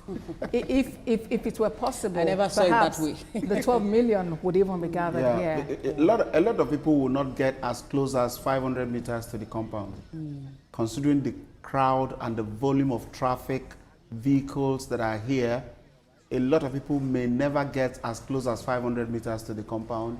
But as far as they are concerned, they will leave satisfied that they were part of this moment to bid farewell to a president that Nigerians will live to talk about forever. So that's what the moment signifies for a lot of the people. You can imagine where, look at the people that we see inside the premises. Most of the former governors, most of the former ministers, you can't find them because the space is limited. And then imagine all the people, all the political supporters of the president, the former AMPP supporters, the former CPC supporters, and even the APC people that are in APC because of him. You imagine where they are all gathered. So the stretch is even beyond what we can see. So that's what it means to be a popular person amongst the people. It's quite popular. It seems a lot of persons they just want to pay their last respect, irrespective of the distance. You see some waving at the convoy, if that's how close they can get. Indeed. And it's a state funeral. So this is a mark of honor from Nigeria as a nation. President Bola Tinubu has made it a point of duty. He made it a point of duty to personally receive the body and to lead the nation in this day of mourning. It's a 7th day of mourning that have been declared from Sunday, where the death was announced of the former president, and that would run from Sunday through Saturday. And we know that all national flags are to fly at half-mast. And as a matter of fact, today has been declared a public holiday. Perhaps also that contributed towards having these many people out there who have the opportunity to step out and pay their final respects. These pictures on the screen quite indicate that former President Muhammadu Buhari was revered, not just as the former president or an indigene of that community, but as someone who had values that he stood for and was quite consistent during his time as head of state, and also coming back as a democratically elected leader. One thing that you see that was constant through his leadership or administration was that it was quite unshaken about the things that he stood for, things like anti-corruption, ensuring that there were no things like indiscipline.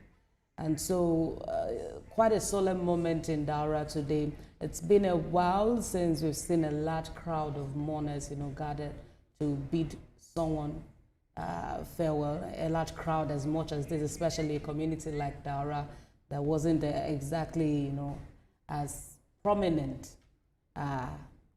before this time.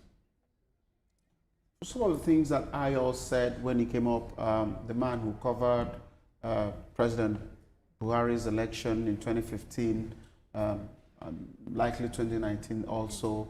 Part of the things he said was, highlighted the fact that this was a man who was down to earth. He was already the presidential candidate of his party, number one. He was a retired general, major general in the army. He was a former head of state, military head of state. But Ayo said that when they got to his compound before that election period, they just saw just about two soldiers in the house of a major general, in the house of a former head of state. Balance it with what we have today, when a local government chairman will have up to 10 mobile policemen guarding him. A local government chairman.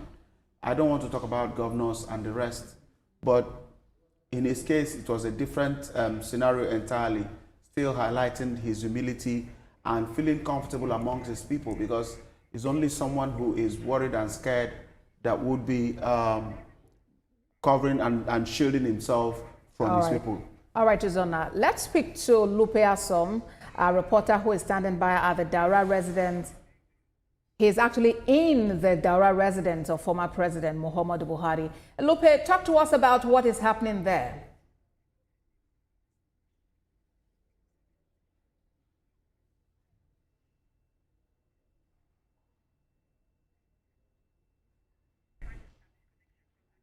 We can't establish contact with Lupe at the moment, but we'll get back to him for live reports and coverage from the residence where the former president would actually be interred.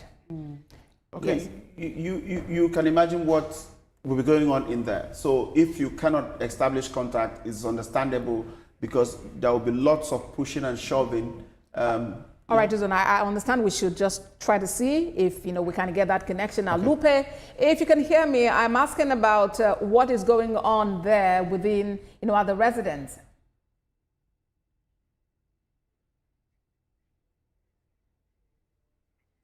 I know there's also the possibility of network being jammed because of the dignitaries that are there now. That are there now.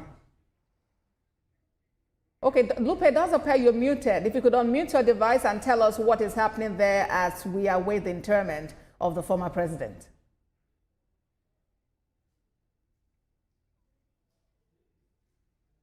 All right, it must be a very busy scene in there. Very busy. You can just imagine it.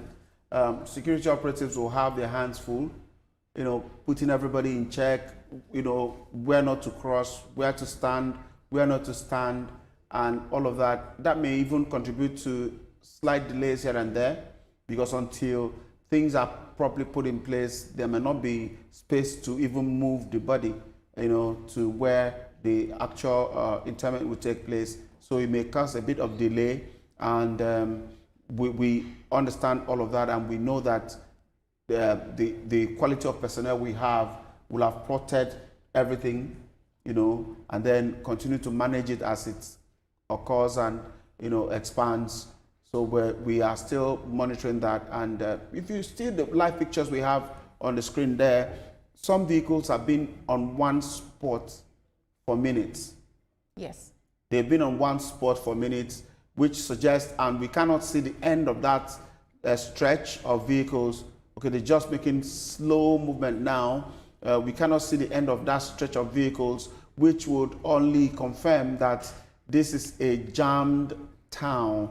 Everyone appeared to be there. People are from different corners, different parts of the country, and even beyond. We know that. Okay, so over to you, Apostle, please. All right, so let's now go to Abuja, where Ayodele Zubako and Femi Akonde are standing by. We can see, I'm sure that you can also see the pictures from there. Of course, the body is already in Daura. Yes. Any moment now, the body would be interred. Talk to us about what you make of what is happening and what you can see. Ayo. To talk about the man, the late Muhammadu Buhari himself, this gathering will tell you this is just the main express road that leads to his house. that this is not just this particular picture you're seeing is the overflow. But I can tell you that I've been to some governor's house, I've been to some senator's house. They can accommodate as much as, you know, they have like a whole street to themselves, and normal buildings, adjoining buildings. They even have the luxury of having mosques, churches right inside their compound, and they can accommodate as much as 100,000, 200,000. I've been to politicians' house they have like a crusade ground, right? Baseball court and everything that can conveniently accommodate people. So this is the major express road that leads into Daura. That's the number of people they can accommodate. And when you look at the inside the compound, just strictly for the top government functionaries, the family members, and I'm sure what you're going to do, the rigor you're going to face in accessing the main building is going to be very, very. And then we turn attention to Lupe. The screening. So the street has been cordoned off. Ayo, allow me to put you on hold for a moment. We really need to bring in Lupe now for live pictures and live analysis coming from the Daura residence of former President Muhammadu Buhari. Lupe, over to you. Well, good evening, Ambassador. Well, it's a somber mood here in his house a moment ago. The hearse, that's the ambulance bearing his body, was brought in here into his house before they proceeded to the helipad where prayers will be conducted. We saw his family members highlight from the vehicle, all clad in black, mourning clothes. They were all weeping. Some of the ladies were sobbing. We saw people who are his family members, his daughters, his grandchildren, all in tears. Some of them were just going to the ambulance to at least just peep and see if they could catch a last glimpse, even if it is of maybe the casket or whatever it is that is bearing the body of the former vice president. If you see the mammoth crowd outside, it's indicative of the fact that the president was loved, and people have just come to see. A lot of them were shouting why the ambulance bearing his body drove into this house. A moment ago, a lot of them, so most of the dignitaries who were on ground, the National Security Advisor is also on ground, the Vice President is on ground, the former Vice President is on ground. Most of the dignitaries that are expected to be here in Daura are already on ground, and they just left his house now to the helipad where the prayers will be conducted, and then his body will now be brought back here to his house in Daura where it will be buried just at that garden. So that's the situation in the house now. The dignitaries who are on ground have moved to the prayer ground, and they will be coming back shortly. Governors are around, serving and former governors are around, ministers, former ministers are on ground, service chiefs, all of them are on ground. Security is watertight from the villa, from everywhere. Security is here to ensure that the whole place is safe and that the former president is given a befitting burial. From the live pictures that we see on the screen, it seems like a bit of hassle trying to get into the residence. Give us a feel as to how outside the residence of the former president feels like now. I must tell you, there's a mammoth crowd outside. A lot of them follow the dignitaries to the helipad where the prayers are going to be conducted. But I must tell you, the security operatives were almost overwhelmed. It's indicative of the fact that the former president was loved. We're talking about Daura. This is Daura, his hometown. The president recalled that when he just returned after serving for 8 years, a mammoth crowd gathered together to welcome him. A durbar was organized, such that has never been seen before in Daura, to welcome back this president who served Nigeria for 8 years. So you could just imagine what is happening outside. The mammoth crowd is outside. A lot of them are crying. Those who were just trying to just keep and at least see the ambulance bearing the body of the former president. A lot of people are outside. Of course, they've not been given entrance into the compound because, just as we know, the compound is not big enough to accommodate all those who would like to come in to pay respects to the former president. But I must tell you that there's a mammoth crowd outside. A large crowd indeed. And behind you there, within the premises, we see people gathered. Of course, they should all there be waiting for the arrival of the body for interment, committal to Mother. Yes, we could see former governors. We see Governor Fayemi of Ekiti State, he's also there, and we see other ministers who served during the tenure of the president. We could also see the sole administrator of Rivers State, the former chief of naval staff, who served for 5 years, one of the longest chiefs of naval staff the country has ever had. He served for 5 years, and he's also here. We also saw General Yusuf Buratai, the chief of army staff. He also served for 5 years under the former president, Muhammadu Buhari. We also saw Air Marshal Sadiq Abubakar, the former chief of air staff. They are all on ground to pay their respects to this president who gave so much to this country. The list of dignitaries is actually endless, because we even have leaders of other countries, or the African countries, who have all gathered to bid farewell to the former Nigerian leader. Lupe, we'll be back with you for more, from Daura there, the residence of the former president, Muhammadu Buhari. But very quickly, let's turn our attention back to Abuja. Earlier, you were talking about the fact that Muhammadu Buhari was a towering figure who enjoyed the love and support of the people, and now Daura is standing still in mourning. We can say mourning, yes, but also talking about, what he stood for as a son of the soil. We'll take it from there, Ayo. Yes, Ambassador, the town Daura, at least for the next 1 week, the kind of security that is going to be deployed, and don't forget that before now, Katsina, that state has been having its fair share of banditry. But I can tell you now, nobody there goes close to anywhere near Katsina City or Daura right now. The level of security that will be deployed, the strength of the Federal Republic of Nigeria would have been deployed in Katsina State right now. So I don't think anybody will ever think of fomenting problem. The only problem I see, Daura, the number of hotels, a lot of people might not be able to sleep still pass the night in Daura today, and we have to go back to Katsina City, because Daura is just a very fast developing, will I call it city, semi-city, suburban city. So it's something that, because of the advent of Muhammadu Buhari as the president right now, has brought a lot of glory, has brought a lot of attraction to Daura, and the people today, I'm sure that they are going to know that, look, it's going to take how many years again for them to have a man like Muhammadu Buhari across the length and breadth of that city today. Is going to be something that they are going to spend some days even mourning after departure of this crowd today.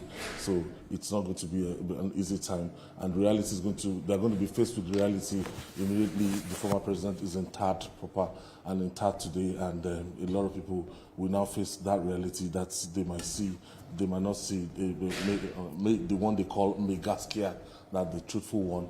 Because after he even left the presidency, most of the time we want to take a stroll. We've seen pictures on social media. He will just come out, and people will be calling him Baba, Baba, Baba. We'll still be waving and still talking about the kind of popularity, the kind of man he was, and so unfortunate that they might not see the one they call Megaskia again, Bossadi. All right, Femi.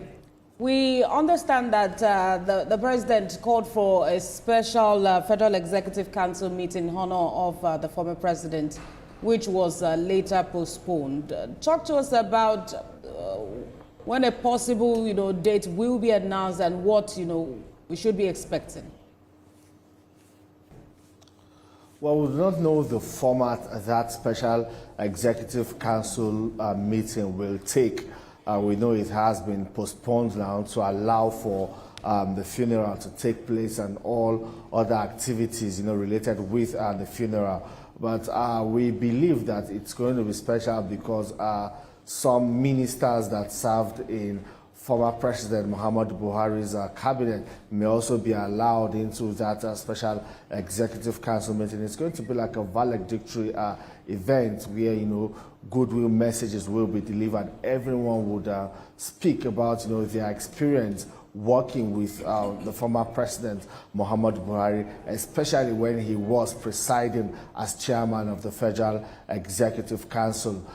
We do not know if but we believe that some members of his family will also represent the family in that special FEC meeting. But of course, we do not know if his wife, Aisha Buhari, will be there because she may still be mourning and would not want to begin to attend public events yet. We also do not know if that will be deferred till after the whole mourning period, so that it will be a bit more elaborate, of course, to honor a man who has also served the country for many years, first as a military president and later as a democratically elected president. The format is not clear, but that's for the executive arm of government and, of course, the secretary to the government of the Federation, George Akume, to coordinate, how that whole activity will be at the end of the day. But we expect it to be, quite significant, honoring the memory of former President Muhammadu Buhari, and to also be President Bola Tinubu's way of indeed showing respect to a man, his predecessor, a man he worked closely with to unseat the opposition in 2015, and a man he also campaigned for in 2019 that went ahead to win that election, and a man that also supported him in 2023, which he eventually won the election, and continued to support him until former President Muhammadu Buhari fell ill. President Tinubu still again had to dispatch the vice president to go check on him and inquire about his welfare. And well, sadly, the former president, died at the London hospital, and then his corpse, his body has now been brought back, and the interment is about to happen. But we believe that beyond the interment, there will still be activities to honor former President Muhammadu Buhari, both by President Bola Tinubu and by other relevant authorities. Olamide. All right, Femi. Let's bring in Ayo here. Earlier, we were talking about the need to immortalize the man, Muhammadu Buhari, and we spoke earlier with the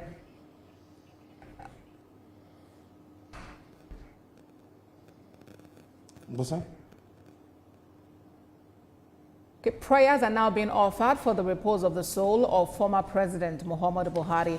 After this, the interment would take place.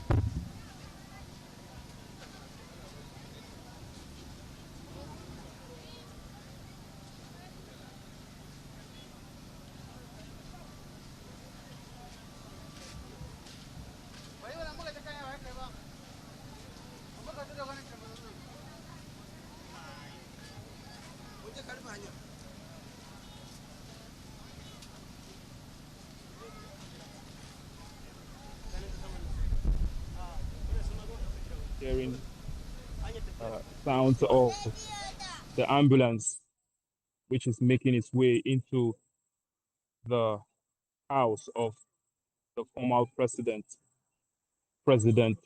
Muhammadu Buhari.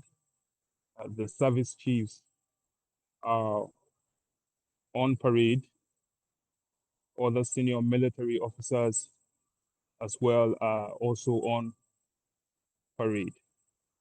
So at this moment, we are waiting for the ambulance to make its way into the house.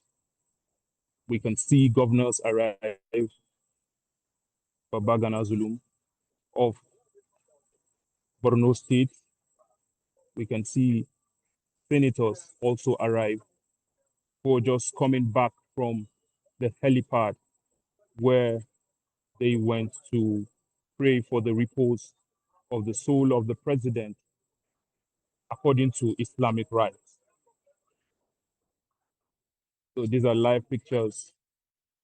A couple of them are now making their way into the garden designated to the garden where his body will be committed to the earth.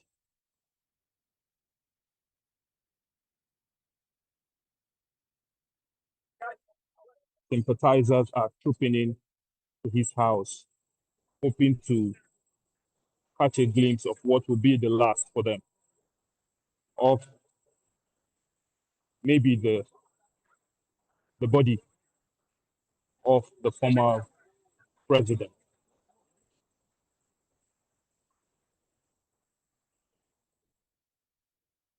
The press have been restricted to this area to ensure there is law and order.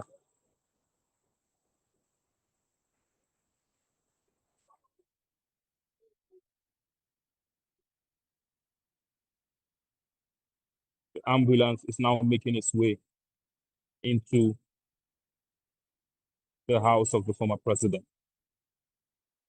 It will be led President Bola Tinubu will be leading the delegation of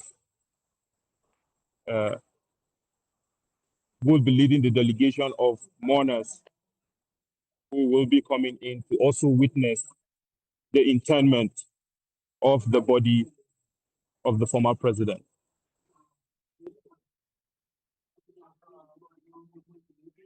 We can see the governor of Katsina State making his way in.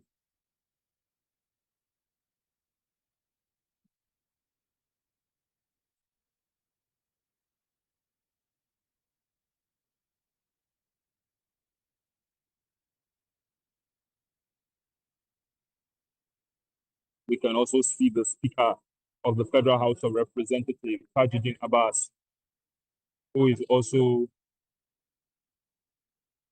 trying to catch a glimpse of what is happening here. Security is very tight, and the military personnel are right here to ensure that there is no breakdown of law and order. We can see the former Vice President, Yemi Oshibanjo,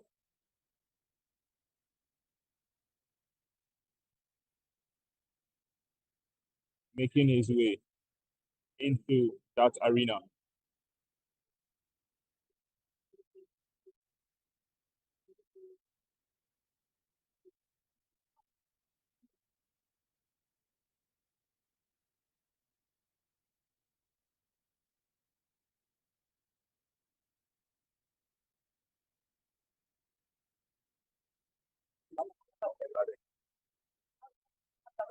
Military personnel have been asked to send out anyone who is trying to be unruly. That's to give you a sense of how tight the security is. Now, we can see President Tinubu approaching this arena. He's in the black SUV over there, and his security details are trying to ensure that the road is clear for the president. You can see them trying to ensure that the space is cleared.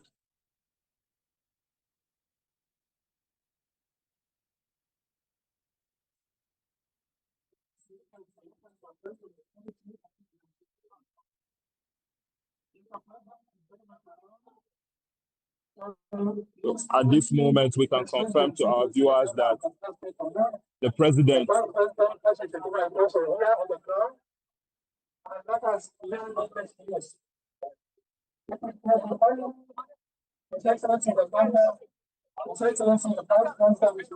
you can hear the announcement that only His Excellency the President. Now, the President is now moving into the graveyard where the President, the former President, Muhammadu Buhari, will be interred.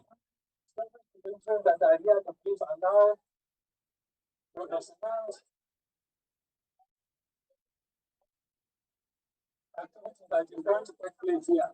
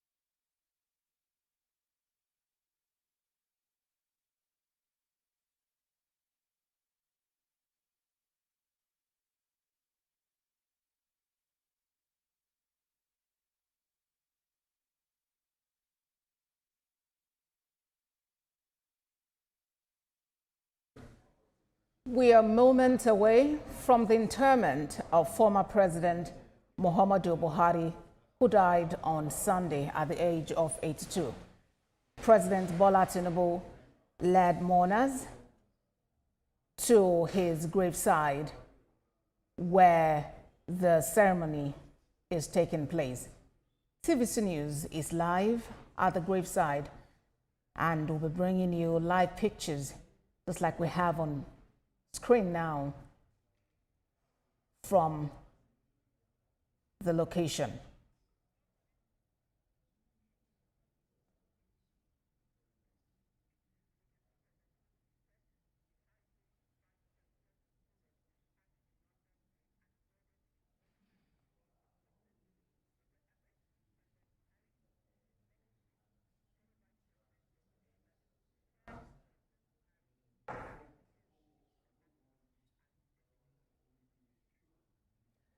We can see that President Bola Tinubu is seated in pictures we showed a while ago.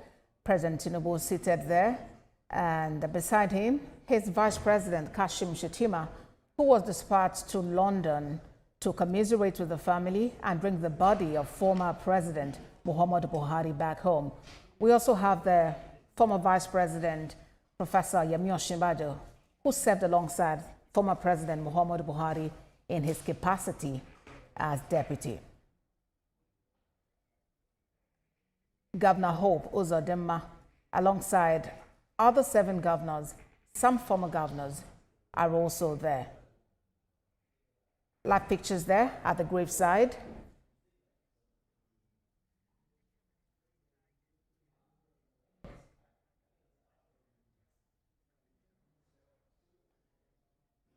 Here are live pictures from the graveside. It's just a matter of moments before the committal process begins.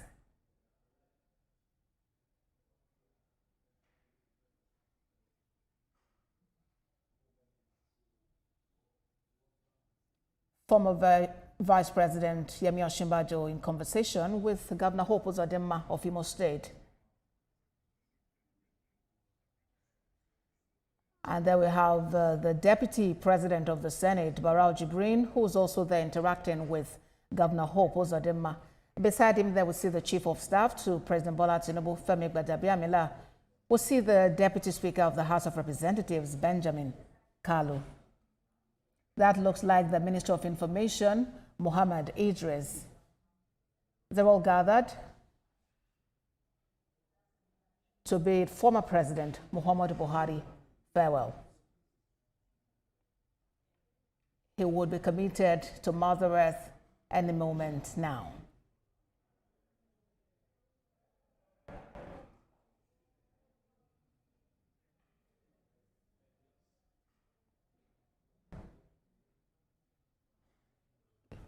Chief of Staff to the President, Femi Gbadabiamila, in conversation with both the President and Vice President, perhaps trying to get clarification on some matters before the committal process would begin. Speaker of the House of Representatives is sitting on the left of the President there, is Abbas Tajuddin, all seated, waiting patiently. And behind the President standing there is son of the President, Sheyi Tinubu.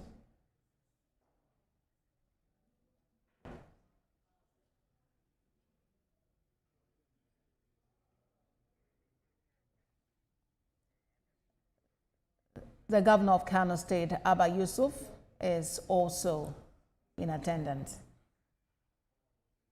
It's good to see that even in death, Muhammadu Buhari is a unifying force, bringing together people from different political divides, people from different faiths,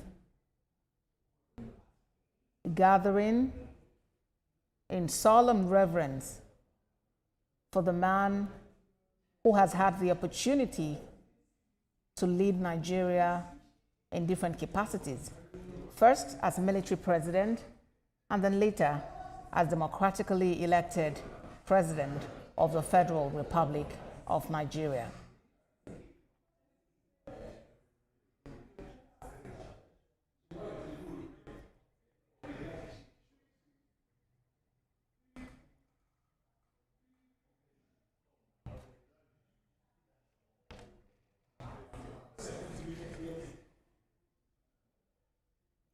Live pictures from Daura in Katsina State, where former President Muhammadu Buhari would be interred any moment now.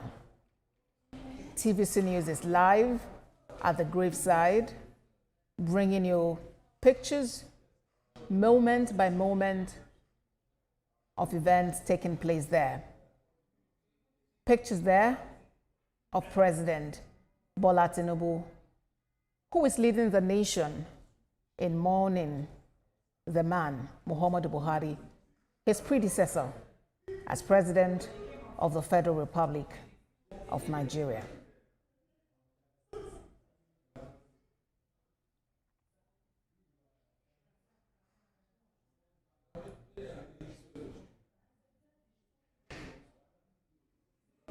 all is set, you can see a closer picture there of the grave. Remember, former President Muhammadu Buhari was a Muslim, and he's being buried today in line with Islamic rites. He died on Sunday at a London clinic at the age of 82.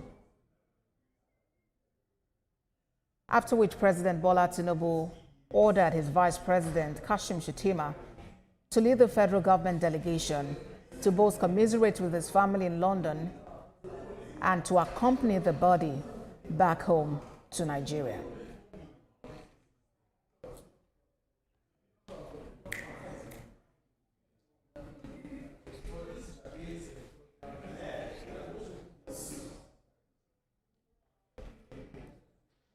Security is watertight in and around the residence of the former President Muhammadu Buhari, as military personnel alongside sister security agencies work together to ensure a smooth process for this state funeral of former President Muhammadu Buhari.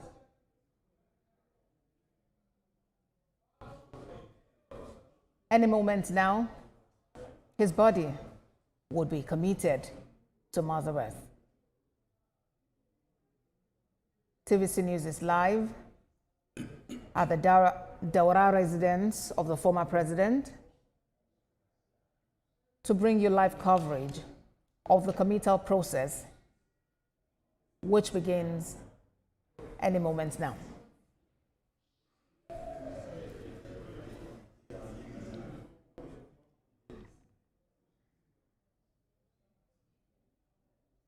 Just before now, prayers were offered for the repose of the soul of the former president, Muhammadu Buhari. Before that, we saw family members gathered around the ambulance conveying his body to both pray and pay their last respects. It was an 88-kilometer journey from the Umaru Musa Yar'Adua International Airport, where the Nigerian Air Force aircraft conveying his body touched down at about 2 p.m. West African time. President Bola Tinubu personally received the body, and then the onward journey began to Daura in Katsina State, where his body would be interred.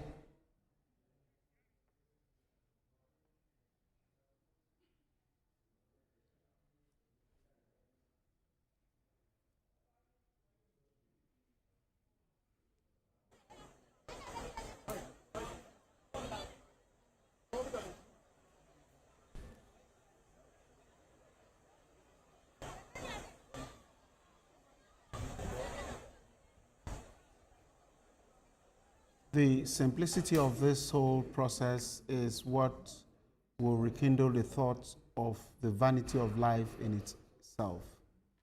For a man who was the military head of state of a large country like Nigeria, controlled several things, resources, natural and human, and then later came back to be a democratically elected president for 8 years with so much power.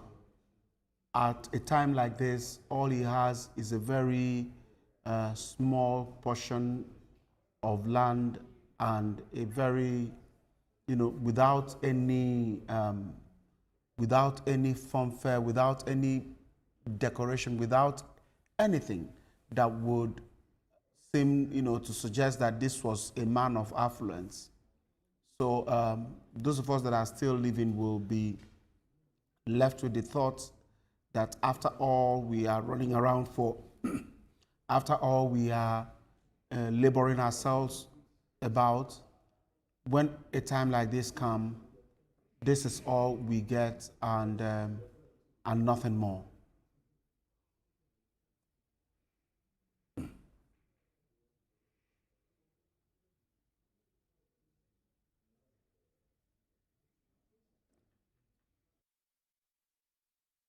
president, taking a stand, taking a place around the graveside, waiting for that moment that everyone had been waiting for, when the body of former President Muhammadu Buhari will be committed to Mother Earth. And we also see the son of the former president, Muhammadu Buhari, in these live pictures. Dignitaries gathered around the grave to pay their last respect.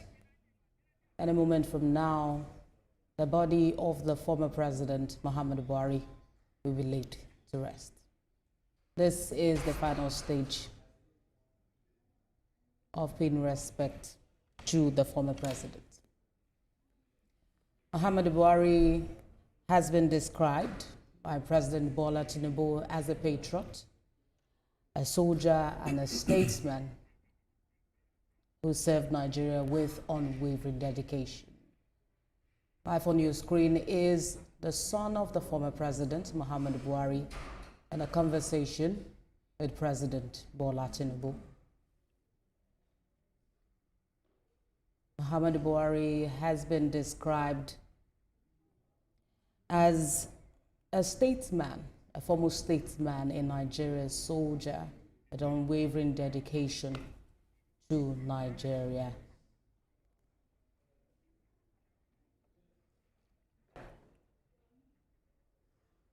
And that's the son of former President Muhammadu Buhari discussing with President Bola Tinubu. Any moment from now, we'll see the former president being committed to Mother Earth. One of the good things today is that the temperature in Katsina is not as hot as it used to be. While the temperature in Lagos is about 28 degrees centigrade, that of Katsina today is about 32. But this is a place that could get up to 38 degrees. So the temperature is not as harsh as it used to ordinarily be. So it's a bit more friendly for a lot of people that came in from different parts of the country into the place for the funeral. And that's a bit more comfortable for them to participate in this process. Some pictures we saw a while ago still suggest that the road is still blocked with several people, thousands of people and vehicles, still lining up on the road. It's something that we cannot imagine how it's going to end, because this suggests, the possibility of many people driving out of the town back to Katsina or wherever they came from is very high, and we hope that everything works out well and people return to wherever they're coming from safely. We're still waiting for that particular moment when the body of the former president will be brought in here, and then the final stage of the ritual take place before the body is lowered into the ground, sealing that journey that began on Sunday evening. To this point, we are all waiting, patiently waiting. The world is waiting. Nigerians are waiting. People of Katsina are waiting. And we are here waiting and monitoring for you. Indeed, TVC News is live at the graveside there, bringing you live pictures of moment by moment activities as the world watches to see the committal of former President Muhammadu Buhari to Mother Earth. That should happen any moment now. In pictures there, it does appear security operatives are trying to make the place orderly, trying to determine who stays where to ensure that everything goes smoothly. And Lupe Soma, reporter, mentioned earlier that there is already a directive that whoever behaves unruly should be sent out of that space. military personnel are seen marching into the arena now. That suggests that we are very close to the moment we've been waiting for. We see some military personnel. They are followed closely by, they are rolling in the body of the former president, now covered in national flag. We know already that this body will be carried by senior military officers at the rank of Major General.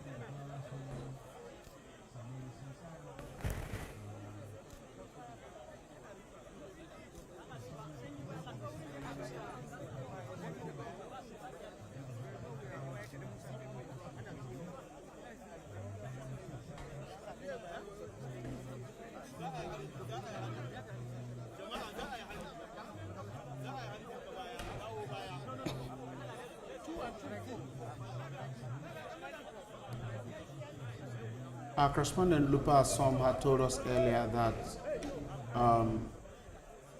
getting access into this environment was a very daunting task, and that limits the number of cameramen you can have in that space. It will be expected that TVC News will be the source for signal for most TV stations covering this burial. I'm not too sure about that, but I suspect because of the limitations earlier announced of people being able to access, gain access into that place. So TVC News right now might be this provider of the signal, and that would be a good thing for us to share with our colleagues.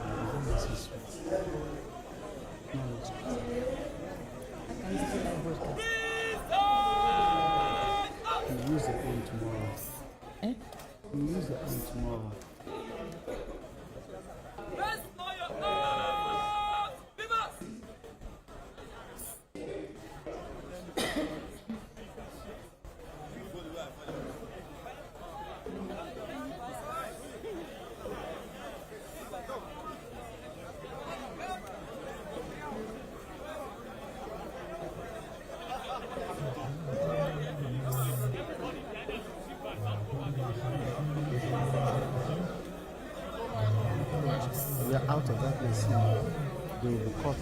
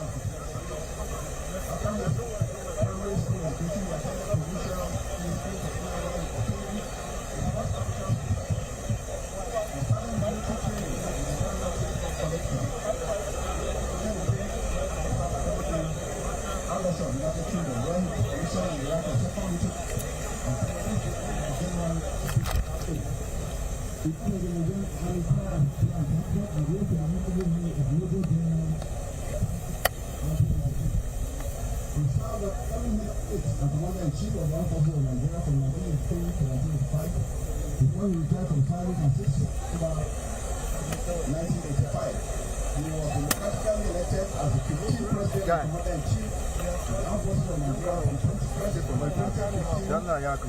I'm streaming. His demise was confirmed by late President Muhammadu Buhari attended several courses while on staff and performed creditably. Some of the courses include North Class Course, Platoon Commander's Course, Mechanical Transport Officer's Course, Commander Staff Course Wellington Fidian, and Army War College Course United States. During his young officer's course, he worked very hard in business training. He demonstrated commendable stamina during practical exercises and in advanced conditions. During his Commander Staff Course in India, he was a sincere and hardworking officer who was quick to learn. He demonstrated the ability to comprehend the implications of most situations and apply tactics to arrive at generally reasonable solutions. He was a friendly and cooperative individual who did his best for his team. He accepted criticism willingly and expressed his views freely in answer. During his Army War College course, he was a well-read and articulate professional who demonstrated a vast range of knowledge on specifically related issues. He could read through Nigerian issues to identify the source of effect and use critical decision and research. He displayed a thorough understanding of issues together with a remarkable ability to deal with a wide range of complex issues simultaneously. He was intellectually curious, cooperative, and technologically rules. His intimate knowledge of current political military problems made him one of the key motivators in the service. His outstanding quality of conducting research, communication skills, and knowledge were aptly brought to bear during the course. Late President Muhammadu Buhari proved his mettle as a professional military officer while he served and held several command, staff, and international appointments. Some of the appointments are platoon commander in Katsina, battalion, mechanical transport officer, commanding Lagos Garrison Transport Command, company commander, Infantry Brigade, Transport Company. The former president also served during the Civil War as battalion adjutant and battalion commander in 2 Infantry Battalion. Most major is secretary of 1 Infantry Division. Brigade major and army commander secretary of 1 Infantry Division. Brigade major and army division commander. He was also commander of Infantry Brigade and assistant general headquarters 1 Infantry Division. Colonel General Staff Headquarters 3 Division. Acting Director of Supply and Transport and contingent member in the United Nations Peacekeeping Force. Towards the twilight of his career in the military, he served as military secretary army, lead administrator for Ministers of Legislative State, chairman of the General Extra Petroleum Petroleum and Federal Commissioner of Petroleum and Energy.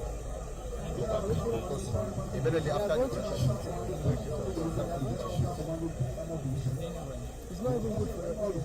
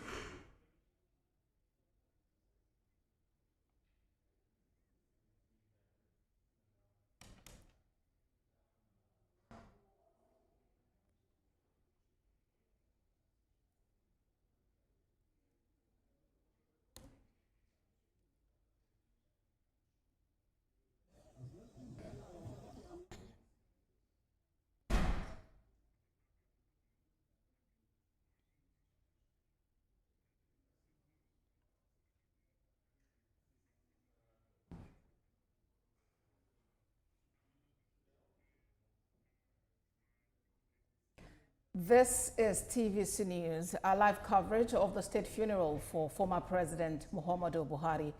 Citation of the former president is being read by the Chief of Defense Staff, General Christopher Musa, at the graveside there at his residence in Daura. Any moments now, his body will be committed to Mother Earth.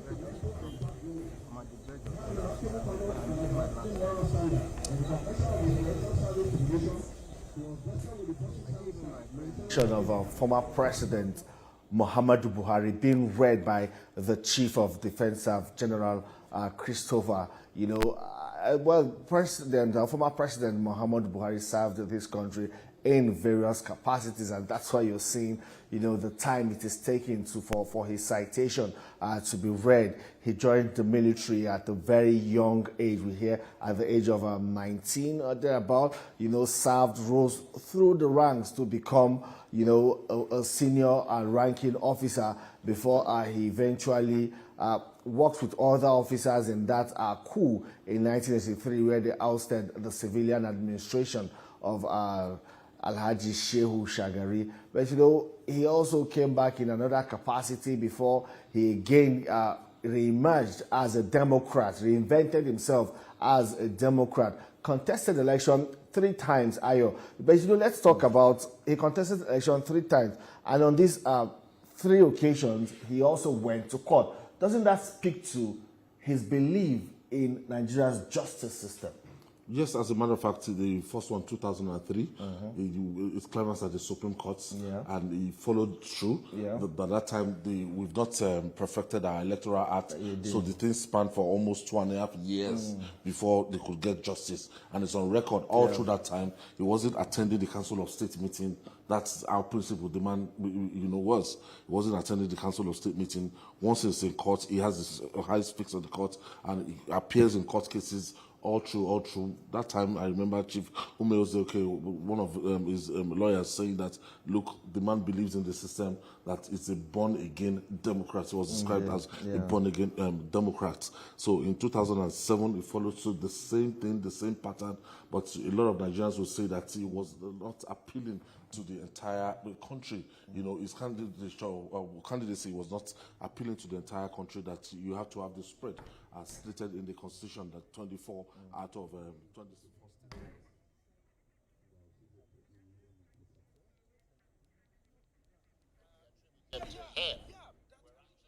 Committal process begins now for former President Muhammadu Buhari. The national flag is being folded and will be handed over to a member of the Buhari family.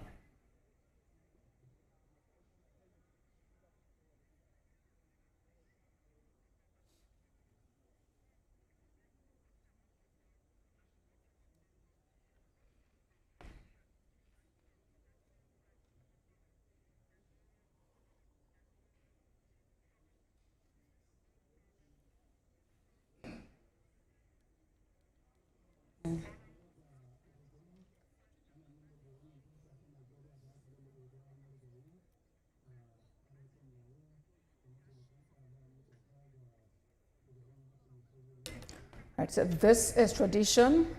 This flag is a symbol of Nigeria. It's a national flag, and now being folded in a particular manner according to tradition.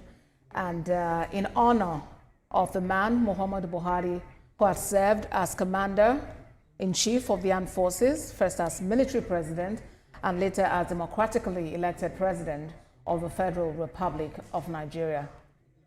So once the process is concluded now, that flag... Expect the body to be committed to Mother Earth. And watching this process, of course, is the president and the vice president. We see them seated, waiting for this process to end. So the body... Yeah, at the moment now, the flag is being handed over. It's been handed over to a member of the family.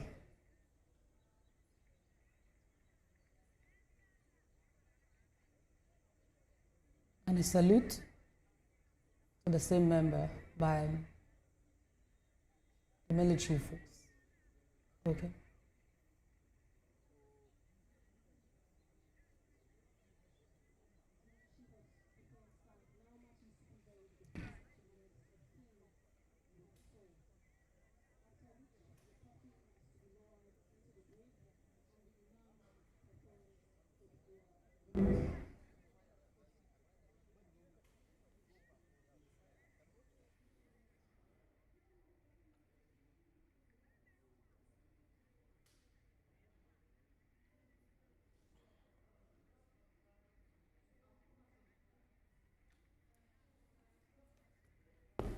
This is symbolic, showing respect for the former president. We see the vice president, Kashim Shettima, approaching the body, the graveside, as the national flag has been handed over.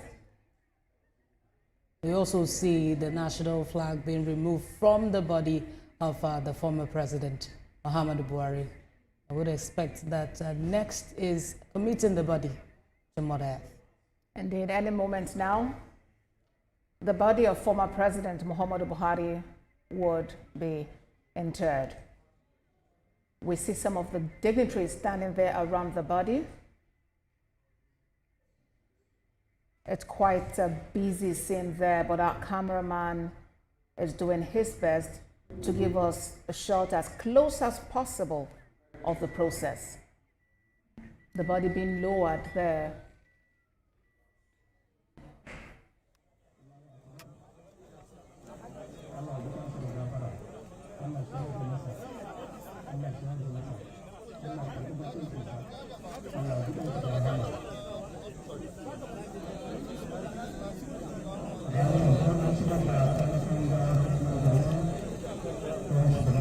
We hear prayers being made.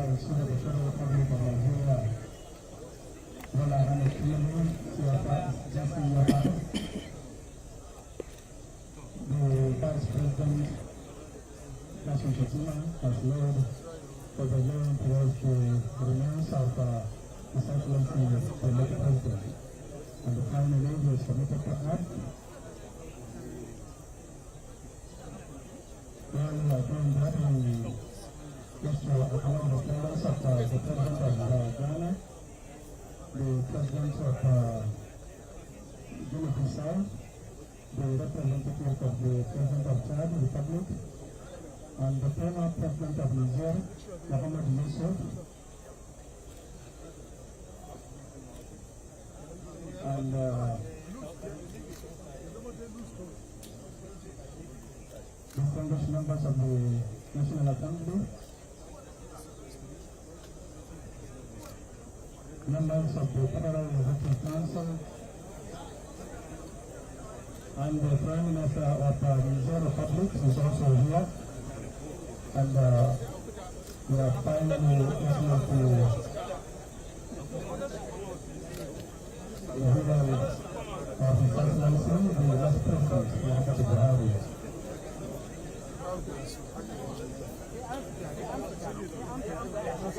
We have governments of the references, governments,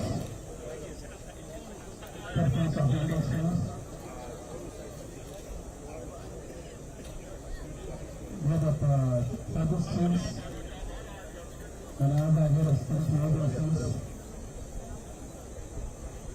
chairman and chief executive officers of buildings, agencies and parastatals, from governments of Katsina, Government of America Lamasani, and Barista Ibrahim Shema, the Deputy Governor, His Excellency Katsina is also here, and now the final process of the program will be taking place. The former Minister of Communication, Ashok Ibrahim Ahmed Antoni, is also here. His Excellency the Minister of Budget and Planning, the Minister of Budget and Economic Planning, the Honorable Minister of Housing, and Urban Development,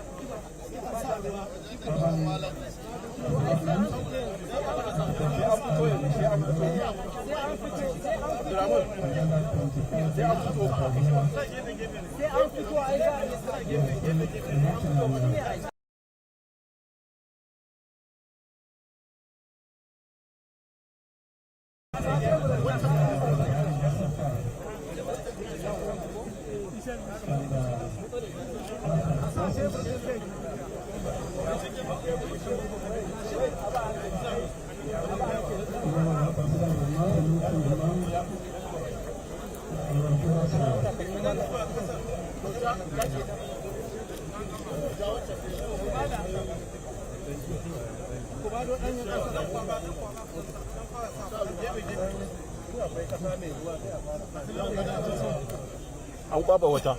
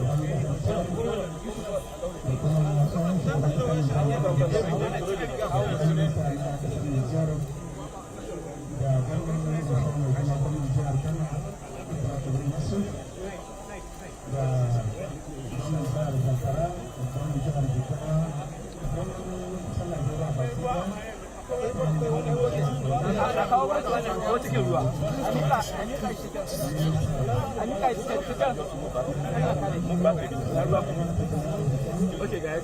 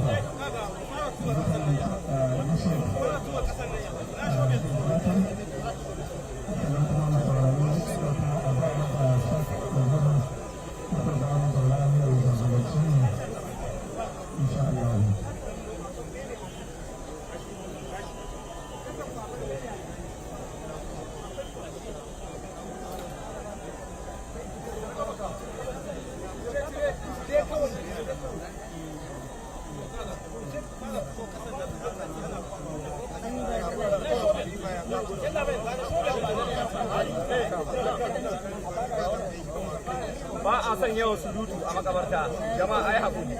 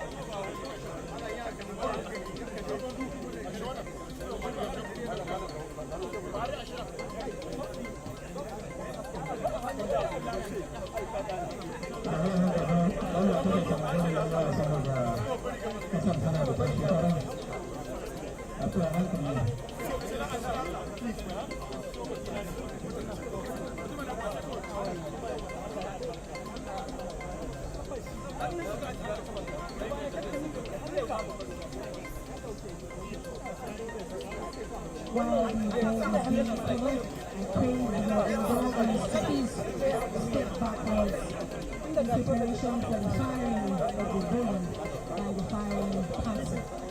Please take your guardians in preparation for the firing of the bomb.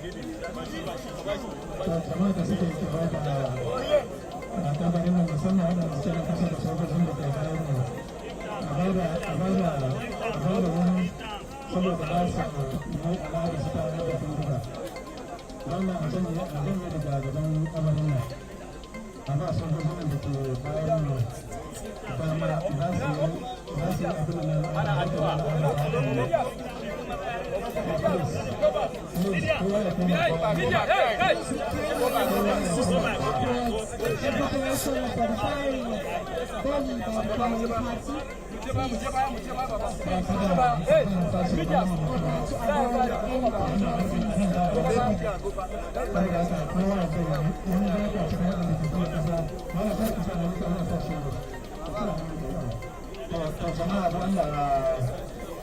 akwai daga baya akwai harkar da za a yi muna gudun kanso na ainihin harsashi kada ya fada ma wanda ke tsakiya don a koma gefe a koma gefe dana sa hannu a ba masu shagun hannu don Allah malam saura a koma bayan ba shi abin yawa ba masu shagun hannu tun daga abin aikin okay right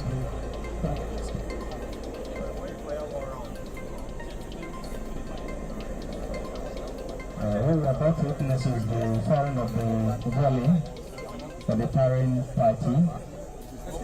The Buhari party commander is taking charge. After the firing of the volley, we shall also witness the reverend.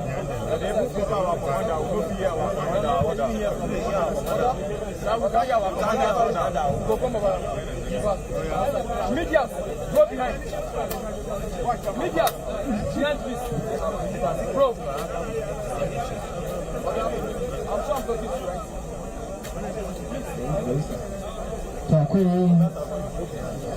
Harbi na bindiga sau uku wanda ake cewa 21 gun wanda za a yi. Muna kira ga jama'a da ke wannan wuri da Allah koma gefe saboda ainihin Firing party. To akwai kwamsara ta harsashi da muke gudun kada ya taɓa jama'a da wannan wanda ke tsakiya su koma. Bayan nan akwai busa ta rubali.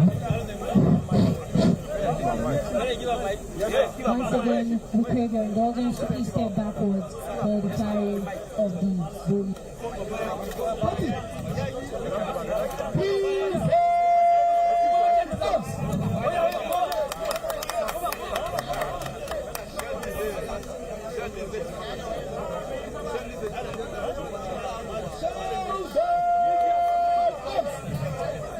The firing party should please be on standby.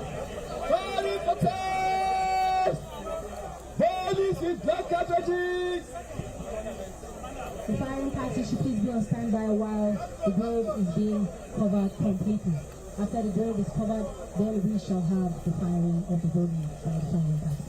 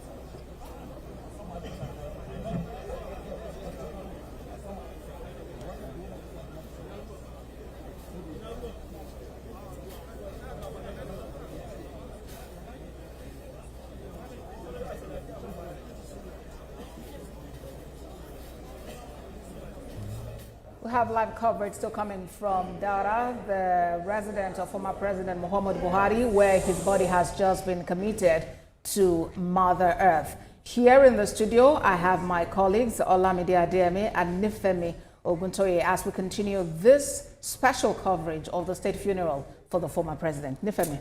Indeed, Ambassador, it's been a day of reflection and national mourning. We saw Mr. President lead the entire nation to show last respect for former President Muhammadu Buhari.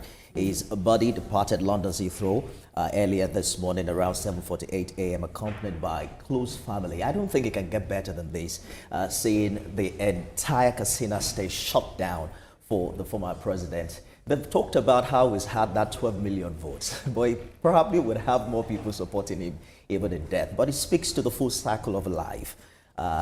You follow his story, how he was head of state, you know, how he tried to become president for 3 or 4 times, and he's done his 8 years. Opinions remain divided as to his performance, though, but you cannot deny how respected he has remained, even long after his death. I think that it speaks a lot about the honor that we bestow on our leaders in Nigeria, and I also think that all of the leaders, because we found out that political leaders have gathered in Katsina, I'm sure that they're paying attention also to how much respect he's getting, I think it should inspire them to be able to do better, because after the deed is done, when you are gone, all that matters is the impact you've been able to make and how much value you've brought to the people that elected you to serve.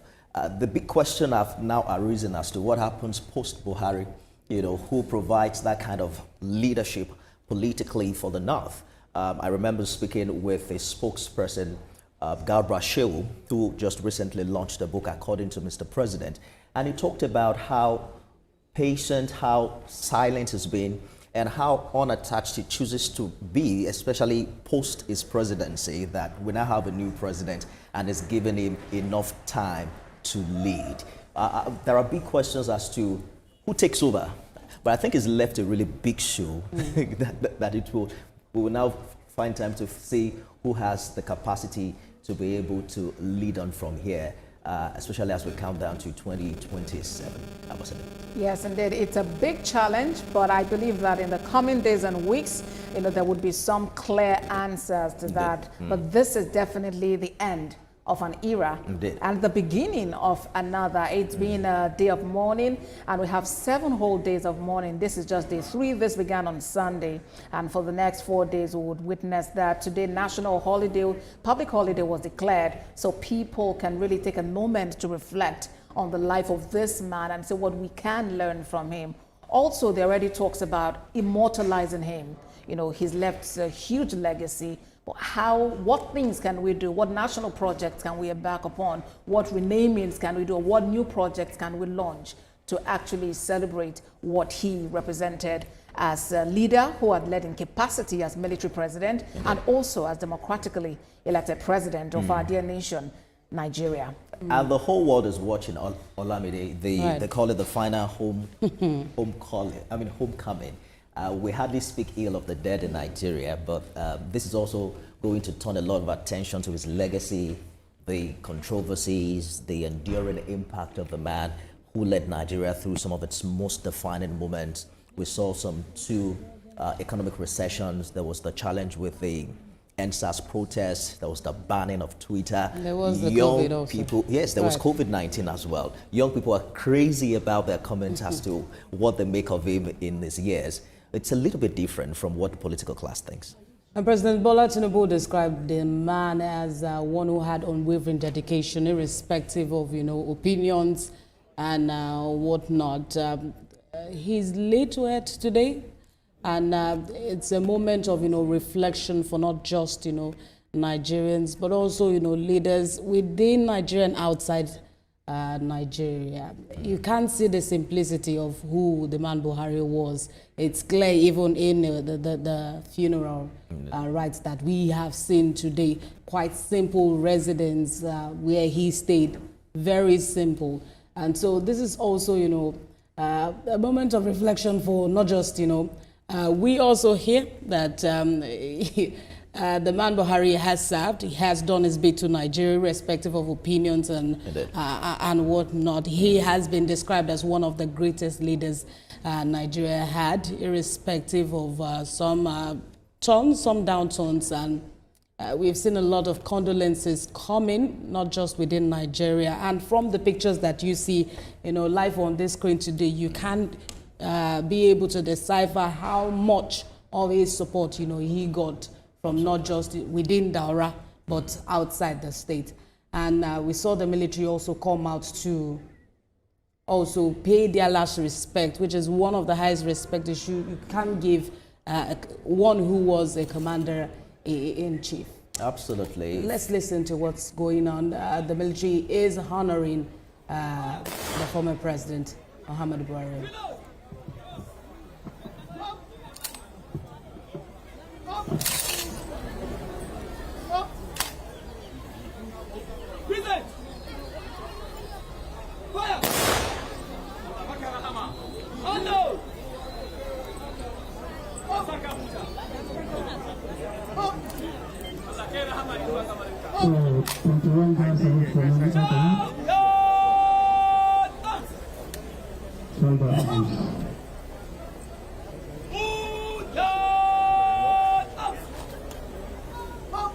Put down your hands to your music.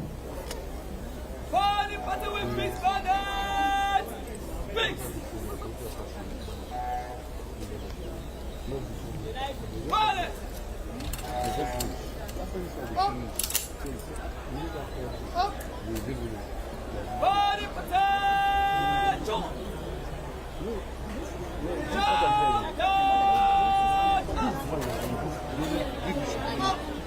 So, alhamdulillah, we're here gabatar da addu'a daga limamin sojoji Lieutenant Yusuf Bishop Musa zai mana addu'a. All commission officers and master warrant officers in uniform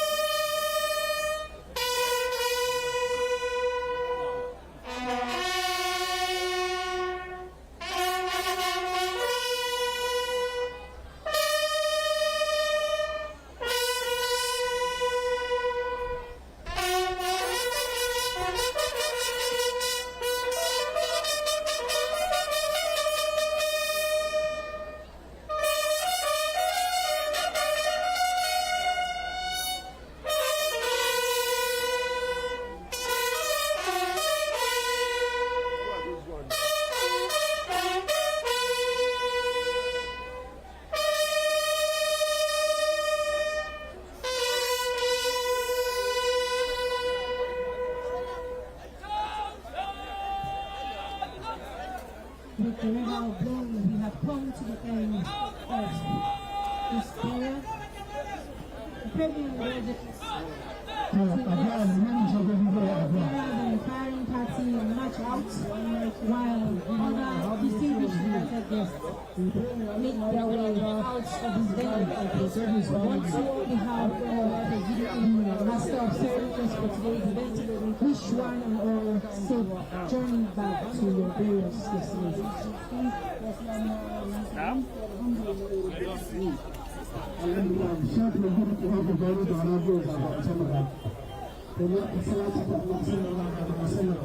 اللهم صل على سيدنا محمد وعلى اله وصحبه وسلم. اللهم صل على سيدنا محمد وعلى اله وصحبه وسلم. اللهم صل على سيدنا محمد وعلى اله وصحبه وسلم. اللهم اغفر له حق حمله واعف عنه وعافه واكرم نزله ويسر دخله. اللهم اغسله بالماء وصلفا وبرده. اللهم نقه من الخطايا والذنوب كما ينقى الثوب الابيض من الدنس. اللهم انه قد نزل بك وانت خير المنزل. اللهم اسكنه فسيح جناتك. اللهم اغفر لنا اجمعين وتوفنا مسلمين واحشرنا في زمرة النبيين والصديقين والشهداء والصالحين برحمتك يا ارحم الراحمين يا رب العالمين. اللهم لا تحرمنا غدره ولا تفتنا بعده. اللهم اغفر لنا ولوالدينا ولاشياخنا ولمن سبقنا بالايمان بحق صلاه الفاتح. اللهم صل على سيدنا محمد الفاتح لما اغلق والخاتم لما سبق ناصر الحق بالحق والهادي الى صراطك المستقيم وعلى اله حق قدره ومقداره العظيم. صلاة لا منتهى لها دون علمك، صلاة ترضيك وترضيه وترضى بها عنا وعن والدينا وعن ازواجنا وذرياتنا يا رب العالمين. اللهم اغفر لنا ولوالدينا ولاشياخنا ولمن سبقنا بالايمان. ربنا اغفر لنا ولاخواننا الذين سبقنا بالايمان ولا تجعل في قلوبنا غلا للذين امنوا ربنا انك رؤوف رحيم. سبحان ربك رب العزة عما يصفون وسلام على المرسلين والحمد لله رب العالمين. ما شاء الله.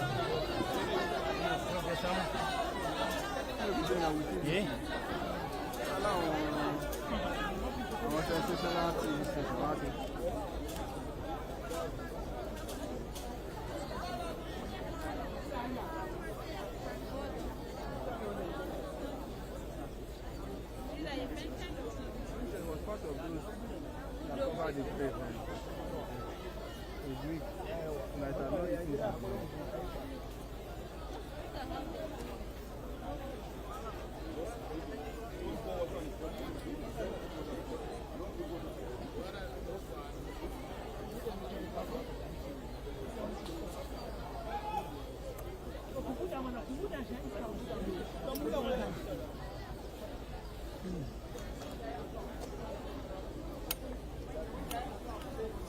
I want to get a shot of the grave and go, but people are still there.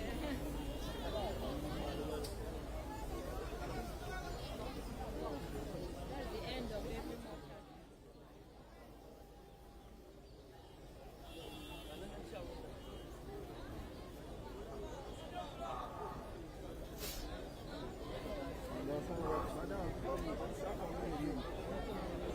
Say what?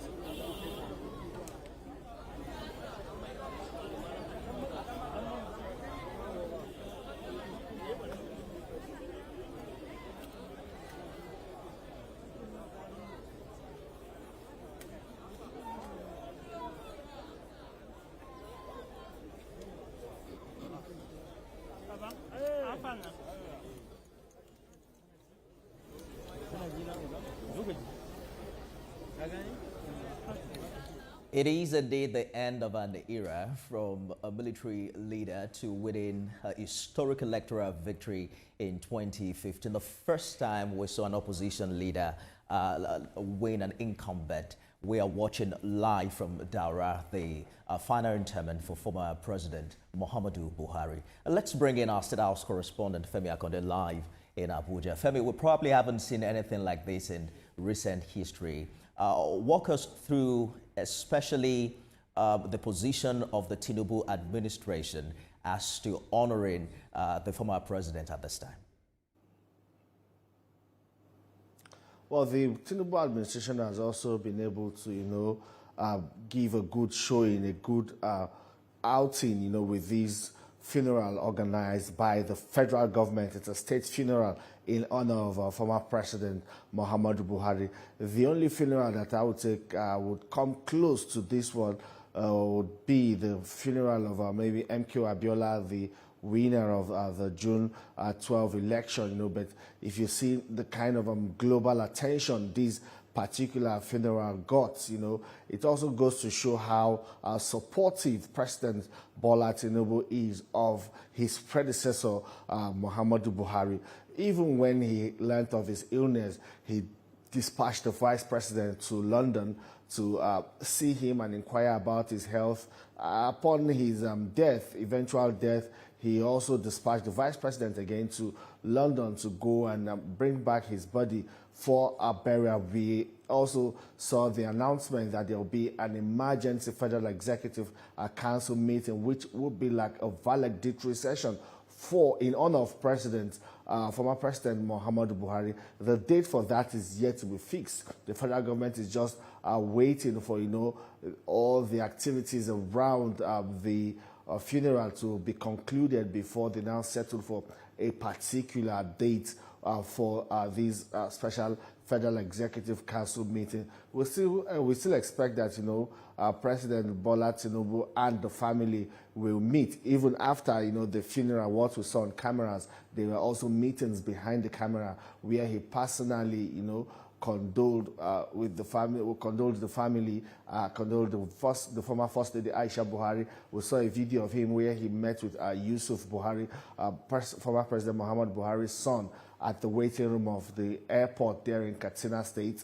We also see all of this shows, the closeness between these two families. We saw how the First Lady, Senator Oluremi Tinubu, held on Aisha Buhari, how they walked from the plane to the waiting area and then took her through up to the residence and has been with her all through, been by her side, comforting her and consoling her. So, it also shows how closely knit these two families have become, even beyond politics, Lifemi. At that, let's bring in journalist Dr. Oladipo. Thank you for joining us. What a long day it's been. You have covered President Buhari extensively, especially during this 8-year tenure. What do you consider the most revealing moments that showed us vulnerabilities as strength as president? At the time he came into power, and even up till now, anybody sitting on that presidential seat is doing a tough job. You know, there is a common saying around this part of the country, and generally, it's easier to destroy than to build. We build something. We may not be too aware of what things look like, but we had stories.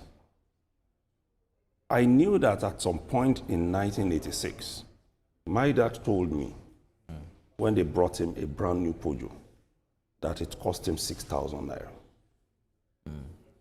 And then we have gotten to a stage in this country where even that Peugeot, we don't assemble it again. We bring it in. And at what cost? So when he got into power, and very much unlike when he was a military head of state, there was a difference. You needed the rule of law. It wasn't by fiat again. It wasn't the war against indiscipline era again, where you just give the order and everybody's queuing up at the bus stop. You have to go through lawmakers, the National Assembly, and all of those. So he had not just his task cut out for him, but others to also cross. The naira was weak. The economy was crumbling.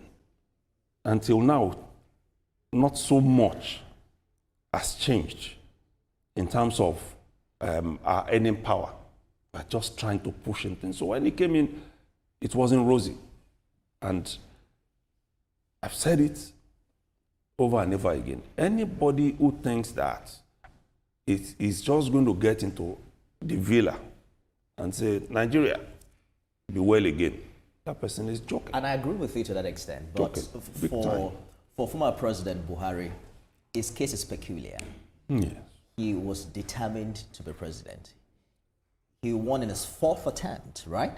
Yes, so opinions remain divided as to whether or not he was overwhelmed by the complexity of the Nigerian problem. Looking back now, history will now have to judge him relative to what he was able to do, compared to the campaign promises that he gave to Nigerians. It's easier to make promises now. When you get in, the reality sets in. For anyone going into the villa to achieve anything substantial now, that person must have done a lot of work. Like I said, and some people share that opinion,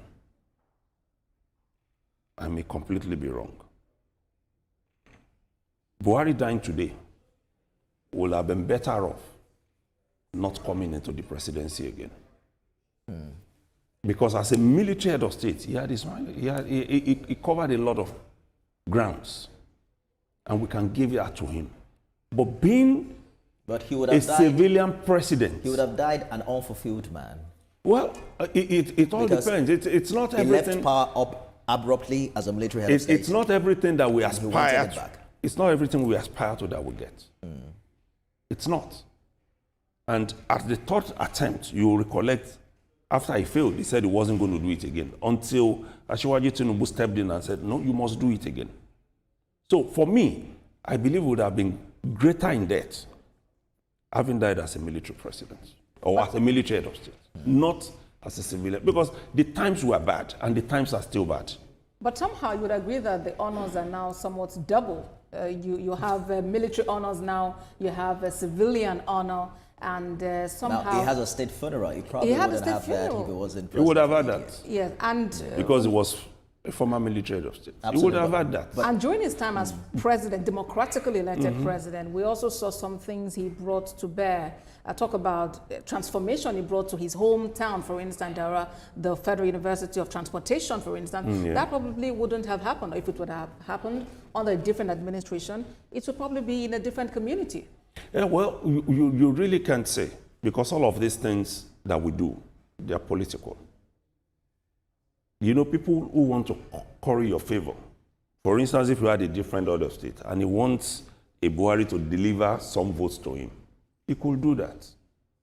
But I'm not saying we can't take that away that he did certain things for certain people, including his own community. Because many of the political leaders we see at the burial today are those who have worked with him very closely in the past 10 years, maybe on his cabinet. I completely agree with you on that. I completely agree with you on that. I'm not taking away from that. But I'm saying in terms of the comments that we are saying today about the fact that some are saying he didn't perform, he didn't do this, because they didn't actually follow what happened during his administration. They didn't. And whatever those who came after the PDP government did, up until now, is just laying the foundation for our recovery. Who do you think will inherit these 12 million votes that Buhari has carried, or, you know, that they say he's carried for so long? Well, don't forget he's from a political family. And that political family he inherited from some people. Because when you put it all together, you'll still be talking about the Yaraduas. It doesn't mean that the Yaraduas hold the 12 million votes. What it means is the fact that some people believe in him. Those people will now look for who else to believe in. And that's what is going to happen. So it's not as if somebody will just come and grab the complete 12 million votes. How do you think that decision would be made or reached? I'm thinking, is it that there would be a meeting of core leaders, you know, who are loyal to him, and then they are, okay, we nominate you to serve in this capacity? Or because when you say it's the people who will decide, how would they decide? Because it means there would then have to be some form of poll, an election. Now, that decision, this is the way it's going to play out. If you recollect some months back, there was a visit by the CPC bloc, that's Congress for Progressive Change, some top leaders who went to see him and said, it's like the present administration has sidelined us. We want to move, we are not happy again. These were people who also served in government before now. I think they are divided actually between the current... exactly, when you now look at that group, you still have some people who are in government now within that group who are still saying we are going with APC. You have some of them who are already in the African Democratic Congress, that's the coalition. That's what I'm saying, it's going to all move around. Things will happen and... There are quite a number of politicians who appear to have stayed close to him even after he left office. There is Ibikun Amosun of Ogun State, who was with him last year during his 81st birthday. Nasir El-Rufai also recently visited him, even while he was forming his ADC alliance. Would you say that Buhari left a political successor that his followers can identify with? No, I won't say that. Because nobody can say this is the successor. Nobody. Unlike in those days when we had during the Second Republic, when we had National Party of Nigeria, Unity Party of Nigeria, you can say, okay, this is who is likely to succeed, say, a Chief Obafemi Awolowo or an Nnamdi Azikiwe. But now it's no longer that way. Everybody comes together with their own constituency, their votes, their power. Nobody has absolute power now. But in some instances, you have some leaders who are able to put people together. And that is the most important now. So everybody will now go to their communities, to their constituencies, to go and deliver those constituencies to whoever they want. It's split now. It's fluid. It's not compact. Anything can happen. Let's take this conversation back to our Abuja studio, where Femi Akonde is standing by. Femi, you covered President Buhari very closely. You probably have a bigger lens than all of us in this studio. What stood out for you, really, watching his interment? What moments are you remembering, and how are you personally remembering him as a journalist? Well, I think for me, what stood out was, seeing his state chief of protocol scope, the man that used to walk up, that used to move ahead of the president, direct him in the direction he would go, and also help him to ensure that, all protocols are duly observed, as they say. And also his aide-de-camp, the man you saw at the graveside with the red cap, the military man, you just see the two of them watch the body of their former boss or former boss, being lowered into the grave. I was wondering, what was running through their minds and how they also would be thinking that, well, indeed, that's the end of life. No one gets out of it alive, and, it's just going to be a moment of, sober reflection for them, a lot running through their mind. They'll be processing, the time they had with their former boss, the good times, the bad times, when they accompanied him to the Federal Executive Council meeting,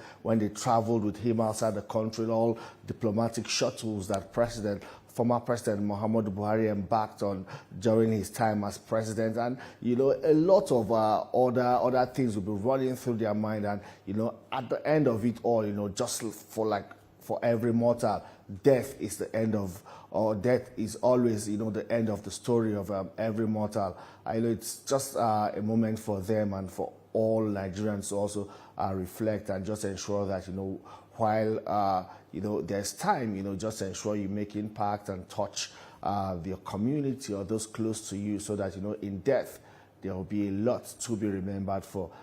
It's our legacies that outlive us. And for former President Muhammadu Buhari, during his time too, he was a man who, I would say, was very difficult to read. It was very difficult to tell what's on his mind, when things are happening around the country. You see the governors run to the villa to consult him. He listens attentively, just very observant. And in some cases, after all consultations, they leave without a resolution. He would hardly tell them, this is where I stand, or this is my position on this matter. All they come to sit and do is to read his body language. And sometimes it's largely misinterpreted. Ifemi.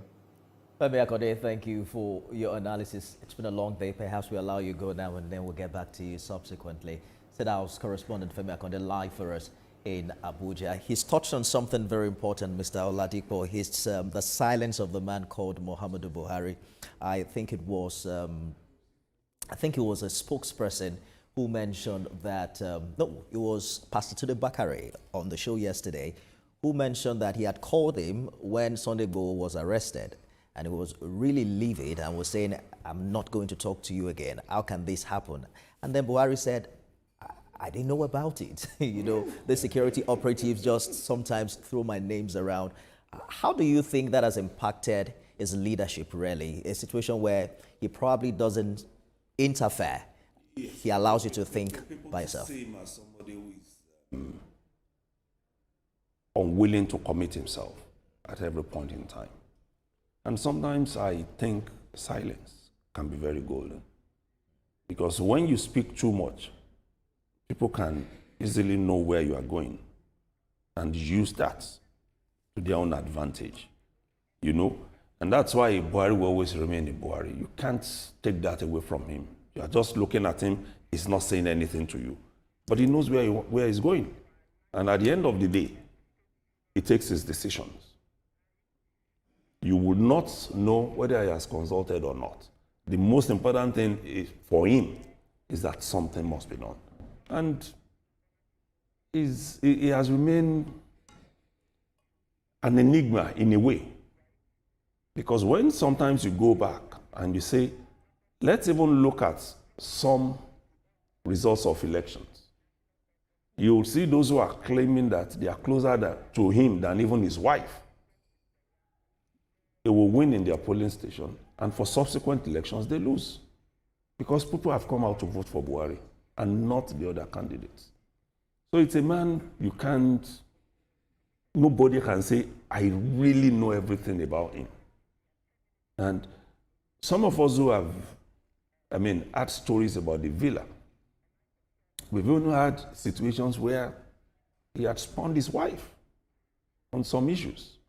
A lot of times we assume erroneously that once the First Lady enters the room, which some have fondly referred to him as having said the Hosa room, they believe everything is settled. But we've had stories of him saying, no, you can't do this. We're in government, this can't happen. And that's the man. And that's why when people first think about him, no matter what happens around him, a lot of people believe his pattern is clean. People, like he mentioned now, use his name to do a lot of things. And that's the way for every president. The president can be everywhere. So somebody can wake up and say, Oga said I should tell you this. How will you say the president did not say the person, knowing the closeness? But sometimes that seems to have given room to a lot of insinuation. Look at what happened just before the 2023 election. Yes. Where it looked as if he wasn't going to support his party's candidate. Yes. And then there was cash scarcity. Yeah. The whole country felt the brunt of that silence. Yes. Indeed. And it really impacted on that election because some people thought it wasn't backing Ashwaju for that election. But at the end of the day, we saw some sense in that. Number one, the level of bribery in that election went down drastically. Number two, it has helped us till now to know that cash is not king, and that you can do your transactions without even having I'd like us any to cash even with you. stay away from that as we begin to wrap up this conversation. Precisely, how do you think that Muhammadu Buhari will be remembered across board? Because there's a sharp difference between what the political class is saying and what the young people are talking about. In years to come, it's going to be talked about in history, it's going to be taught in classes. How do you think it's going to be remembered?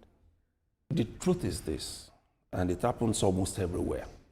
You value a man when he's gone because you have a benchmark. You have somebody to compare him to. And that's what we are seeing now. And that's what we're going to see in the future. I was saying it not long ago. A lot of people who are critics, they don't know that government and governance, they are two difficult things to handle. You only need to be there. That's why at some point, some people are saying maybe Aso Rock is jinxed. It's not jinxed. It's just the reality of the fact that the enormity of the problems to be confronted is not something that you would have fathomed before you come in.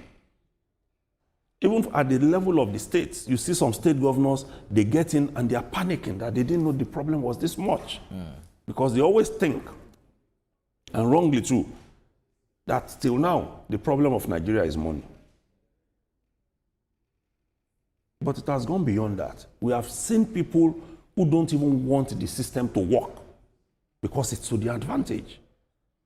People who want to gather all the money and enslave people. When you go through some of the things that happened in the past, for instance, look at the revelations coming out on the former CBN governor. Who would have believed that happened under Buhari? But how would he have seen through that? Sitting where he's sitting, unless there are revelations like this. We saw it under President Obasanjo too. When people were saying some projects had been executed, whereas they only collected the money, and he made some discoveries. If you recollect, he made some discoveries, even in some states. I remember a governor in the Southwest who took Obasanjo on a particular road and told him, this was the road for which you released money last year. The road was not done. So until when you get there, and if it's a local government, you can say, okay, the man can even walk the whole local government in one day. Maybe it's not as simple as some people think it is. Yes, and that's because they are not there. When you get in, you discover the enormity of the challenges and the size of the country you are governing. You know, some will always argue that after all, United States of America is bigger. It has 50 states and so. But the structure they are running is different from us. Mr. Dr. Oladipo, thank you so much for talking to us. Thank you so much for having me. Abosede, what a day it's been. A very long day. We've been on this all day, monitoring the state funeral for the former president, Muhammadu Buhari, whose body left the Heathrow Airport at about 7:48 a.m. today, accompanied by Vice President Kashim Shettima, who was dispatched by President Bola Tinubu to both commiserate with the family and bring the body back Indeed. home. So we saw the body move alongside.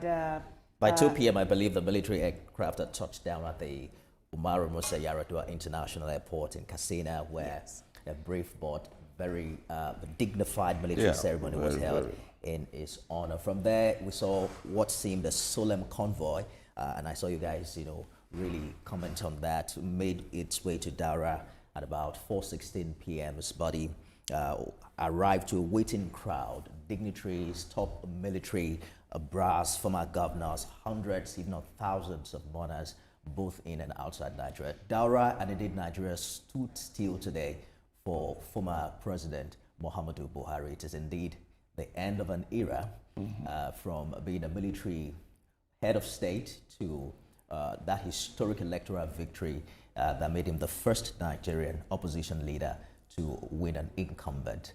Well, thank you so much for being a part of the conversation with us. But we've shown you all the way from Abuja and from Heathrow, and you saw the finer committee in Daura. The conversation doesn't end here. We're back at 7 p.m. where we'll bring you more highlights as regards our coverage of the state funeral. Thank you everyone for being a part of the conversation, and we'll be back at 7 p.m. Stay with us.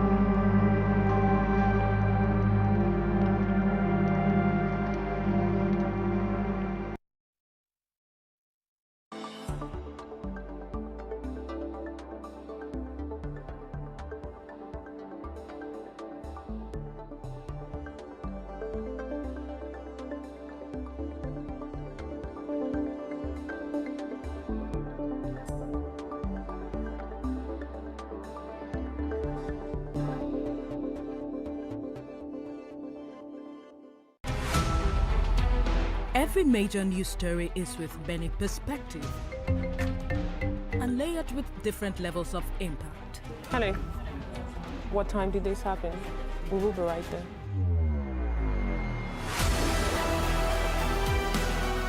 At TVC News, we follow the big and major news, gathering the facts, witnessing the outcome. I am here live at the aftermath of the approval of the new national minimum wage. We are TV station of the year, not just for breaking news, but for being first, fair and accurate. TVC News, first with breaking news.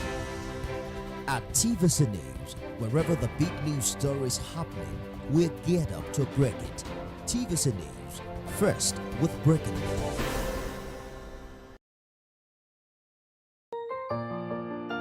In the quiet hills of Oke-Laorogun, a rural town locked away in Osun State, something extraordinary is happening. Not gold, not oil, but something far more valuable: hope.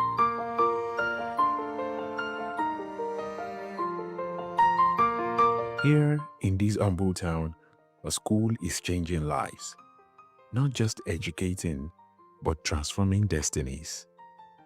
This is Abolari College, founded by His Royal Majesty Oba Adedokun Abolari, the Orogun of Oke-Laorogun, not with riches, but with vision and love. At Abolari College, everything is free. Every single thing: uniforms, books, accommodation, feeding, healthcare, laptops. These students come from the forgotten corners of Nigeria. Children of farmers, petty traders, widows. Many of them will never have seen the inside of a classroom. Sunana Musa Hagwala. Perseverance, learning, studying, sacrifice, and most of all, love of what you are doing and learning to do. Abolari taught me to interact with people and to stop being like a caged bird, because it says Interaction makes you to meet greater people in life and makes people to interact with you so as to know the ways they can be of help to you. I intend to be a medical doctor, a surgeon in particular, a neurosurgeon, because I just love to help people and I hate seeing people waste away due to maybe inefficient medical personnel to help or even lack of finance. The teachers, dedicated, passionate, and selfless. And one of them is the king himself. Yes, the monarch. Kabiyesi teaches in the classroom, not as royalty, but as a father to every child. He knows each student by name. He listens to their stories. He wipes their tears. He dreams with them. He talks to them every day. Majority of them were walking around here. Iba, Inisha, Okueripa, Ilaogun, Oyon, Ora Igbomina, Okelaogun. Much Kabiyesi. If you are watching this, thank you so much for giving hope to the hopeless. I got admission into Federal University of Oye-Ekiti in the year 2021. I'm studying theatre media arts and I'm in 400 level. Abolari College is a school that doesn't leave you after secondary school, still help you throughout your tertiary institution. Kábíyèsí o! Mẹ́gbẹ́yìn lọ́mọ ewúrẹ́ ọ̀ràngún tí jẹ lẹ́sẹ̀ gbàgede, ẹ̀yin lọ́mọ awúrẹ́ ọ̀ràngún tí jẹ lẹ́sẹ̀ yàrá. Ẹ̀yin lọ́mọ adìyẹ òpópó ọ̀ràngún tí jẹ lẹ́sẹ̀ gẹ̀rú adé. Ẹ̀yin lọ́mọ ajímọ́bìnrin ọ̀fẹ́, ọmọ òjò àmọ̀tà, ọmọ òjò ọdún kì í rọ̀ lásán, ọmọ òdìjọ wọn bá ń dásù, nílé ìlàjò, nílé ọ̀ràngún, ọmọ àsọ̀rọ̀ mi lọ́lọ́ iṣu, ọmọ ìlú ẹrú ò gbọ́dọ̀ gbé, ọmọ ní gbé. I'm currently a student of Union studying anatomy 200 level. I got admitted to Abolari College September 19, 2016. You know, throughout the time I was in the school, it was a fun experience. I learned a lot and got prepared for the future. My first set of students, if not that Kabiyesi brought this school in timely intervention, I don't know what the fate of those girls would have been. Some of them would have been mothers, single parents by now. Some of them already has lost hope. Thank God for the intervention and Kabiyesi saw this coming and put it together.